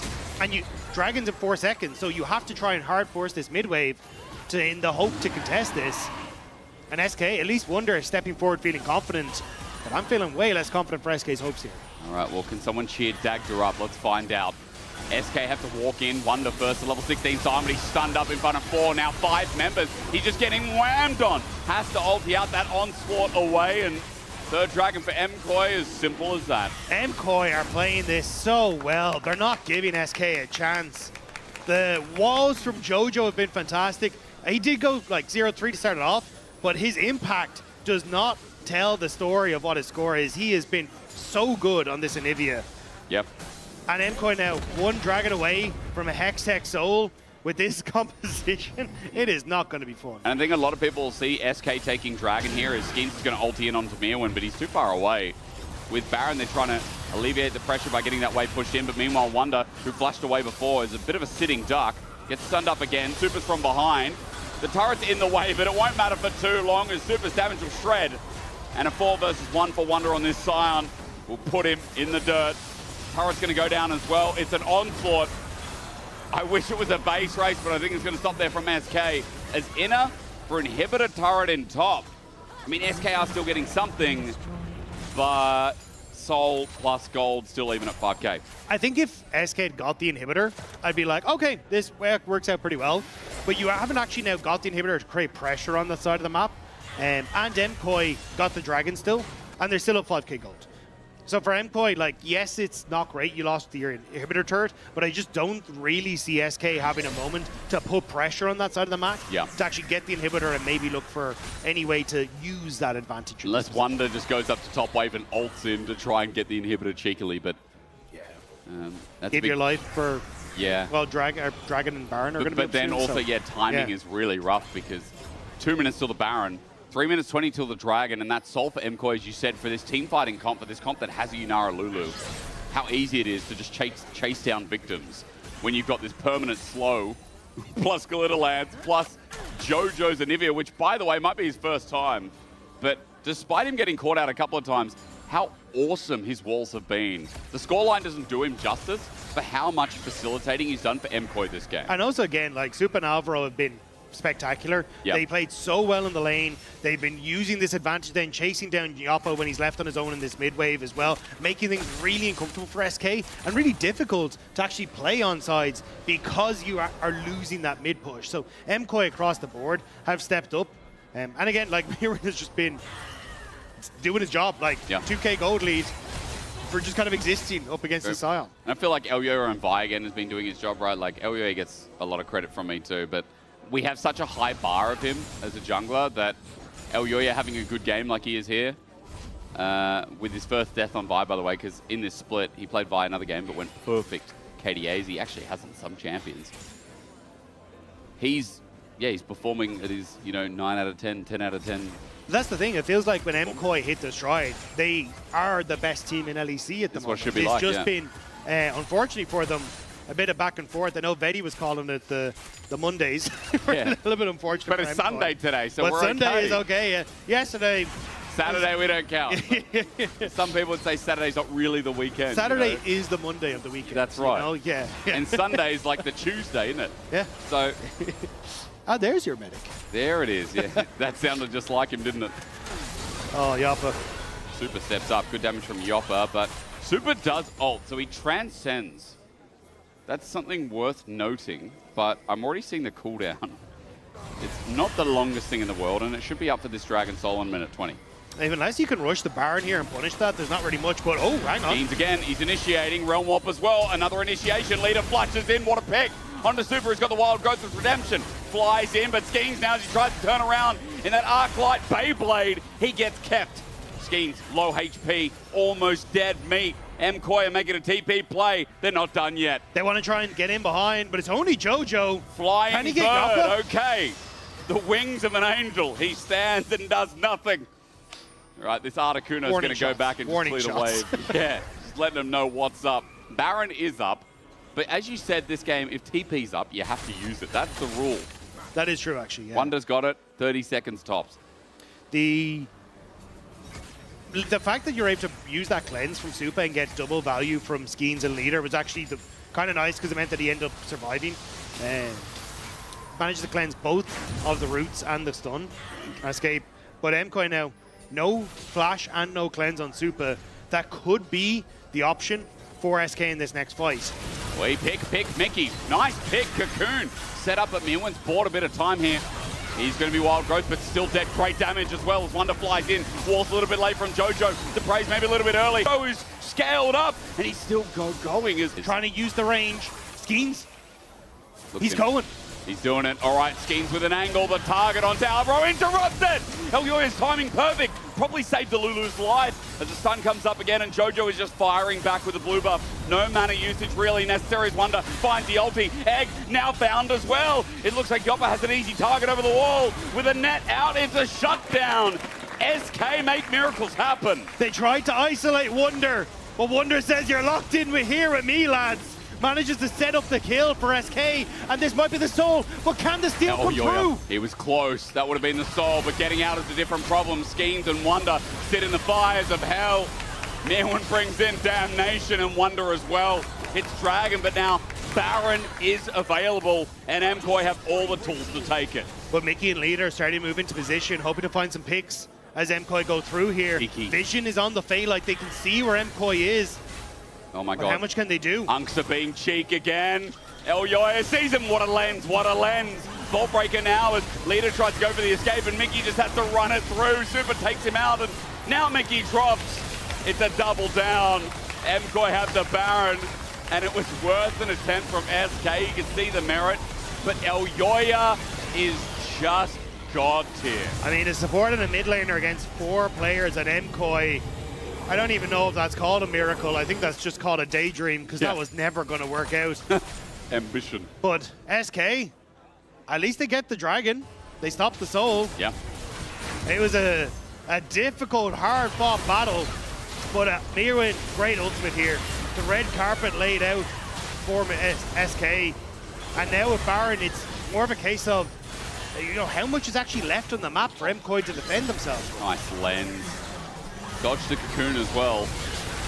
MKOI back in the driver's seat. They find 2 more here, despite the soul being denied. I mean, SK on their last legs have really held out nicely, but those legs have got to fail at some point soon, really. And 8,000 gold. MKOI still with 3 minutes before they can probably catch the soul with the way the map's going. All waves pushing in. This Baron's going to be much more utilized than the last. If Leader is able to play the fight, though, he's in a very strong spot. Actualizer and now the Rabadon's Death Cap completed. A lot of squishy members on SK that he can very quickly delete, but needs to be the right fight, and I don't think MKOI are going to give it to him. The range that this Anivia has to control you with that wall is working perfectly for MKOI. Infinite mana hack. He's got an Actualizer as well, but he's also got a Seeker, so when that egg's up, it's even worse. Mickey goes up to the Repel, the Proto Belt out before the wall can catch him. Inhibitor number 1 down as mid-wave's getting pushed in. It's Wonder dealing with 3 of SK. Top wave also in a great position for SK as Elyoya just holds the wave and waits for the next. Super, you can see, willing to step up. Because with Alvaro, he fears no man. Yeah, that thing scares me. Super looking very, very good at the moment on this Yunara. And this is the thing with a Pocket Lulu, you just become so insane as a champion. And again, like you can see, the siege from MKOI is so strong. Ardent Sensor as well. I mean, Super's having the time of his life. It's just one of those dream solo queue games that you get where you feel like, I can do this, I can step up. Cocoon, by the way, went onto a cannon minion. So did the net, as Leader's going to use a Realm Warp onto Mirwin. It's only him taking it. Mirwin does flash away immediately, but SK have now just opened up mid. MKOI take the inhibitor. Big movements like that are easily punished when you're MKOI. As Leader against the wall, he'll flash. There's Scheme's ulti again, but no one's there. Mirwin just walked to the right. He'll burn down the crispy Outman. And even though it's a trade, even though Wonder's going to find almost Elyoya as a flash away from the decimating smash. Almost indeed. Ace in the hole blocked by Mirwin as that's a zombie Scion running at MKOI, but there is nothing more SK can do. They have pulled out all the plays from the book, but MKOI are just too damn scaled. 3 members diving in onto Elyoya. And he's still, oh my, okay. It's nice. It's a nice play. Maybe it saves the game. Mickey does it again, but he's out of mana. Equalizer down as well, and even though Mickey's going to go golden, out awaits him. The Icy wins this Articuno. An ace, and MKOI back towards the top. Hard fought, but you've got to give it to them. This team, they've got style. I mean, SK played a very hit-and-run style, but MKOI ran faster. They fought them on every side lane. They caught them in every position. And looked just significantly better on the map as a whole.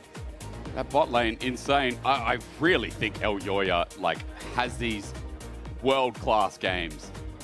Quite a lot in the split. I'm trying to think. There were a couple of okay games so far in the first 3 weeks, but there's been a lot of breakout games. You can vote for your player of the game at LEC on X. Elyoya is in there. Super and Alvaro naturally as well. The fact they survived that Caitlyn lane, that also requires a lot of finesse, which MKOI's bottom lane have showed us many times before as well. Yeah, I mean, across the board.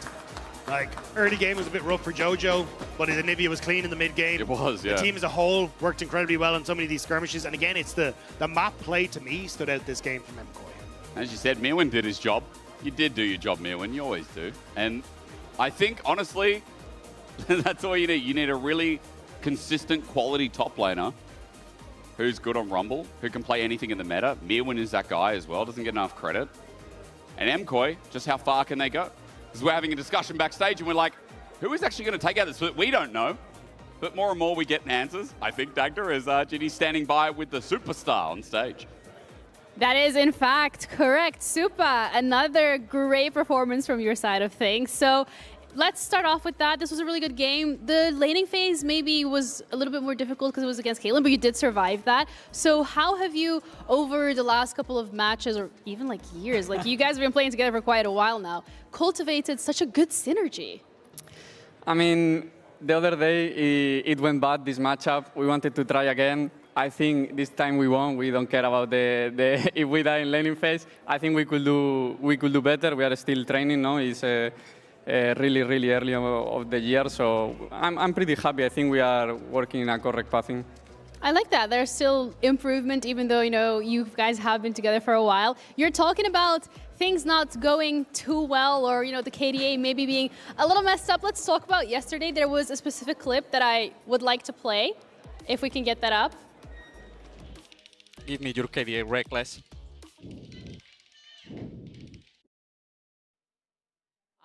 Do you want to walk us through what happened there?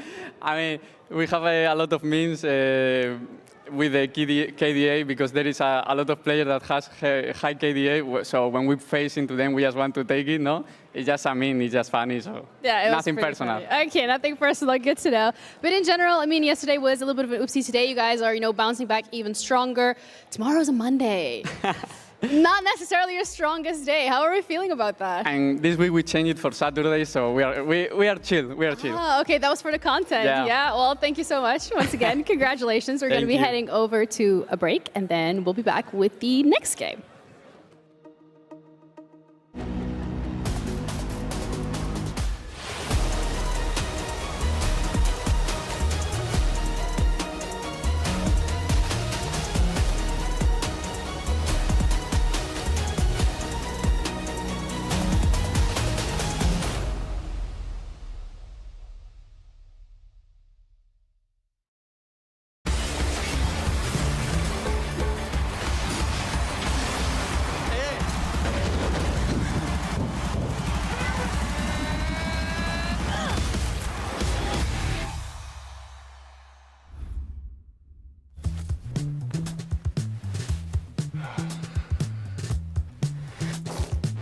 Damn it. Hey, Dragos, you ready for the...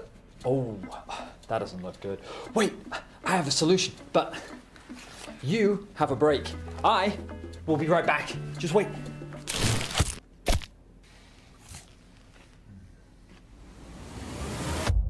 Have a break. Have a Kit Kat. See? I told you we'd figure it out. I don't think this counts. Come on, let's go.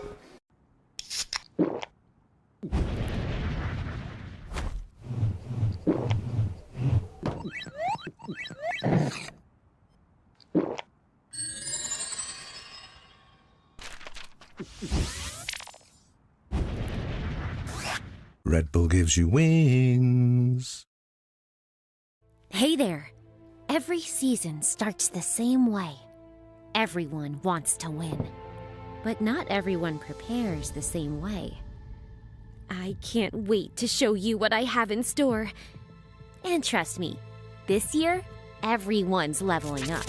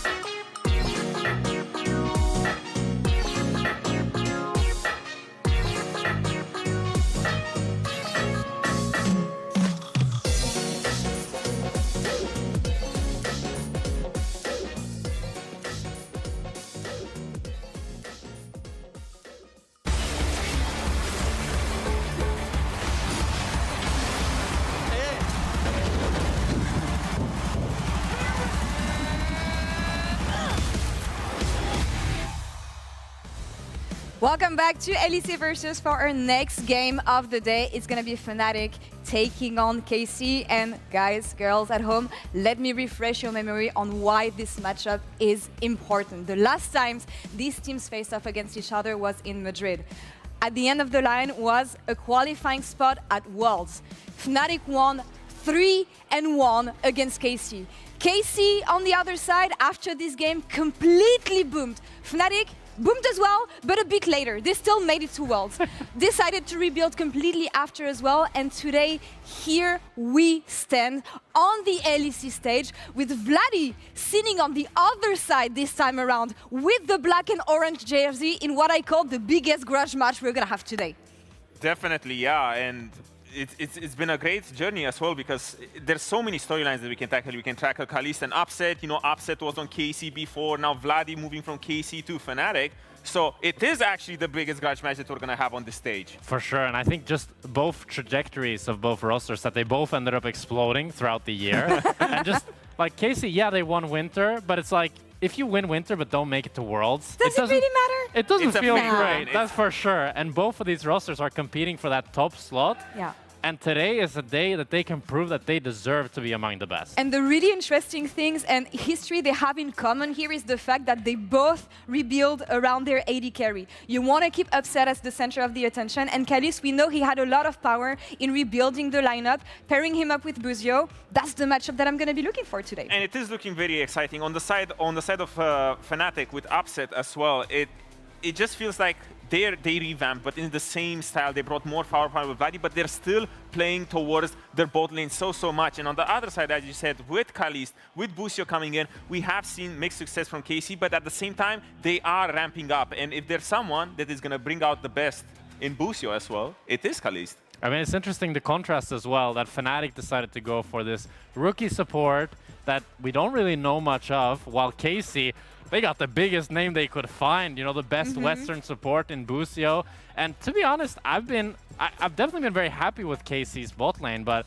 in a way disappointed. Maybe it's just expectation that I thought they would be for sure the best, they would stomp every game, but they've been good, but they haven't had that absolute lane domination that I thought I would see with Kalist Buzio. So I definitely see that Upset and Lospa can contest today. I mean, listen, it's still been better. It's still been better for Kalist in lane and for Buzio overall. But remember this, when I think of Kalist and I think of Buzio, there are people or like players that would rather, you know, move on and provide a lot of utility to the other side of the map, you know, roaming to mid, getting a lot of kills. And it also has unlocked Yikes. So even though it has not been the most engaging and the biggest firepower that they have in the bot lane, I still feel like they're coming together extremely well. Something that I'm going to be looking forward to here also is, of course, the man in the mid lane. KC went for a rebuild, but Vladdy had to find a new home. Today he stands with Fnatic, and Genie is standing by him ahead of this match. Let's see what he has to say. Vladdy, the man in the mid lane that we're going to be looking forward to, especially because you're going up against your former team, KC.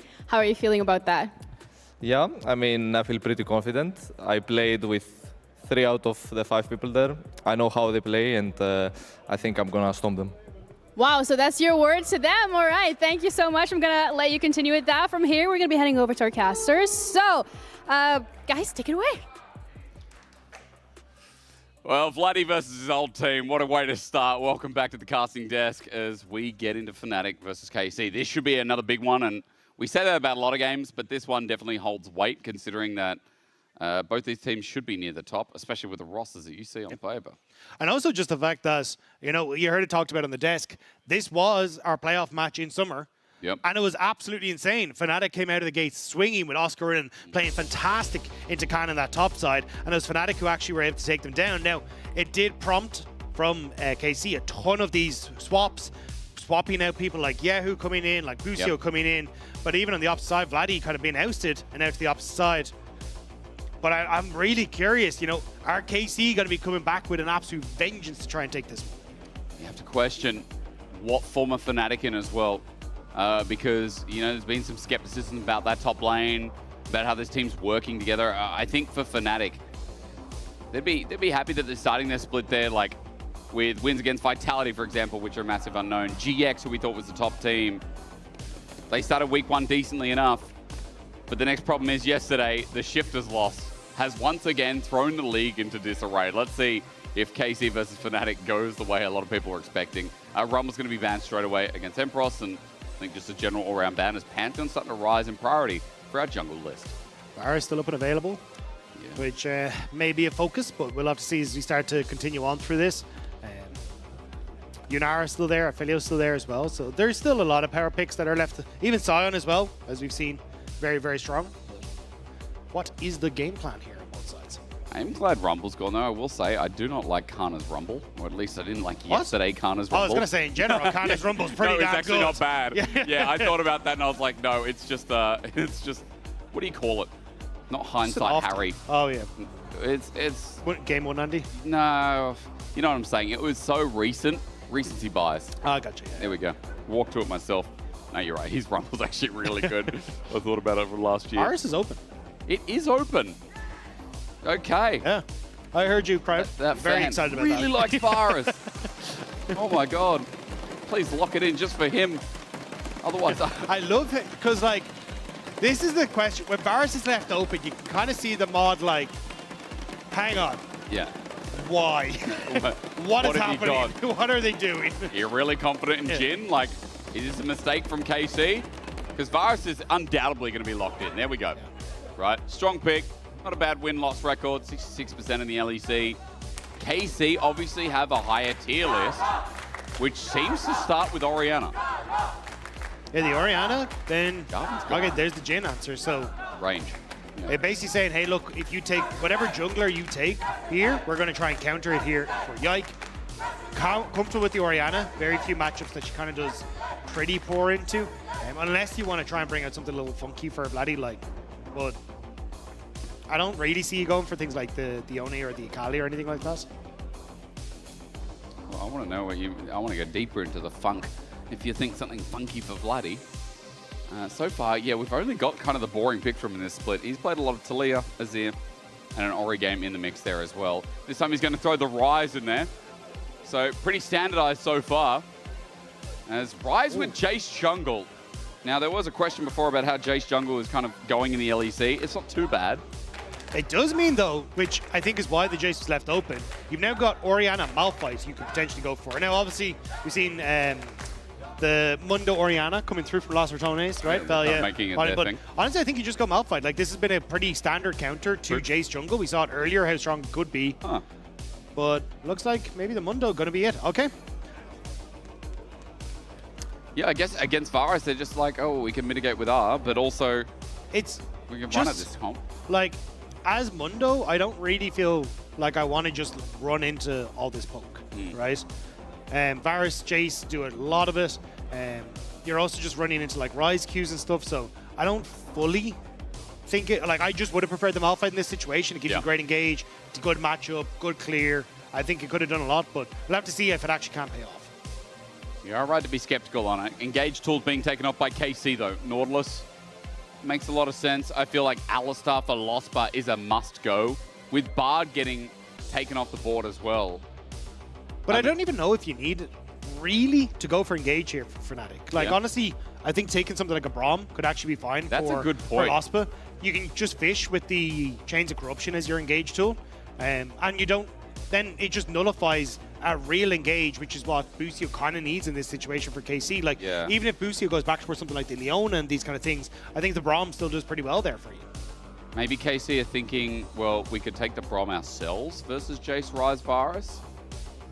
And there goes Nico as well, so it's a bit of a follow-up. It does mean, though, kind of has to play an engage tool on that top side. Because if you're just using Jhin as your only engage, you're in a bit of a difficult spot. So the Alistar are going to be taken. But honestly, I'm not terribly surprised if Fnatic are just like, yeah, we go Braum, we got a decent matchup into the support role, and then Imperos just ends up taking Cassante or something along these lines, and you got a decent range that you can now play with, and then you're able to still fish for engage tools with maybe a flash engage from the Rune Prison or the Chains of Corruption. You called it. Braum locked in. Really nice work there. That was... It just makes so much sense. Like, with this comp, it seems like a slam dunk from Fnatic so far. You talked about what Emperos can pull out here. There's Scion, there's Cassante, there's bodies in the way with the Brom, with all that poke and setup. And nobody to kill this Scion. Yeah. Like, Orianna and Jin are not going to get through the Scion. Slowly. 6-7 item Jin into a Cassante. I mean, same thing, right? Same problem. Who is going to kill this guy? Yeah, I'm not really sure what the game plan is here. Yeah, I mean, maybe Kana, honestly, Do we it. just said it, you need something to Kana, kill them. Do it. But it's so short range. Like, again, Yeah. Vayne trying to run into this comp is going to just have a bad time. I wish, yeah. Compositionally, I guess it doesn't make sense.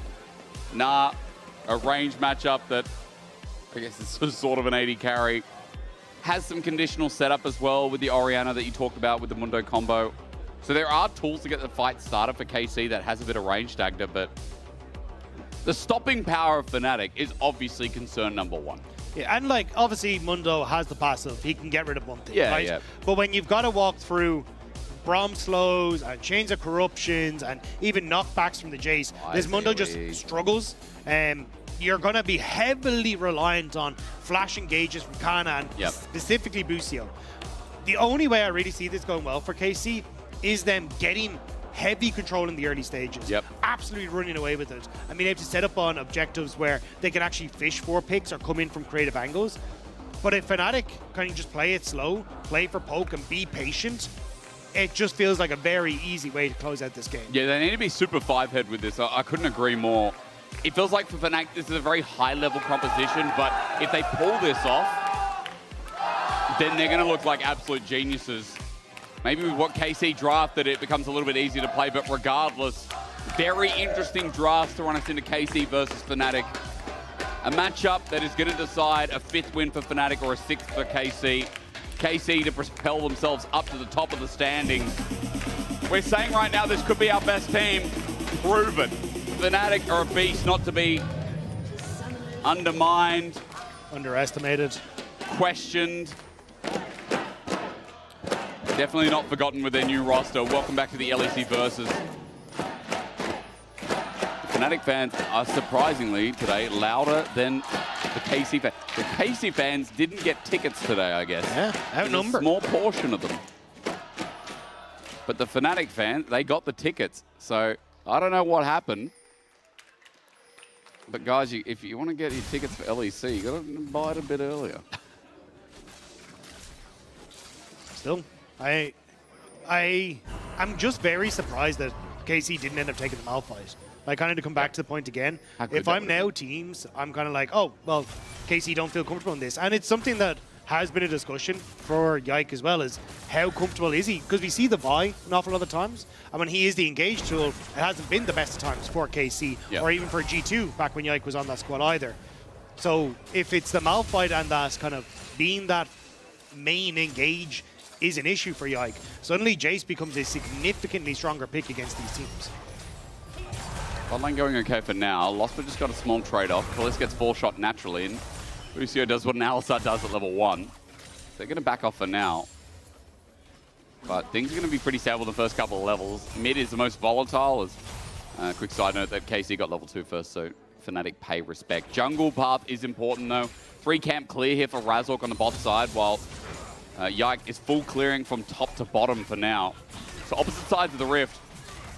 Maybe give an option to Yike with the wave resetting, see if they can get Upset and Losper down early, which I think is important, Dagda, when, you know, we did talk about the role that Upset will have in this comp with Losper being such a good facilitator. Yeah, and also for this matchup as well, because Fnatic have gone through a little bit of a change. Fnatic aren't playing as heavily around this bottom side of the map. When you look at the jungle proximity, it's not all about that bottom side anymore. It's much more about, hey, we want to try and play around mid, we want to try and play around Baladi, and Upset has kind of been left with Lospa to their own devices a significant amount more. And even in that case, I mean, Lospa has the highest bot side percentage in the league. Like, he is always in this lane next to Upset. And I think when you're playing up against Jin and Alistair and your Brom, that's a good out place to be. I agree. I think especially with the new bot lane as well, like putting your eggs in the Upset basket. I was going to say, oh, I feel like Mickey did it, but I also feel like Mickey is like one of the biggest roamers in the league, so definitely not last year. But Upset and Mickey were the best bot lane of winter. We all agreed on that, and on broadcast we said that quite handedly. Yeah, it was between them and Supernova. It was, yeah, but it did feel like Upset and Mickey were willing to send it, and the KDA rumors around Upset were widely overemphasized. As big time, yeah. Now, look, this early game has been a little bit slow, so in the meantime, we'll give you some cool stats as to what the head-to-head is between Fnatic and KC since they've been in the league. Ambros is fine here, don't worry about it. Kana's just getting a good trade. But and also, like, these stats are going to be a little skewed. Like, if you remember the first time the KC entered, wasn't exactly the best. It wasn't the performances strongest for team KC. Yeah, in 2024. it was more last year, you know, where they really ticked up a pace. And you know, this time last year when we were in winter, it was KC winning that winter split, right? So I think that's where it was kind of such a shock when we got towards summer that it was Fnatic who were able to take the win in their summer playoffs. And honestly, I think KC just shocked is the word, that the fact that they weren't able to take down Fnatic, the performance that came out from Fnatic. We'll have to see now as we move in with both these new rosters what can be done. Crazy time. Deadly Forest not going to connect here. Fnatic using the range of Razork that doesn't connect. Bliss once again spamming the same emote. Isn't it crazy to you when you think about time that KC joined the league 3 years ago now, 2024? We're at the start of 26, you know, it's like... Yeah, I know it's at the start, but... A little bit. But 2024 was 2 years ago. Yeah. Like, that's crazy. We're not going through this, man. Oh, no. Sorry, I'm just having one of those aware moments where you realize you're 30 and you're just like, oh my God, where did the time go? You know what I mean? You think about that a lot? No, because I'm not 30. I think about, the problem is my league performance goes down because I get in the game and, you know, I just think about it in the middle of the game. And I think, why am I still platinum? It's been 13 years. We were in the LPL, you were gold, right? So it is an improvement. I improved, last year getting to Emerald. There's Upset, trample on him, but Losper once again in the way. Really good concussive blows, and the damage that follows up on Busio is Upset. Ghosted to get in range. Now Yike spotted an award, so Fnatic's bot lane is going to pay respect, but Yike can't really get much more done. Kalista's just trying to shepherd the wave in, so it crashes. Yeah, I think the game plan here was to try and play for that bottom scuttle. And Yehu using that, Busio investing a lot to try and make the play happen, but you managed to get the clear on the bottom half of the map, it feel like here, and should be able to contest with Vladdy a little low, but the fight for the crab is happening. Razork, how does he find the trade? But now Yike is squishy enough as a Mundo because doesn't have anything outside of a Giant's belt. Razork, though, backing away with the Fnatic bottom lane as KC hold the control over the scuttle and top side of the river. And especially with Yehu walking in, they just didn't want to take the fight. Dragon maybe started here for Yike as he pulls it out. It will be spotted. You can see the pings going down from Fnatic. So they know that that's happening, but there's little you can do, right? Razork still has to finish off this camp and then try and make the play. You've got push on bot side. So unless Razork can push Yike away and use the fact Upset went for his reset and has that advantage, that could maybe work. But Yike, not to be dissuaded, is bringing in KC. Yeah, who doesn't have mana though? Vladdy's coming in with no health bar. What's worse? Nuke to the ground. Dragon as well. Fnatic were indecisive. But there was no need for Fnatic to contest. Upset and reset. They had already moved off of that map state. They just needed to give it to KC. Take the loss. Our first Dragon isn't the end of the world. But giving across these early kills and control to KC is. Disrespect to the fact that Busio could just slap the trigger, find the engage. First blood over to Kalist. And it's a nice kill to have when we were talking about like how a KC going to approach this poke comp. Find yourself a lead, that's the answer. Yehu trying to get the push out here with Busio so you can get the reset. Both mid laners have no mana, so they're using supports really to leverage their timing. Both of them will now go back and teleport for one. Realm Warp in case for Vladdy, but he also has home guards. The beauty of Ryze, I guess, is you don't have to use Realm Warp defensively as much anymore, and you can get away with taking Ghost in the mid lane. It's also because you can just use the Ghost to get back to lane if you really need to. But your push is so insane as Ryze that oftentimes you can just walk back and not really lose out on too much CS. Like you can see now, right? Able to match the shove and then is already back despite the TP coming through from Yehu. So in this sort of situation, I kind of like the Ghost, and it's the same idea from Upset, right? We talked about how effective the just keeping your distance from KC could be here for Fnatic. So having Ghost on both these carries just makes it that much more difficult for Yike to be as effective in the fights and chase down some of these members. And same when you look towards like Kana and Busio closing that gap. Guess who's back? There he is. Busio spotted an award this time though. Losper there to defend. Jungle Vision still gained, but a lens means Losper will clear it out as soon as it's been put down. Razork moving into Fog of War. He did start the grubs, but I think he's pulling off now. Yahoo takes a shock blast to the face, but as Losper moves up, it's all gung-ho for this top-side objective. 3 versus 3 through mid first.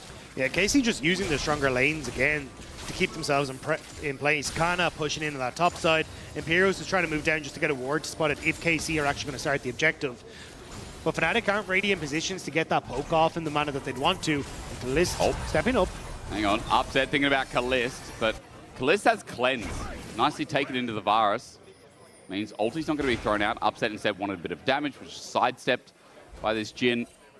As Fnatic use that timing to also get some deep wards up in this blue side. So nicely done. And it's Razork. Shock blast hit. Flash. Vladdy gets a flash out of Yahoo. Fnatic pulling triggers mid again. They kind of need to get something because no camps up on the bottom side to take. No advantages found on that bottom side. So at least they get a flash burnt in mid. And maybe they can try and repeat gank to get some advantages on that mid wave. But KC, again, like, they got the advantages on the first Dragon. They got the Void Grubs and didn't lose out on too much. So as long as KC are able to kind of keep this slight, I will say, snowball going, they should be in an okay spot. It's kind of what you need for KC if you're hoping to win this. Kalist exhausted. Busio is coming in, but they're going to take it themselves. Fnatic get the cleanse out already. Busio, great defensive play. Now that he runs into the mix, though, he will be concussive blowed. Razork's coming from the wing. Burst damage immense. Upset still here, and the heal saves the cow's life. Fnatic's bottom lane are getting a bit cocky. Yeah, I thought that Busio was going to burn the Unbreakable Will there, but doesn't actually end up using it in the end. So heal burnt, but still, I'm waiting to see what Busio can do, because that was not exactly the trade that Kalist and Busio were hoping for in this bottom side. No, Full Summon is gone now. Flash still kept by Lost but Upset, and Upset, of course, using the ulti. But the fact that the cleanse is gone versus that ultimate that is almost halved off the CD feels pretty nice here for the Varus. So it also gives kind of two lanes that if you're Razork, you can now play around. Flash and cleanse gone and Kalist on the bottom side. Oh, yeah. You still have Flash from Lospa to try and go for, and also he swapped to the Ghost to try and go for a Flash play to set things up. And Yahoo has nothing. Yahoo, angling's good, but Lospa flashes with the concussive blows and the Glacial Fissure. Yahoo will not be able to move, but the backup has arrived. KC bringing the cavalry in, the flash from Busio. Saves and almost kills Razork. Yeah, gets over the wall to secure, and Yahoo somehow still alive. The curtain call will get the max range. Yahoo sits back and says, thank you, boys. That shockwave from Yahoo was perfectly timed. Denies the crash down coming through from the chase. And everything turns back in favor of KC. That was a disaster for Fnatic. It really was. The fact they didn't even get the Orianna after all that. He called the shockwave, which we'll see in a second, but Busio, he's always bussing for the support, isn't he? Yeah, I mean, here you can see it. The shockwave interrupts the To the Skies. That would have been enough damage to finish off Yahoo. True. And Busio also headbutting Vladdy away means that Vladdy can't really get involved. The flash invested from the chase in the hopes that that shock blast would be enough. But Yahoo survives. Lospa goes down. And we said we wanted KC to snowball this game. Well, they're 2K up and it's barely 12 minutes in. That's all they're doing. Double Dragon as well. And all the lanes have gone successfully. The bot was the best for Fnatic, but even nothing found. Busio Insane is damn right. I feel like this guy is just getting better and better as he assimilates into the roster.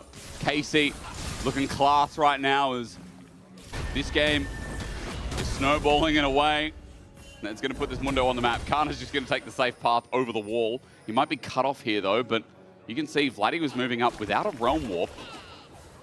The River Lettuce is going to be picked up. That's free range, and can you get free range lettuce? Is that a thing? No, because it doesn't range. You know, it doesn't roll. Range. Yeah. You just roll the lettuce across the field. You're free. Yeah, go. Tastes better when it's rolled a bit, you know? I think the word you're looking for is organic. Organic is probably the better word for it. Oh, Razork. Blast Cone, inventive, but Yahoo sidesteps again. Fancy feet on this Korean mid laner as Kana. Also, he ulties. Empress is just going to unstoppable it, but whatever. It's an R ulti. It comes up every 2 seconds anyway. Yeah, Fnatic are still, you can see, trying to make plays, trying to capitalize on things, but KC just snuffing them out. And Razork, unfortunately, has not been having the best times on this Jace thus far. Yeah. And now TP in, KC feeling a little bit more aggressive and wanting to take some of this camps away. Yeah, like he's got Heartsteel, and him being in the business means he can stack up a little bit more. He's got some paperwork to deliver to Razork, and Razork will just walk out of the way, but he has to give over the data and the blue buff. The biggest thing is that Yike is running the jungle, and he's just not getting out. Like, there's a level lead for this Mundo, and he's just so annoying. Kana's Mega coming in. Busio, once again, is sacrificing levels. I mean, he's still level 6, sure, and so is Losper, but he's just always moving. But it's a nice invade, so because... Upset. Upset. Shockwave brought in.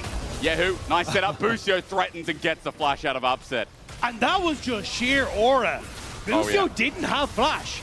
He just faked it. He completely bluffed, and Fnatic fell for it. Yep. So you get the invade on top side, thanks to Kana having his position on top and the Mega Gnar available, steal away 2 camps. You now burnt Upset's flash for nothing on the mid wave, and KC are invading again. And he's back. He's going to Hex Flash over the wall. Peekaboo! Razork caught out. A trample will seal it, and a curtain call as well. In a turret doesn't do too much, and an unbreakable will. Cal as Emperos is squishy as anything. Not dead just yet as Fnatic look for a turnabout play, but that bot turret's now exposed. And KC, this is too easy for them. KC are running rings around Fnatic.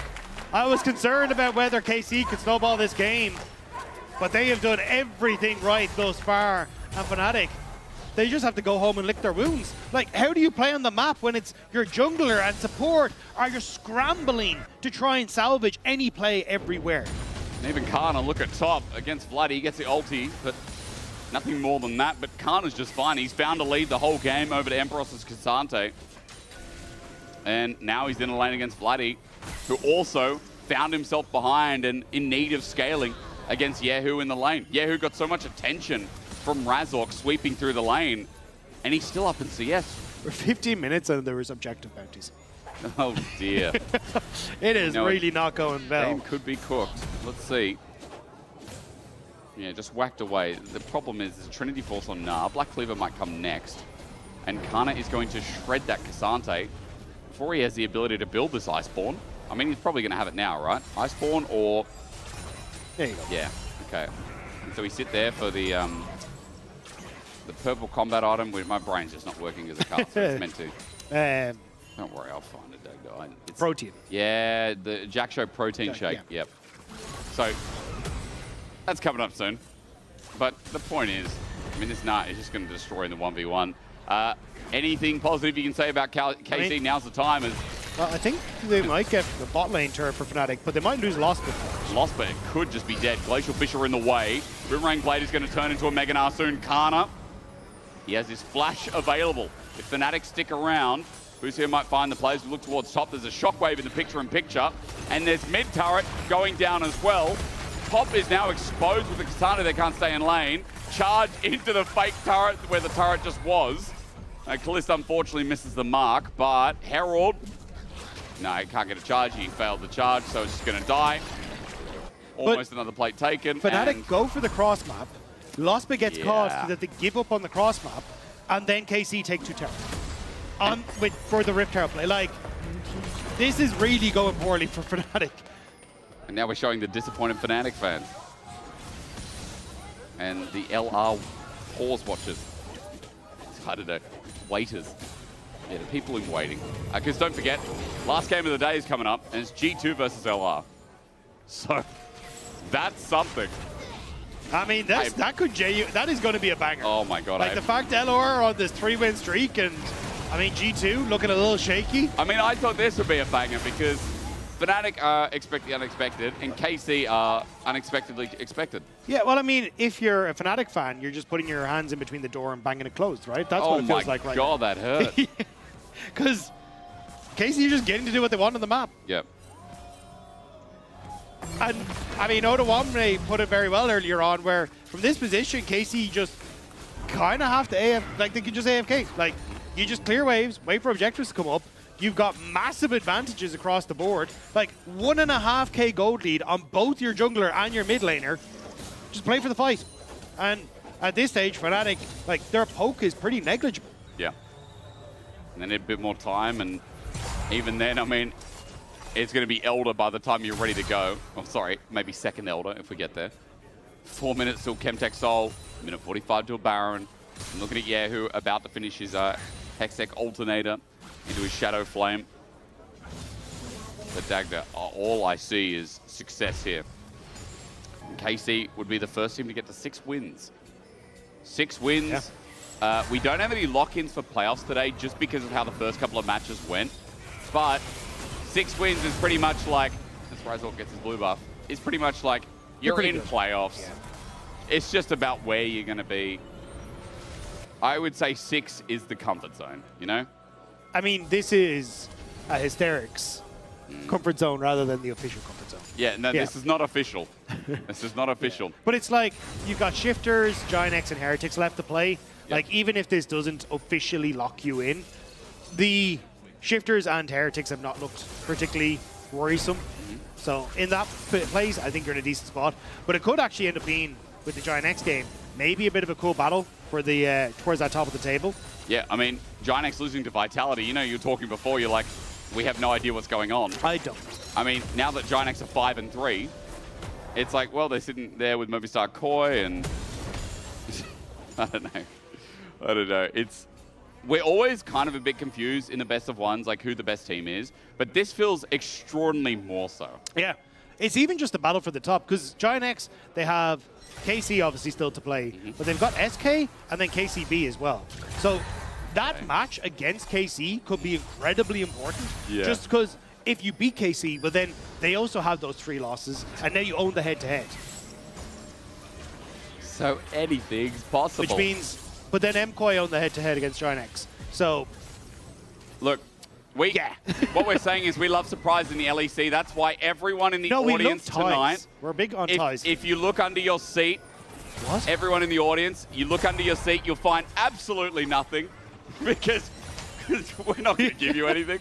It's not the Oprah Winfrey show. Hey, this was 10, 20 years ago, mate. I mean, it could still happen, you know? There are 2 people, look, no one, gullible people.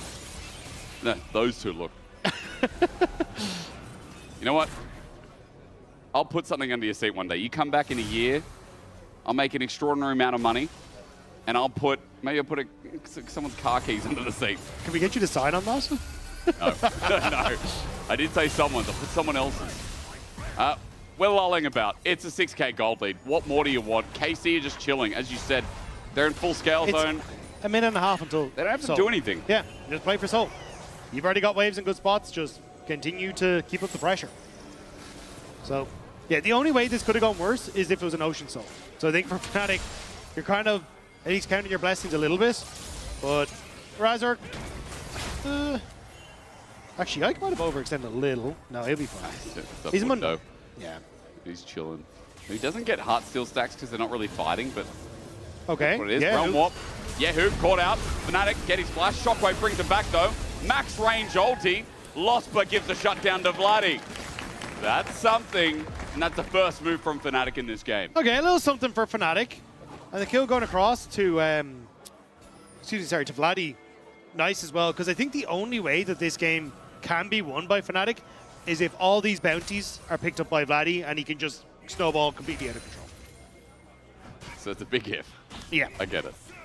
It's like if that's like bolded and then italicized, and then you kind of put the fancy, I'm not gonna say Comic Sans, but like a fancy font on it.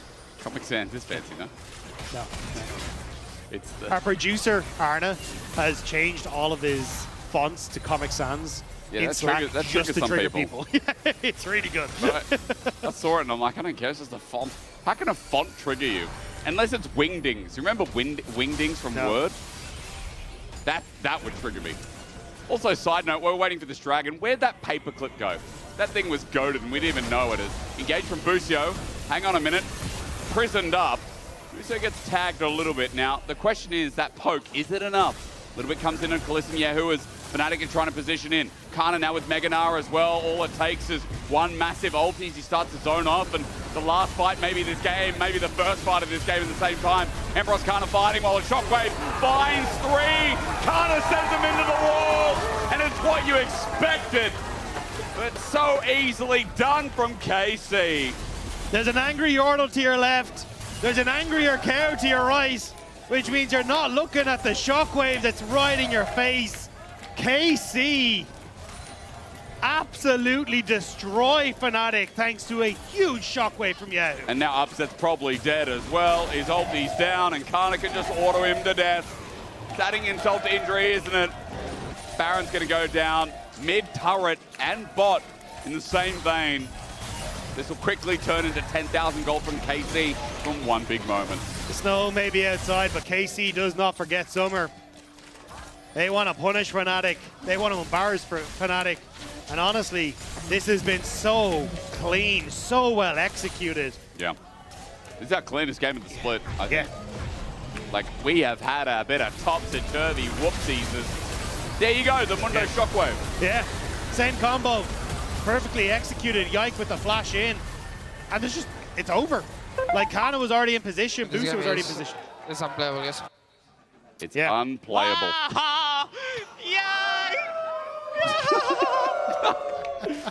Yahoo is one of the most expressive players I've ever come across. I just realized our behind-the-scene notes have been changed to Comic Sans. Oh, no. Oh, dear. Well, it doesn't trigger me. It's okay. I feel like, just on the back note of Yahoo, like, I mean, this guy's very skillful, and it's interesting to see what will become of him in our league, but what a personality. Yeah. Some of the noises he makes, sometimes in question, but to be fair, Humanoid and Kazi, it is good that those three players are not on the same team, because then we'd have a real problem. But hey, I'll be honest, personality's great, the play is great, and it's just clean all around. As we're glazing KC for a good reason, and it's now approaching 10,000 gold. And it's starting to feel like the KC that was promised, right? Start of the year. Oh, hang on. Good engage. Busio brings in the shockwave for two. The engage under turret is unbreakable willed, so he's taken no damage to the Mundo there as well. Yike cares not. Kana needs to get the flush out of Razork. Running for the hills is Fnatic. The curtain call is going to layer on top of them all, and Lospa hit from afar. Lucky to be alive. Fnatic, that was their big defense, but KC still have more Baron to play with. Still alive, but they're barely breathing. The damage that KC are doing may not have gotten the turret, but it feels like it won't be long until that one goes next. You got 3 minutes until Elder. So again, just kind of sit back for KC. They can't really do much more with the rest of this Baron buff. We'll wait for those two objectives to spawn. Force fights from Fnatic. And again, like you already heard Razork, like it's unplayable. It's been unplayable all game. There's not much more to say than just wait for Fnatic to find the pick of a century, or KC will end it in this next push, maybe under 30 minutes, which we don't see as much in the LEC. And Kalist using all that Genomite stacked up on the turret. He's going to take it down. And with another quick push, KC, all they have to do is try and break another inhib. That was Chains? Was that Chains off our screen? I'm not sure. Upset, the ult is still there. I think it was Razork on the wing. But regardless, I am just a little sad that Vladdy did get a kill onto Yahoo, because this would actually just be a perfect game. It actually would have been a perfect game. No grubs. So far, anyway. No turrets. No dragons. Yahoo, no! Realm Warp. Yahoo's got a Mega Blast Cone. Realm Warp used. See ya. You're right, it would have been a perfect game. There's no Atakan or Roses anymore, so I feel like it's more achievable. And it's just been clean, as we said from KC. Like, there just hasn't been a chance. There's not much left. Like, this is just the slow burn. We're all in this together for the We next don't get much of these because our slow burns are like equal games. Yeah. Where a team doesn't know how to close or start a fight, right? And I'm not saying that happens a lot, but I feel like a lot of our games are either stomps, very close back and forth, or we get like a major throw at 6 or 7k gold. Yeah. That shifts the whole game, and this does not feel like one of those games. And the thing is, I think KC are just hyper aware that the only way they throw this is trying to overforce at a turret dive or something, right? Now, obviously your Mundo is 16. Things can happen. But in general, you don't want to try and siege against the Jace and the Bar and the Rise and the everything else, you know? Just take it slow, keep your waves pushed in. If maybe you can find some angles, cool. Hello. but just you're giving Yahoo time to get to 16. He's just ticked over. Give him time to get more items and some free farm in that top side, and just wait a minute until this next dragon. Yike's making sure, I keep hearing the phone. Yike's just making sure that Fnatic have to stretch out a little bit to get any vision here. Elder and 50, if there was a way. The caveat is going to slide in right now. If there was a way for Fnatic, this is the way. Losper face checking. Sees nothing, but now Yike. There's a business meeting happening in the river, and KC bringing in the board. Busio's got a great angle as well. Ward behind the pit. Fnatic grouped up for now as 5 in the bottom side of this river, but Kalista's like, whatever, I don't even have to be there. Khan's going to go Meganar. I have a feeling that KC could either 4v5 or 3v5 this. Yeah. And Kalist might just end the game. Realm Warp behind Yike. There's the Mundo. They get the passive off him. Can't recover it. Mid is ending. Kalist is ending. Fnatic, there's 5 members not committing to the back. Kalist is just going to end the game. Double TP. One interrupted. Shockwave from Yahoo in the end. He flashes over the wall. He killed Razork with that shockwave. Out and he got the kill. You're right.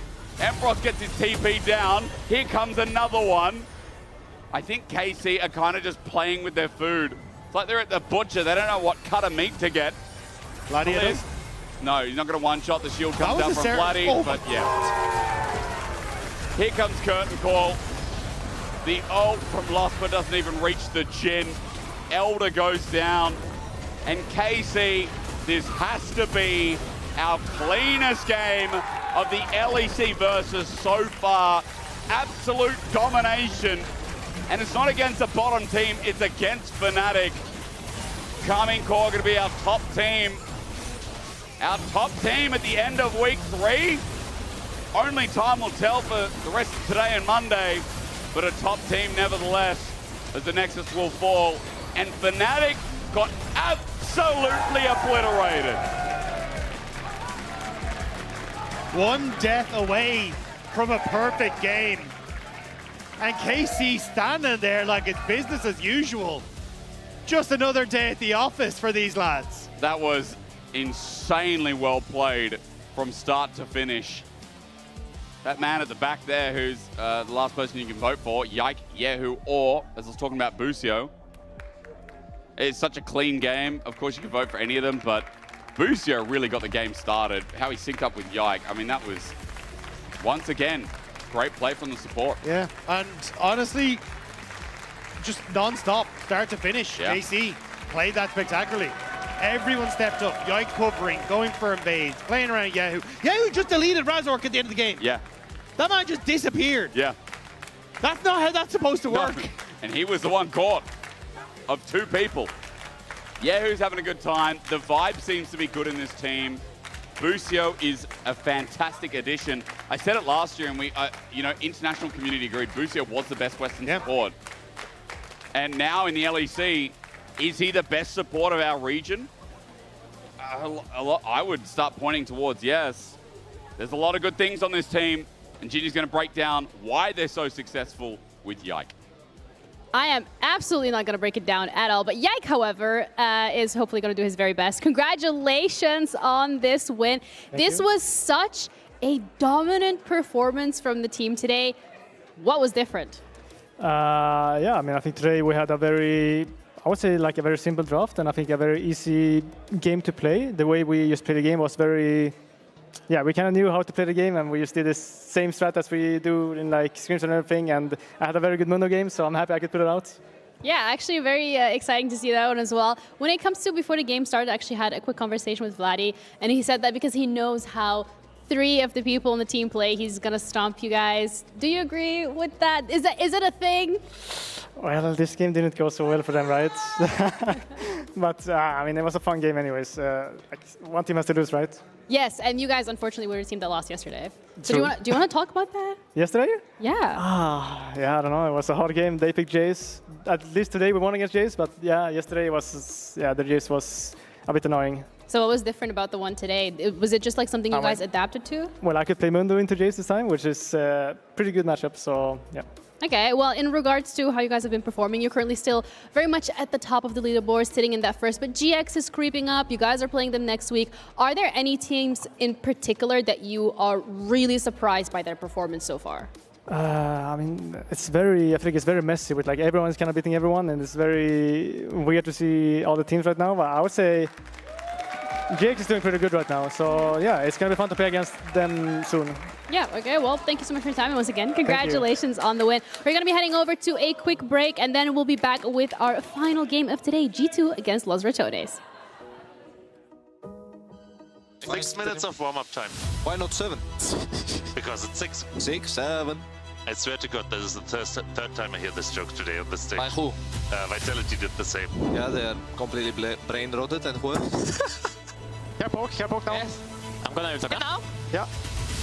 Yes. That's winning. That's winning. 이거입니다. Come on for I catch it. I spotted. Go. Yes.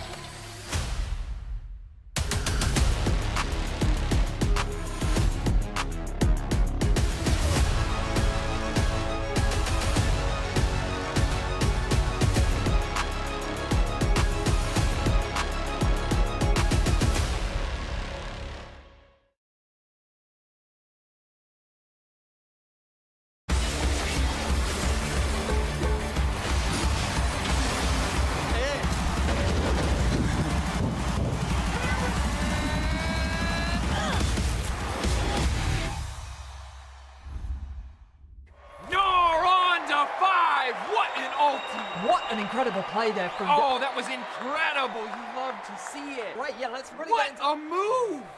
He's just so good. I mean, the persistence, the patience to find the angle. You just don't see that from rookies. I think he's got it all. He's got the bad. Have a break. Have a Kit Kat. Ooh, that looks good. Do you want to maybe share a little bit? Yeah. What a move! Hey there. Every season starts the same way. Everyone wants to win. But not everyone prepares the same way. I can't wait to show you what I have in store. And trust me, this year, everyone's leveling up.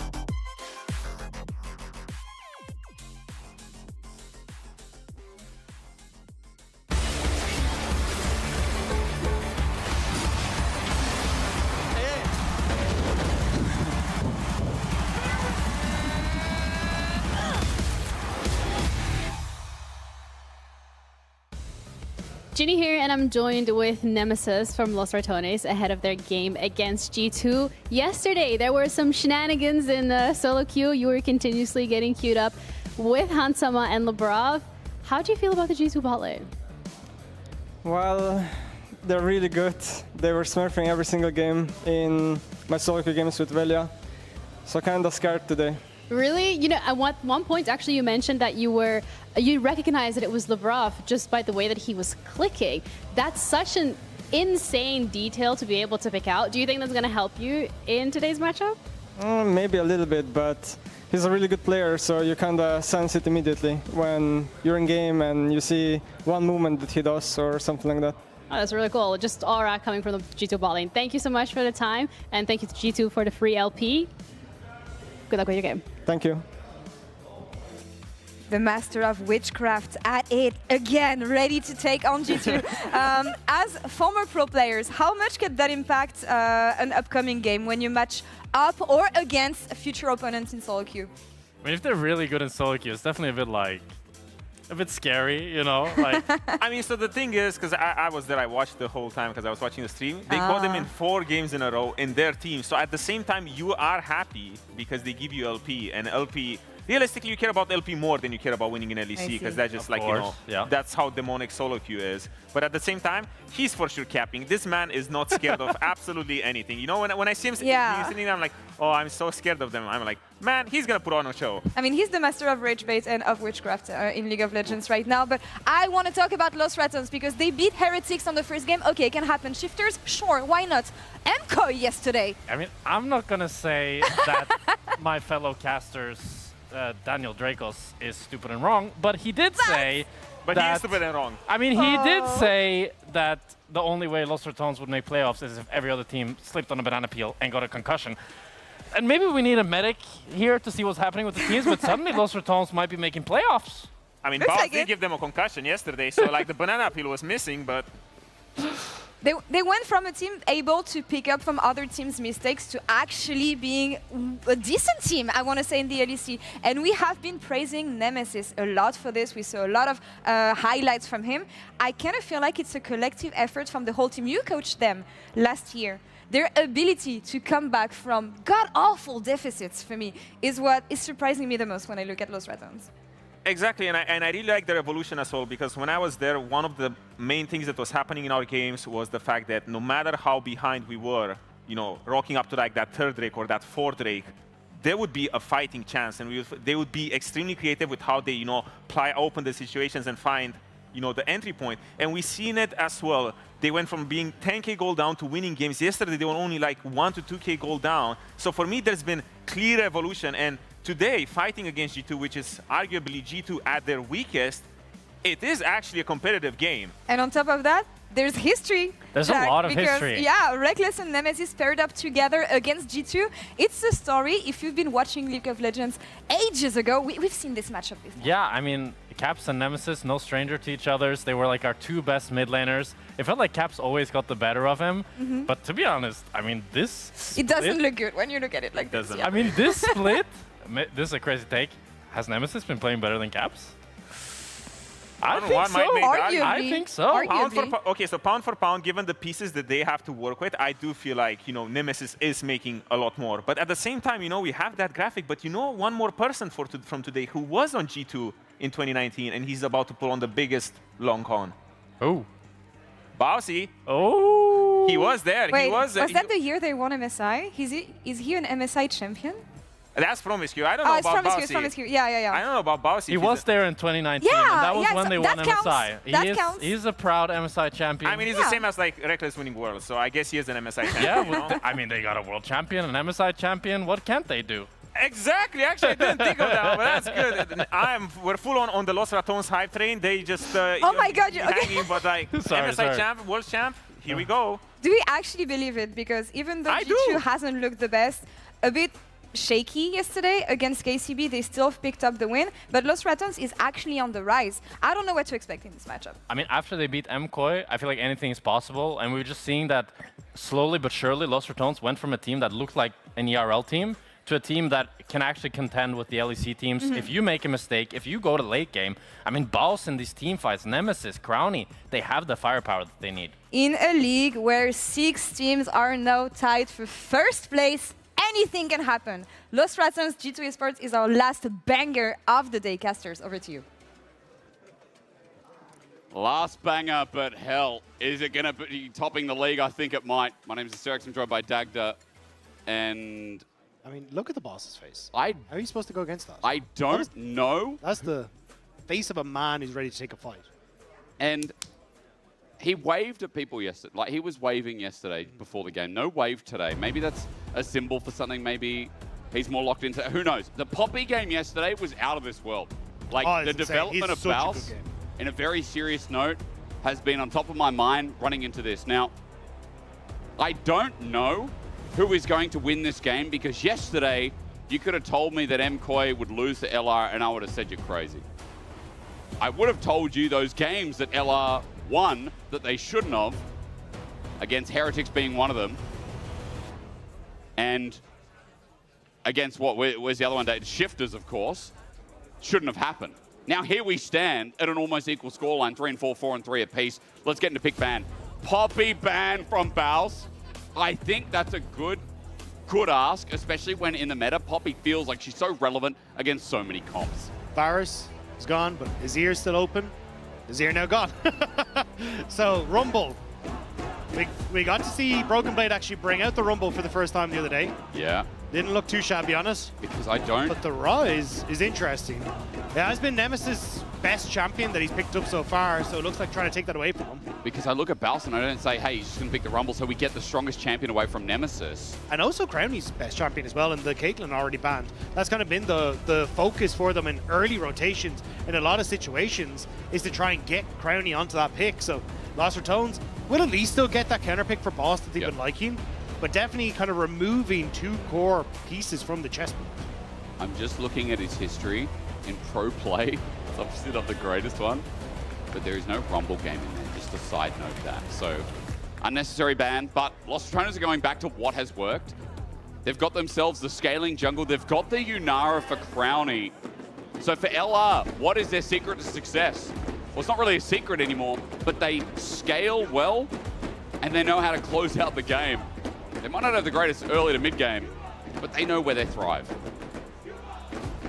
I am curious what the plan is here, because for LR, the fact that you have Yunara again kind of opens up the possibility of going for some of these enchanters, which I think Reckless has definitely looked stronger on than some of the engaged champions. Like, you can go for the Lulu, the Jan has also kind of been his pocket pick, so maybe that's where they want to try and go for. But also, like, I'm casting my mind back to 2019 and Mia Masters, where Nemesis was very well known for his Galio and an incredibly strong player on that pick. Yeah. So I'm wondering if that's something that he wants to try and bring out here as an answer into the Rise.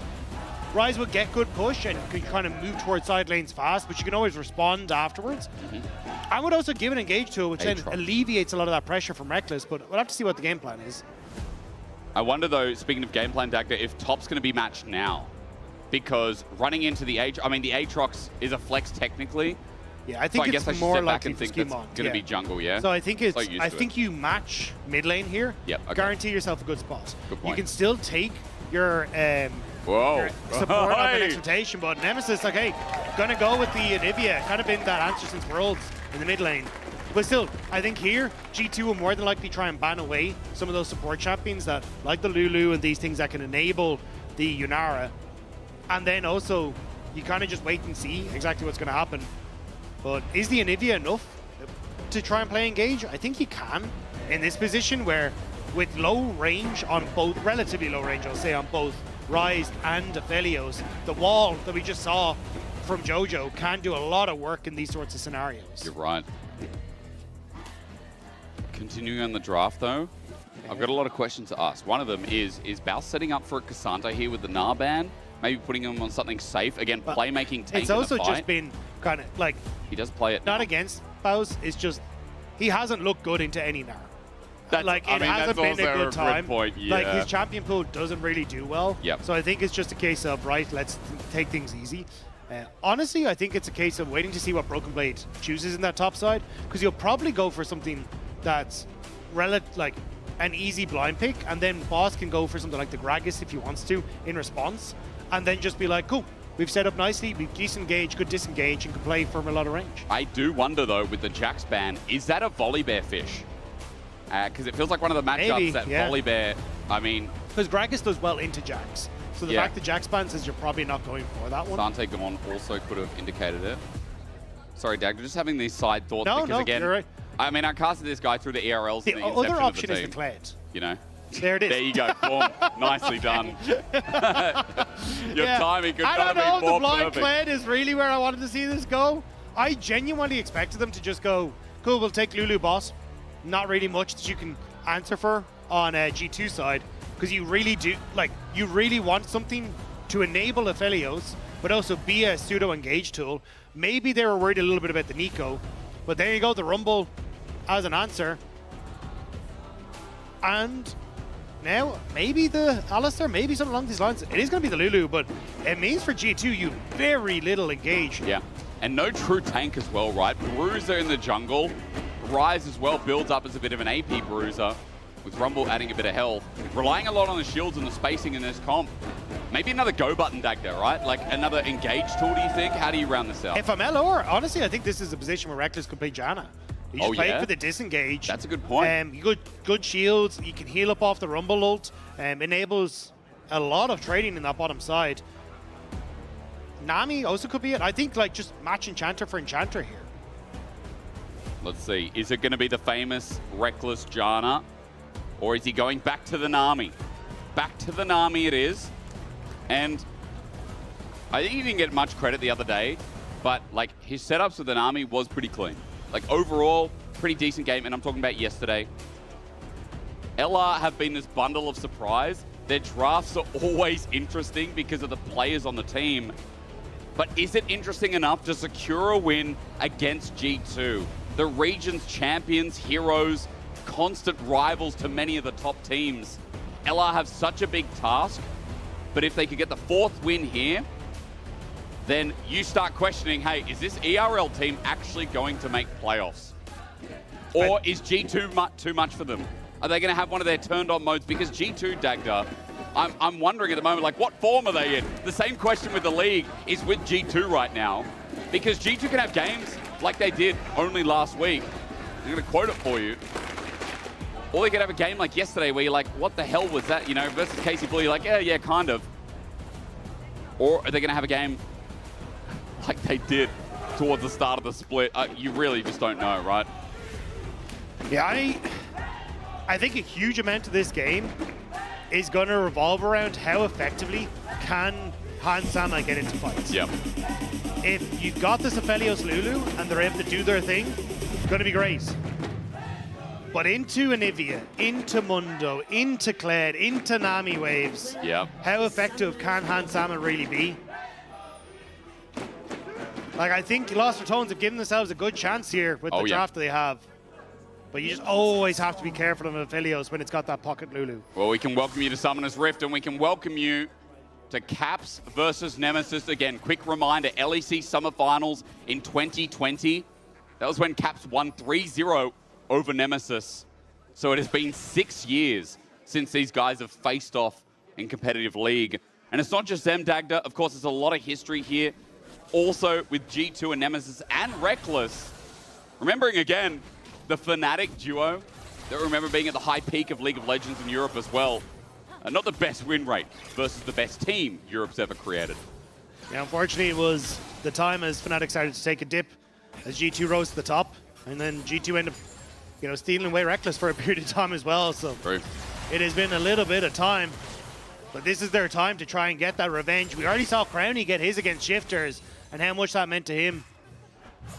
I think both Nemesis and Reckless will be very happy to take the G2 skin here. Well, technically as well, Reckless didn't survive more than he did, outside of G2 ecosystem than he did on G2.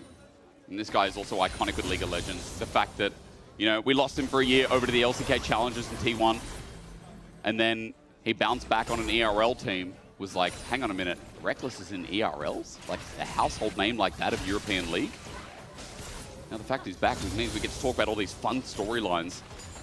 Bot lane, of course, is being pushed in. G2 got the level 2 first. Crownie and Reckless on their scaling are just playing less egregiously, naturally. Hansama has green gun, has range, so LR have to respect that. It's also, Nami doesn't actually have many abilities that interact with the wave state. Great point. Whereas Lulu kind of gets to poke and use that Q to push the wave as well. So it just makes that trading back and forth a little bit harder. But in the support matchup, you can trade, kind of go for these quick trades with Crownie, or sorry, the extended trades with Crownie, and then use the fact that you have healing to eventually win out in the war of attrition. So for G2, they want to try and take quick trades when they've got the shield advantage. Velia already on this bottom side. I don't know if he can get much done here, though. He just wants to throw a Q and walk away, maybe. Crownie, though, gets the movement speed, steps up. Hansama gets chunked a bit. Another briefcase hits. There's the heal. Full committal to get maybe the flash, but the polymorph from Labrov, it's a bait. They're waiting for Velia to come in as he flashes away. Graviton gets to slow down. Infernal Chains gets Reckless, who has to burn the flash as well. Skewmon with a counter gank at the perfect time. It was the Ghost Bird by Hansama to get away. So when it comes towards those flashes, it's Lost Tones who are actually falling down on us. Still, Velia would get Crab. You do win out on the health, at least war in that bottom side as well. So it should give a little bit more control towards Crownie. But I'm definitely nervous for Reckless if there's a repeat gank here from this Aatrox. As you said, Nami, it's all about that active prison. Otherwise, you're very volatile to these early ganks. Labrov just sticking to the wave as Balth. When you get to chat too much here about this, Kled is just going to send it in. Gets demounted. Doesn't matter. That's what Kleds do. Finn always told me, Dagda, as Kled, you must always send it. You want to get demounted, because then you can get back on the bike. Yeah, 5 auto attacks, 2 shots, and you're back on. Boom, so he's there. There you are. Means it's very easy to try and look for these trades. Trying to play around that W timing is kind of the focus point of the Kled when you have up those increased attack speeds. Yep. At the moment, he's doing relatively fine in this top side. But again, I think this is going to be a kind of a slower pace game. Skewmon doesn't really have setup in a lot of his lanes apart from mid lane. Velia essentially in the same boat unless he gets some rogue Q that lands from either the Bouse or from Reckless. But Nemesis... Oh, in trouble. Ain't gonna go to Egg. Yes, he does. Cats burns him down. This is Cats we're talking about as well. Getting rid of the Egg. Nice start here for the mid laner of G2. And I think this is a matchup that a lot of people are going to be keeping their eyes on. Nemesis, when he came into the league, was the guy that people looked at to be like, hey, he can compete with Caps. Yep. He can finally be on a team that can take down this guy. Now, on Lost Tones, finally people get to see this matchup that has been touted about for so long. It's so crazy if you go back to the EU Challenger Series in 2016. In summer, that's when Nemesis made his debut. A small trade in top, ignore it for now. He was actually debuting with Crown Shot at the time. And the funniest thing is that team was called Vape. And in League of Legends, L is next to it.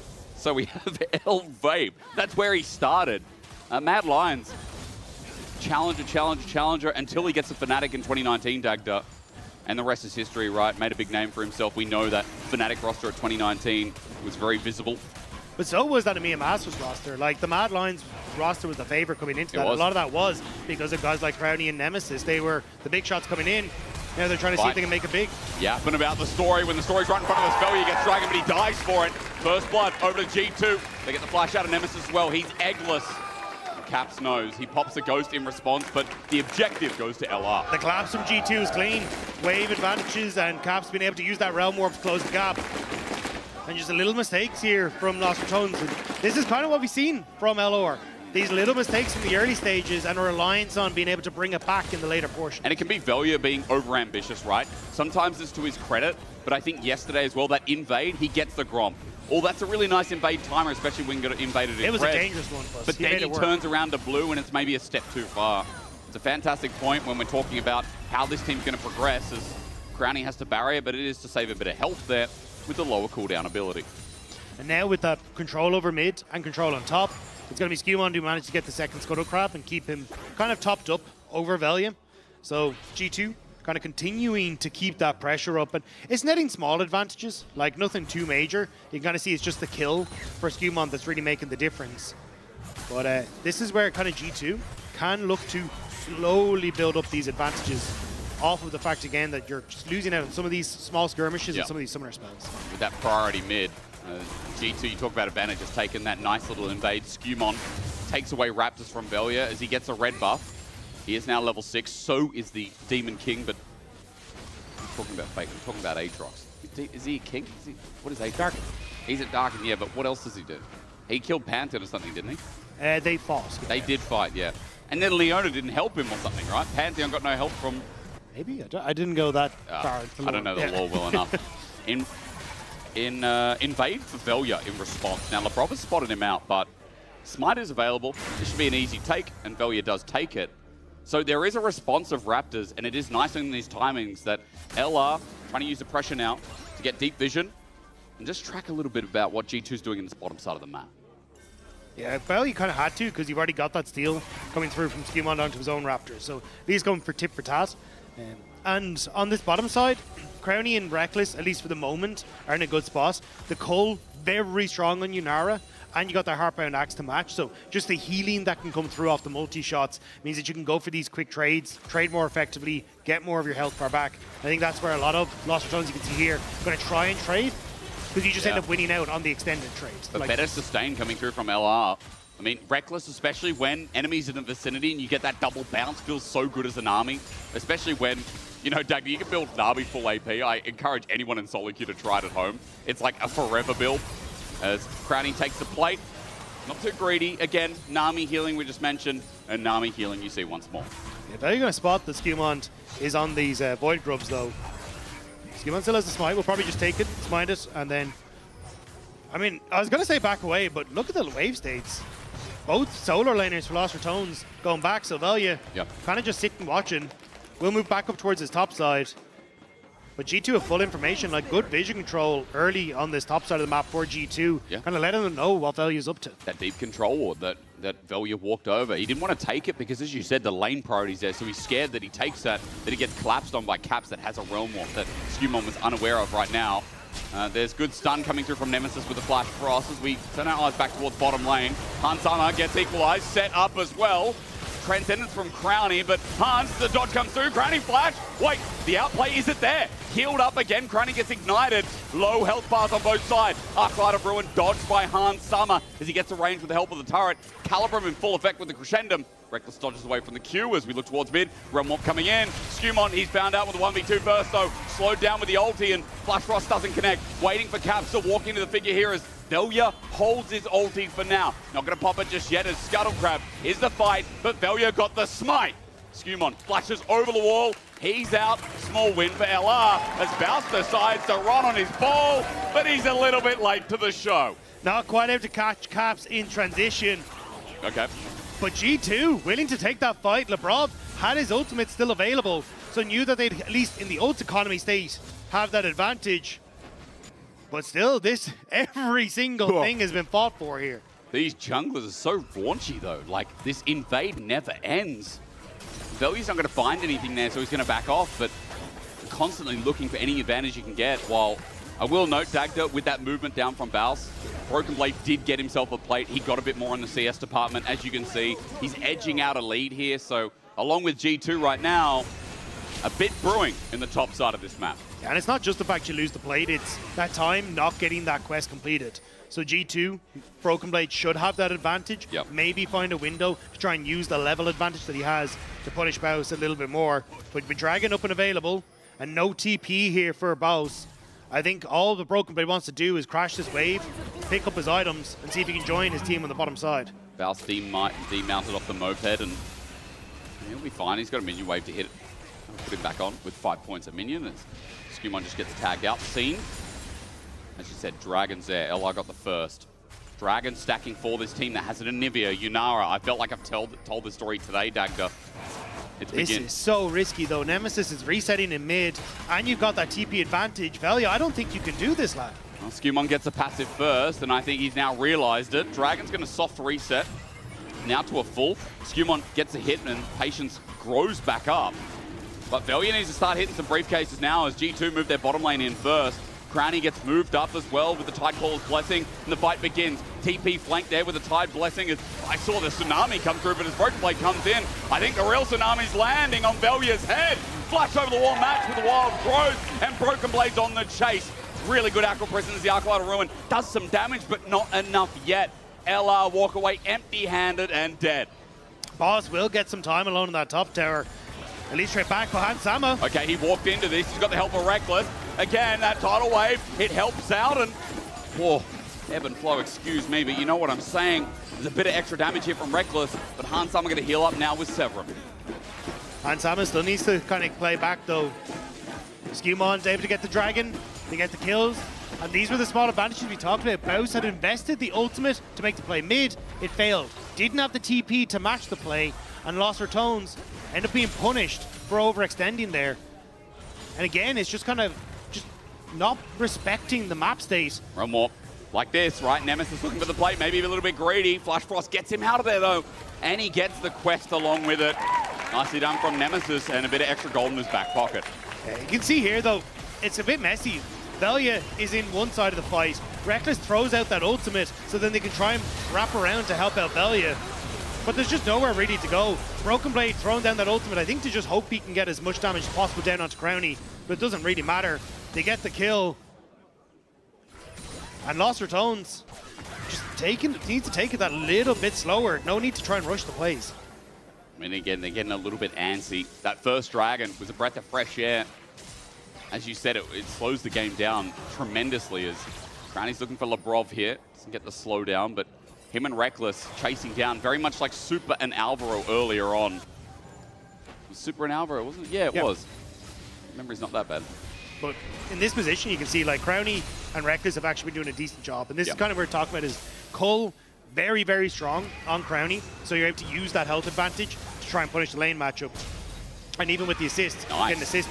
Okay, Nemesis. Really good sidestepping. And I mean, look, to interrupt, I feel like, even though Caps does one rotation and it's about Nemesis' damage, if Nemesis is performing well, it feels like LR performed well. He has kind of been the cornerstone on this roster as Elia walks towards mid. 3 versus 2 because Hans Sama has a Lulu, but now Scumon's here and LR might have to back off. Yeah, especially with the movement speed that can come through. They're just going to be able to walk away. I think, though, it's, again, buying a little advantages. Nemesis has pushed in bot. Neg gets the reset. Won't lose out on too much of the wave. Picked up a plate off the back of it as well. And it's at least pushing LR back into a bit more of an even state. But I still think from this boss, G2 kind of okay. Like, as long as Hans Sam and Labrov are able to get into fights, they're going to be all right. And Lost Her Tones, at least in the last couple of engages, haven't really set themselves up in this front to back that would make it difficult for G2 to play. First item coming on board as well. Imperial Mandate here for Reckless. Crownie has Kraken on the other side. Stormrazor, you're talking about how Hans Summers had a breezy game so far. With Ardent Sensor first from Labrov as well. It was really nice to be an on-hit 80 carry right now as Hans. As he approaches mid-wave, unable to get there as well, he's just going to clear the wave. But it's all about the Herald. It's a bit of a cross now because LR have pulled their bottom lane mid. They're going to send Baus bot, who has TP. Herald, a big objective to start bringing pace to this game. Crownie getting a little bit of the business end of Hans Sama's damage there. He got hit hard. Now, he did not ulti. As he steps up to Hans Sama, Evan Flow comes out again. Good sidestep. There's a bit of damage down, which means Reckless has to use the mana pool. But it's pushing LR down to this bottom side, allowing Scumon to just start up the Rift Herald. And you can see Caps is on that bottom side, matched by the Baus. And Caps' Realm Warp is there.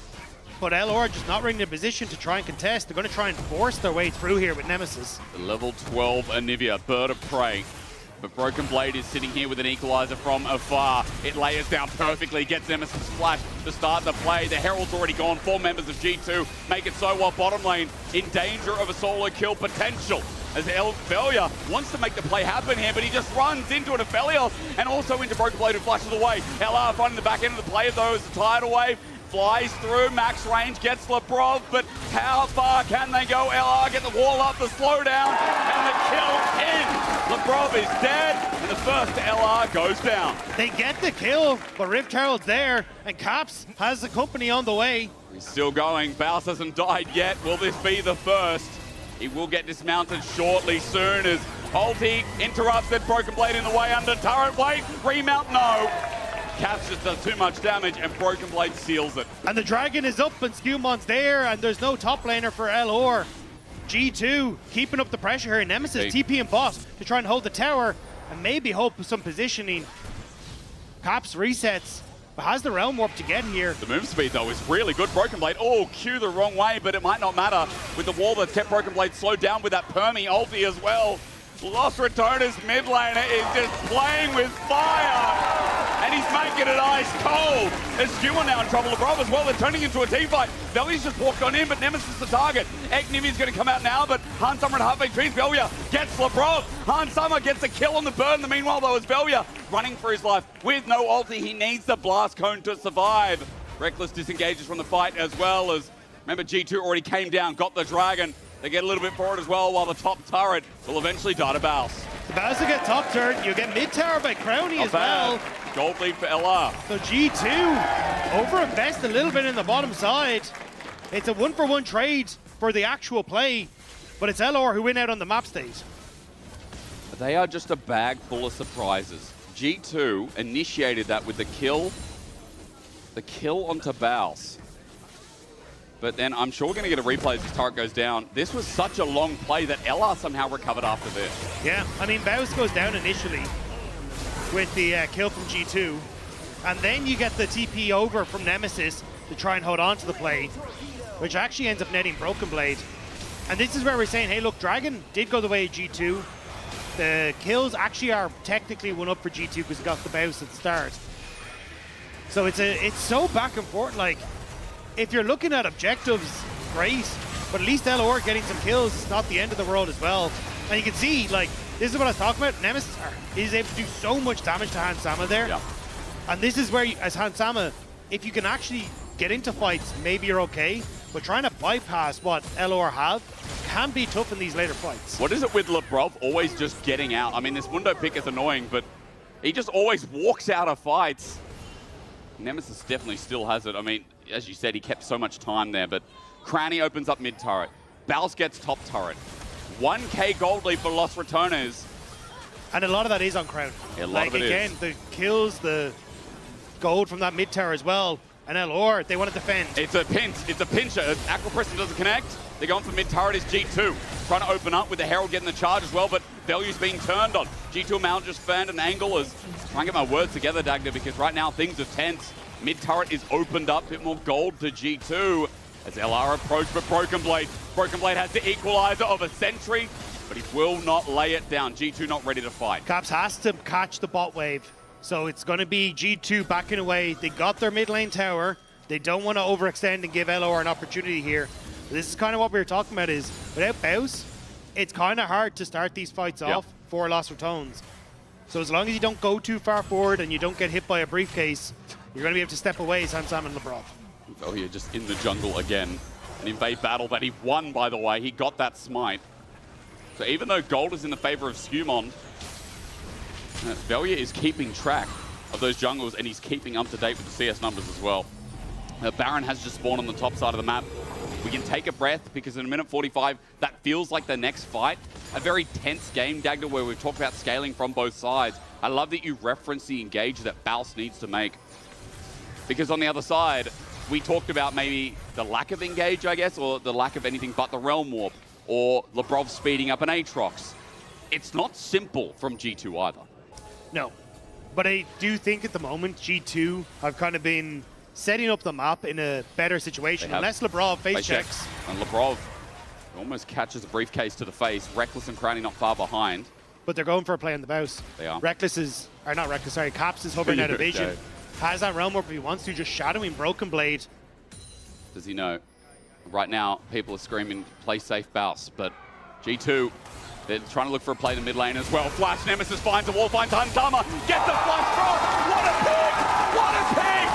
Nemesis sets it up, Crowny dumps it down. Now Baron is up, but maybe a little bit too early in the game as LR going to look for the inner instead. I don't know if it was too early at the moment, but Hans had flash, didn't use it. True. And at least we'll have it if it comes to a fight at this dragon. Wait, true. But I think LR kind of like they don't get the tower. Maybe it's not actually the end of the world for G2 if they can still take the fight after it, but Baus in a little bit of trouble. Ulti's out, Realm Warp's there, G2 trying to make a miracle pick as well. They get the Rim Prison down, and with Equalizer, Baus in so much trouble.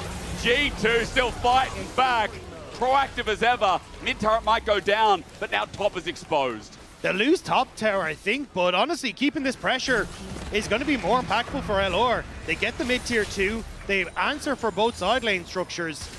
It's not a terrible time for LR, even though Baus got caught.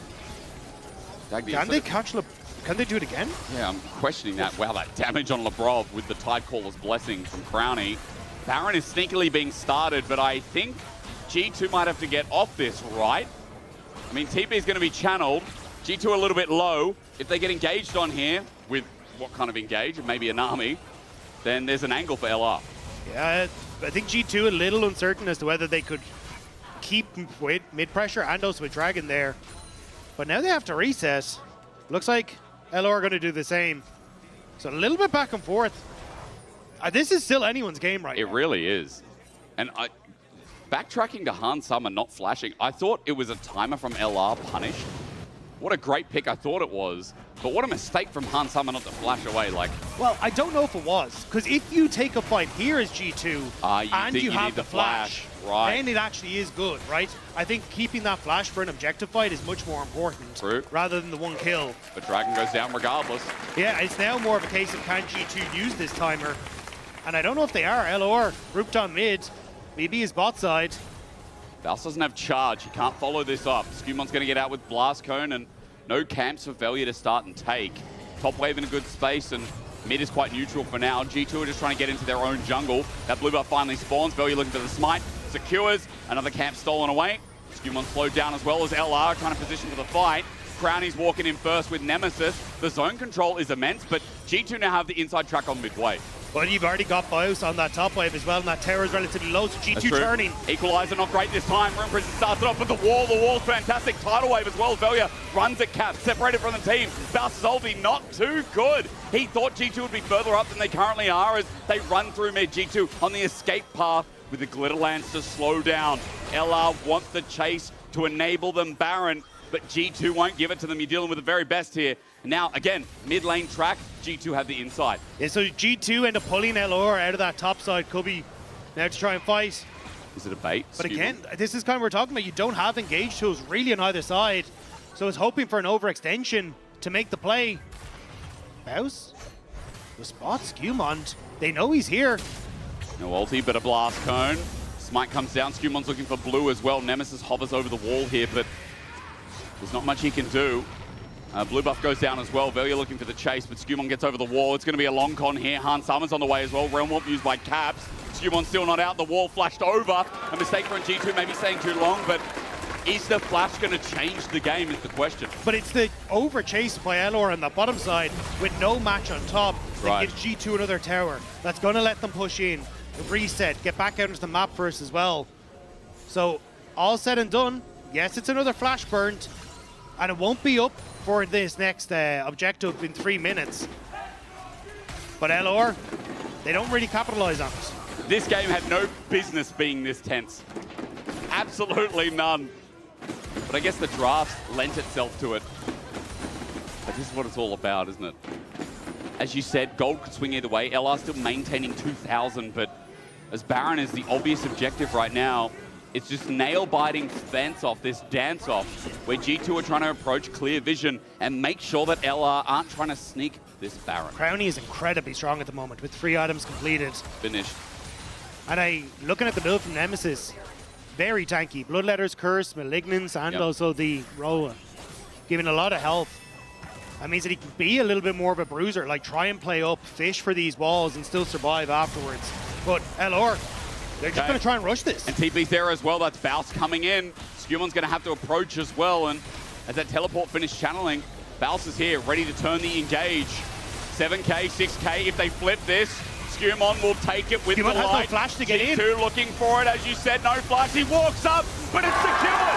LR got Baron versus G2. Tidal Wave gets 3. Velia's in the firing line as Equalizer's done a lot of work, but Broken Blade went in prematurely. A briefcase only just short of the wall. The wall! No flash on Skumon, and he's got a wall in the way. Nemesis is dealing with Caps. He's got the egg to play dangerously. G2 are left with 4. Smite down. Caps running for his life. Polymorph made him save the fight as Agnivia is shut down.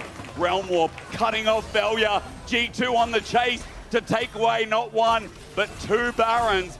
They secure the Baron in LR. but G2 will take one life away as well. G2 are playing with their food here, though, hoping that, well, actually, it looks like Velia might get out of here. I think he's a passive backup. I don't think Caps can root him. He's out. He's got Deadman's Plate as well. He's got the movement speed. He's going to try and take a camp with him, but 4 Barons for LR. And what a play to punish the no-flash Skumon. And G2 just slow to react. The wall was great. Skumon doesn't get into the position. That was so Broken risky. Blade, though, does a huge bounce on the backside towards Crownie, which kind of shuts down the pressure from Crownie in the rest of this fight. Skumon still able to dash over, does end up falling, but keep your eyes on Caps on the bottom of this. A ton of damage onto Nemesis. Nemesis hoping that he can play for that health bar advantage, knowing he's still in the egg. But because Crownie was already taken low by Broken Blade, the rest of LR can't play into the fight. So it ends up being a 1-for-1, but Baron for LR, and crucially, a Baron that keeps the waves pushed against G2 for this Dragon in a couple of seconds. They did it against MKOI. Can they keep it going against G2? The league would be in disarray. Fans of other teams would be in disarray. And the doubters would be in shambles. And suddenly Odo would start looking like an absolute genius. Dragon going to be started here. LR are quick to the play.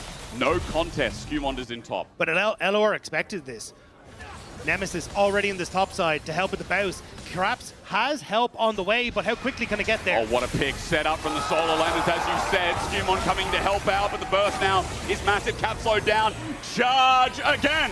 Fausto runs out of room. Skumon already pops into the ulti with the World Ender, needs to chase onto Nemesis. It needs a kill for the reset. Tidal wave to disengage Hansama, who's trying to snap engage. Maybe a small mistake, but Khan's caught.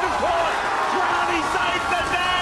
I'm shaken as Velia watches the roll up take place. It's G2 with the escape, running for their lives. Velia on the chase has a dead man's Dagda. I don't know if this is over yet. I think it is over at this stage, but it's LR who are sending G2, licking their wounds. This gold lead is starting to creep up for LR. The Dragon count is starting to creep up, and it's about to get worse because this tower immediately gone. It's these mid-game plays for LR working wonders for them over and over. I don't know what happened, you know, week 2. It was the momentum, right? It was the GX loss, then suddenly Team Heretics shifters into MKOI.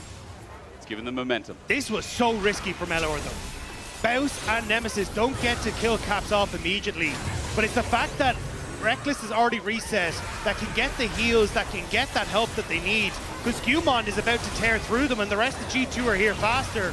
But Reckless keeping Hansam out, that's a lot of the damage taken away, and also the flash and the wall growth onto Nemesis to keep him going.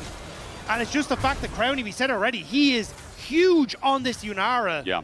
He can tear through these health bars. Soul point for LR. 3.7k gold lead. Game's not over yet. It's G2 we're talking about. They deserve the highest respect in the league, no matter what state they're in, no matter where you think they are on the caliber of our LEC teams. LR know this job is not finished until that Nexus falls like any other team in the league. 155 till the next Baron, and by the way, the last Baron only got about a 1,500 gold power play, if that.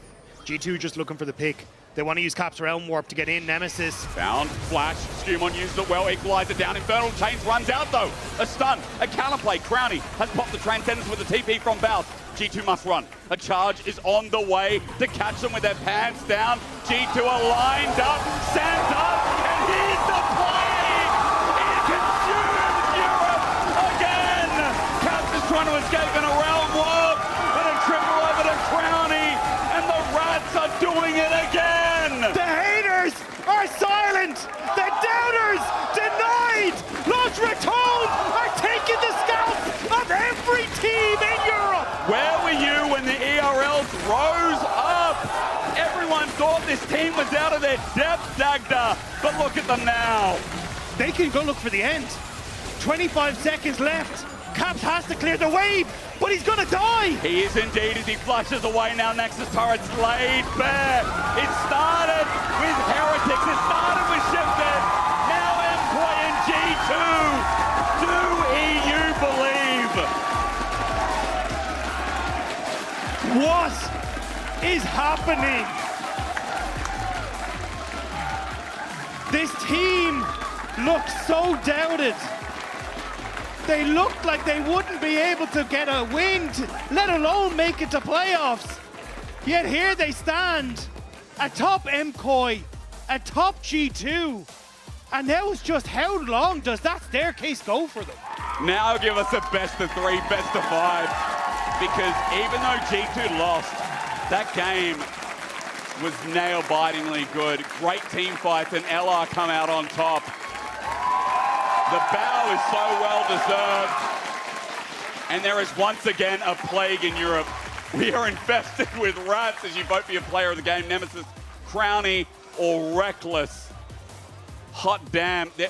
I believe in witchcraft. I do. I think there is witchcraft. It was insane. And even at the end, that 4-man slow from Crowny after the charge in the bows. Crowny played exceptionally this game. So much of this win was off the back of the damage he could do, the positioning that he found. And I mean, look at that crowd. I can't believe Balsi came in to saying pro play was shit in week 1 to that kind of development. Ginny asked Baus what the hell is happening with this glow up of a team. Oh, don't you worry. That is going to be the first question, Baus. Congratulations. 4 in a row. What is going on? What is this glow up about? Yeah, we're following the script, you know. Lose the first few games, come in as underdogs, the miracle run, you know. It was all planned. Yeah. How'd you make it so perfect? Because this is G2 we're talking about that you guys just took down. Yeah, I mean, they're G2, but we're Lost Our Tones, so... Oh! They're loving it. You just went up against Top Father himself. How was that? No, it was great. You know, I have big respect for Broken Blade. I think he's probably the best top laner we have. So big respect to him. We were gambling. He didn't play a good rumble. He played a good rumble. So it was rough, but I did my best, and I'm happy my team carried me. I mean, individually, you have also been doing very well. You haven't been getting solo kills. You didn't get solo killed yesterday either by Mirwin. Another win too. What has it been for you? Like, what have you been working on behind the scenes for this success? I've just been working on getting better, you know. I feel like coming into the split, I was very behind, you know. Last year, like you could say I'm like a year into the pro play, but realistically last year I didn't even listen to the coaches. I didn't care. Like Look at him, Odo is not like I just did whatever I wanted, you know, so. Speak your truth, King. What do you mean you didn't listen to me? Like, you were actually cosplaying so much that you were listening to me. You were actually not listening the whole time. The 5 hours lections we had, I didn't listen. I had YouTube shorts running on the side. I'm sorry. That feels bad, man. But you know what? I guess it worked out, right? Yeah, I mean, what I was saying is I came into this, I was very behind of everybody. Everybody was smurfing. I mean, everybody's still... I got solo killed a lot of times this split. But yeah, I've just been working really, really hard to catch up to everybody. And I think I'm almost there now. Yeah, no, I absolutely agree. I mean, at this point, you know, playoffs is not unrealistic. So, do you think we're going to see Los Ratones in playoffs? Definitely. Okay. Thank you so much. Thank you. We're going to be heading over to PGL with Lore. Congratulations to Los Ratones once again. Lore, take it away. Thank you so much, Jeannie. Balsi, the crowd is in shambles here, but we have Crowny, aka Sexmaster. Thank you so much for joining us. Thank you. Any first impressions, any first reactions on beating G2? Because it was really funny.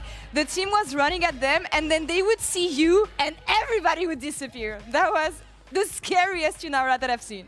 Yeah, I mean, I'm obviously proud of how we played. I think our prep was good. We kind of knew what they wanted to do, and we did what we wanted to do. And then I think we played confidently when we had a lead, and it was nice, yeah. Man, what did you guys? What did you and Martin cook so much? Because, like, honestly, you guys weren't great for like the first week, but like week 2, 3, and 4, you guys are just or like 4. I'm talking for the future as well, because of course you're gonna play well. But it's you guys have been playing lanes so well. You're getting leads, and just later on you're an absolute demon. So, what happened? I think I was a bit nervous on the setup in the first week. I think I misplayed a lot, like the game against KCB when we had Nami Corki. And then after that, we just talked about like a bit more like clear what we want to do in lanes, and I think we played the champs we're good at, and yeah. You say regaining confidence, but from the first game that you guys had into magically winning 1, 2, 3, now 4 games in a row. That's no magic. That's no magic. No, it's witchcraft actually. That's how we call it here. But do you know what clicked, when it clicked? How did you manage to regain confidence like this? I mean, I think our scrims improved like after week 1. Like they were rough for a bit, but then I think kind of found our meta, our like trades, the champions with like, for example, Caitlyn and stuff, which other people didn't play, and then. Look at him! Look at him! Look at Kedrella. That's a happy rat dad right here, and he deserves it, and that's thanks to you guys. Oh man. Oh wow. I completely lost my train of thought after seeing him pop off so hard. But also, I mean, you were here last year, I'm gonna keep on saying it, and you guys were working together from this project that was supposed to be a fun project into making it in the LEC, struggling, again, winning 4 games in a row. The race for playoffs is back for you guys, Crowny. How do you feel about all this? Yeah, I mean, it feels surreal, like, I don't know how to describe it. Like everything's happening so fast, and it's amazing, really. Yeah. I mean, you need to ride the train, because even this week, from like what everyone's saying, no one wants to scrim you, but this is Los Ratones with bad scrims, and now you have Navi, SK, and Vitality, and honestly, it looks easy. It looks hard. Walking into this week, it felt like you're probably one of the only teams who's like the back part of the season is just so loaded, but now you guys are just keep on delivering. Yeah, I mean, I would say a part of it is also best of ones, and in Winter LEC, generally, anything can happen in the games, and I think we just found a style that works for us, and we're just playing our own game, and it's working now. I love it. I love it. You said that first day, I mean, being back on stage, jitters and everything, the adjustments that you guys needed to do. You've been on this stage before. You were a pro player in the LEC, in the LCS. Then back to Los Ratones, playing from home, the way you guys managed to find success last year. How has it been for you readjusting to that stage with the pro player experience you have? For sure it took a while. Like, as I said, the week 1 was very uncomfortable for me. But with time it gets better, and like the experience kind of shows, because obviously you're used to it. Like Reckless Nemesis also have a ton of experience. Yeah, I mean, it's been amazing. I think we're all enjoying it, because we don't know how long it will go on for, but we're trying to make the most out of it. You know what? Producers are telling me that Genie is on standby with Casual. Do you have anything you want to tell your CEO and coach right now? Well, thank you for everything you did for us. Thank you for everything, Casual. Over to you, my dude. All right, that is actually so wholesome. We're here in the co-streaming booth. We're going to gang Casual. Congratulations, my guy. That was, what a week. No, you're not dreaming. No, this isn't a nightmare. Sure? This is actually happening. I can't even, it doesn't even sink in. I don't know. Do you need someone to like punch you, or I don't know? Yeah, you can just fucking hit me in the face right now. No, please don't. No, we're not doing that. I'm sure I'll be pinched later, but like, man, these fucking boys are unreal. They are so unreal. Since day 1, it's been like a year and 4 months together, just grinding through all the bad and the good. We started off so rough, and now, yeah, we get the rewards from all the hard work, I think. It's been insane. So I would really like to hear like the behind the scenes of it all, because obviously you guys had a bit of a rough start, but somehow you're here. You beat G2, bro. Did you ever do that in your career? Yeah, I actually have a 100% win rate against Caps in mid lane.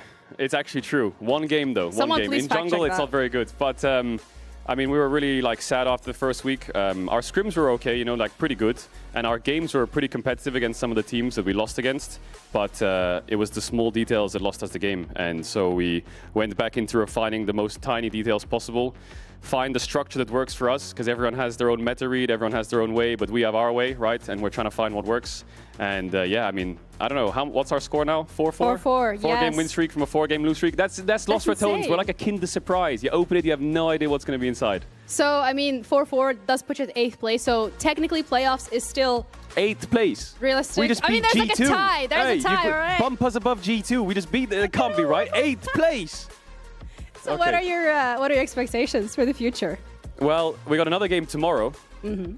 And then we got 2 more games next week. I don't know. Everyone keeps telling me 4 wins for playoffs, 5 wins for playoffs, 6 wins for playoffs. I broke the record for 6 wins not making playoffs in spring 2020. Then I broke it again with 7.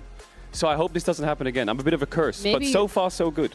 Hopefully you're not the curse. Fingers crossed for that. Thank you so much Thank for you. your time as well. Laura, we're going to be heading back over to you to let us know what we're thinking down there. Crowny! It's fine. It's fine. There's no curse. There's no curse because he's not playing this time around. And oh my God, you gotta love the cam reaction from Cajal. There's no curse. There's only witchcraft. And Nemesis is once again Kia, player of the game here. Any words you want to share about your mid laner and how much he's been helpful in those wins that you guys have been collecting? Yeah, I mean, I think he calls when we should play aggressive when they don't have sums and keeps a good track of that. And I think when he flashed on Hans on mid lane, when he was flashless, it kind of gave us momentum, I would say, when he only had Ghost. And then he was kind of constantly catching them, so... Did he time that flash? Because in that yeah, because it was like 10 seconds off, so that's completely insane. Well, let's say he timed it. Let's say he timed it, yeah.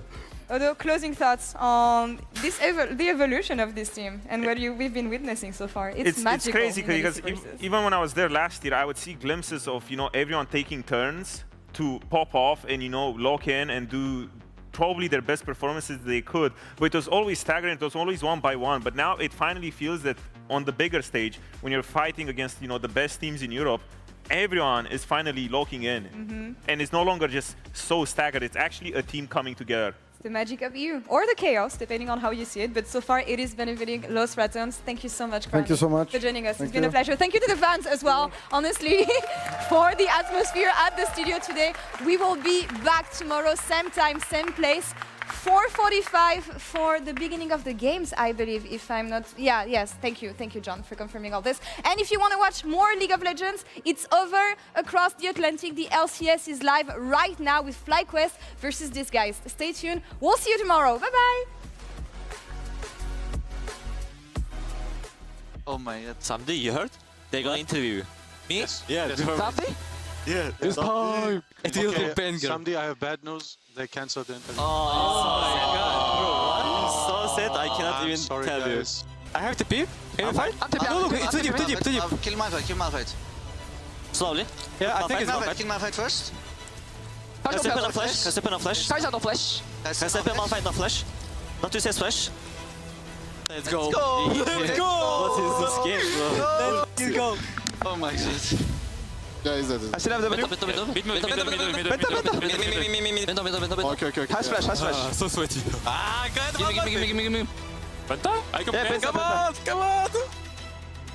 Oh, I would have guessed. Yeah, I can. Give me. Let's go. Nice. Another one. And another one. I'm the best AD LEC. Like this. I'm the best AD in LEC. Starting champ select. Oh my God, we have the champ select. Okay, Oh my God, thank you. Nobody speak. Good luck, guys. Let them speak. Thank you. Okay, flash, no flash. I can't find this. No flash. Take portal out if possible, nice. No flash. No flash. I hit one auto and I'm fine. You kill. Careful. Oh shit. I'm flying. Yeah, go. We can play for It's gonna be a 50-50. Can play to finish as well, I It's guess. gonna be 50. Yeah, go for it. Yeah, Pantheon Q at least. Yeah. Okay. We win the fight. I can block them, okay? Okay, with you. 6 minutes of warm-up time. Why not 7? Because it's 6. 6, 7. I swear to God, this is the third time I hear this joke today on the stage. By who? Vitality did the same. Yeah, they are completely brain rotted and who? I'm gonna ult, okay? Now? Yeah. Look, yes. That's winning. That's winning. 이거입니다. Come on for I can't shit. You know, it's not too bad to sit here Sunday evening. I'm pretty good with being here together with all of you at this point of my life. I'm not going deep, guys. Don't get baited. I saw no, I finished. Hey, trucks no flash. I finished. Go. Wait. We can end mid maybe. Midway. We can end mid, I think. Yeah, we can. Go mid. Let's go! Come on.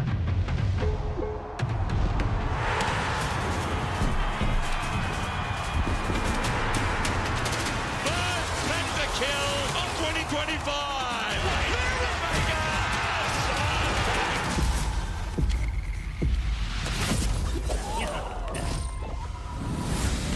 A new wave is coming to the LEC! That's gonna be one of the best LEC intros I've seen in years! Oh, Jackies! For a bit, I know that. Crowd's all ready for that trash slide. Their rapid, crazy minds riding the arcane again. Everything blue in this arena. Everything blue.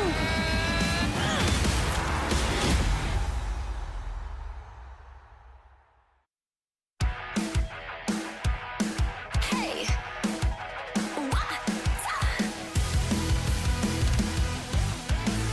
Hey, look up at the sky, it's just a starting line. Waltzing through the storm, feel the vibe align. Radiant rebels in the silent fray. In the pulse of dawn, we embrace.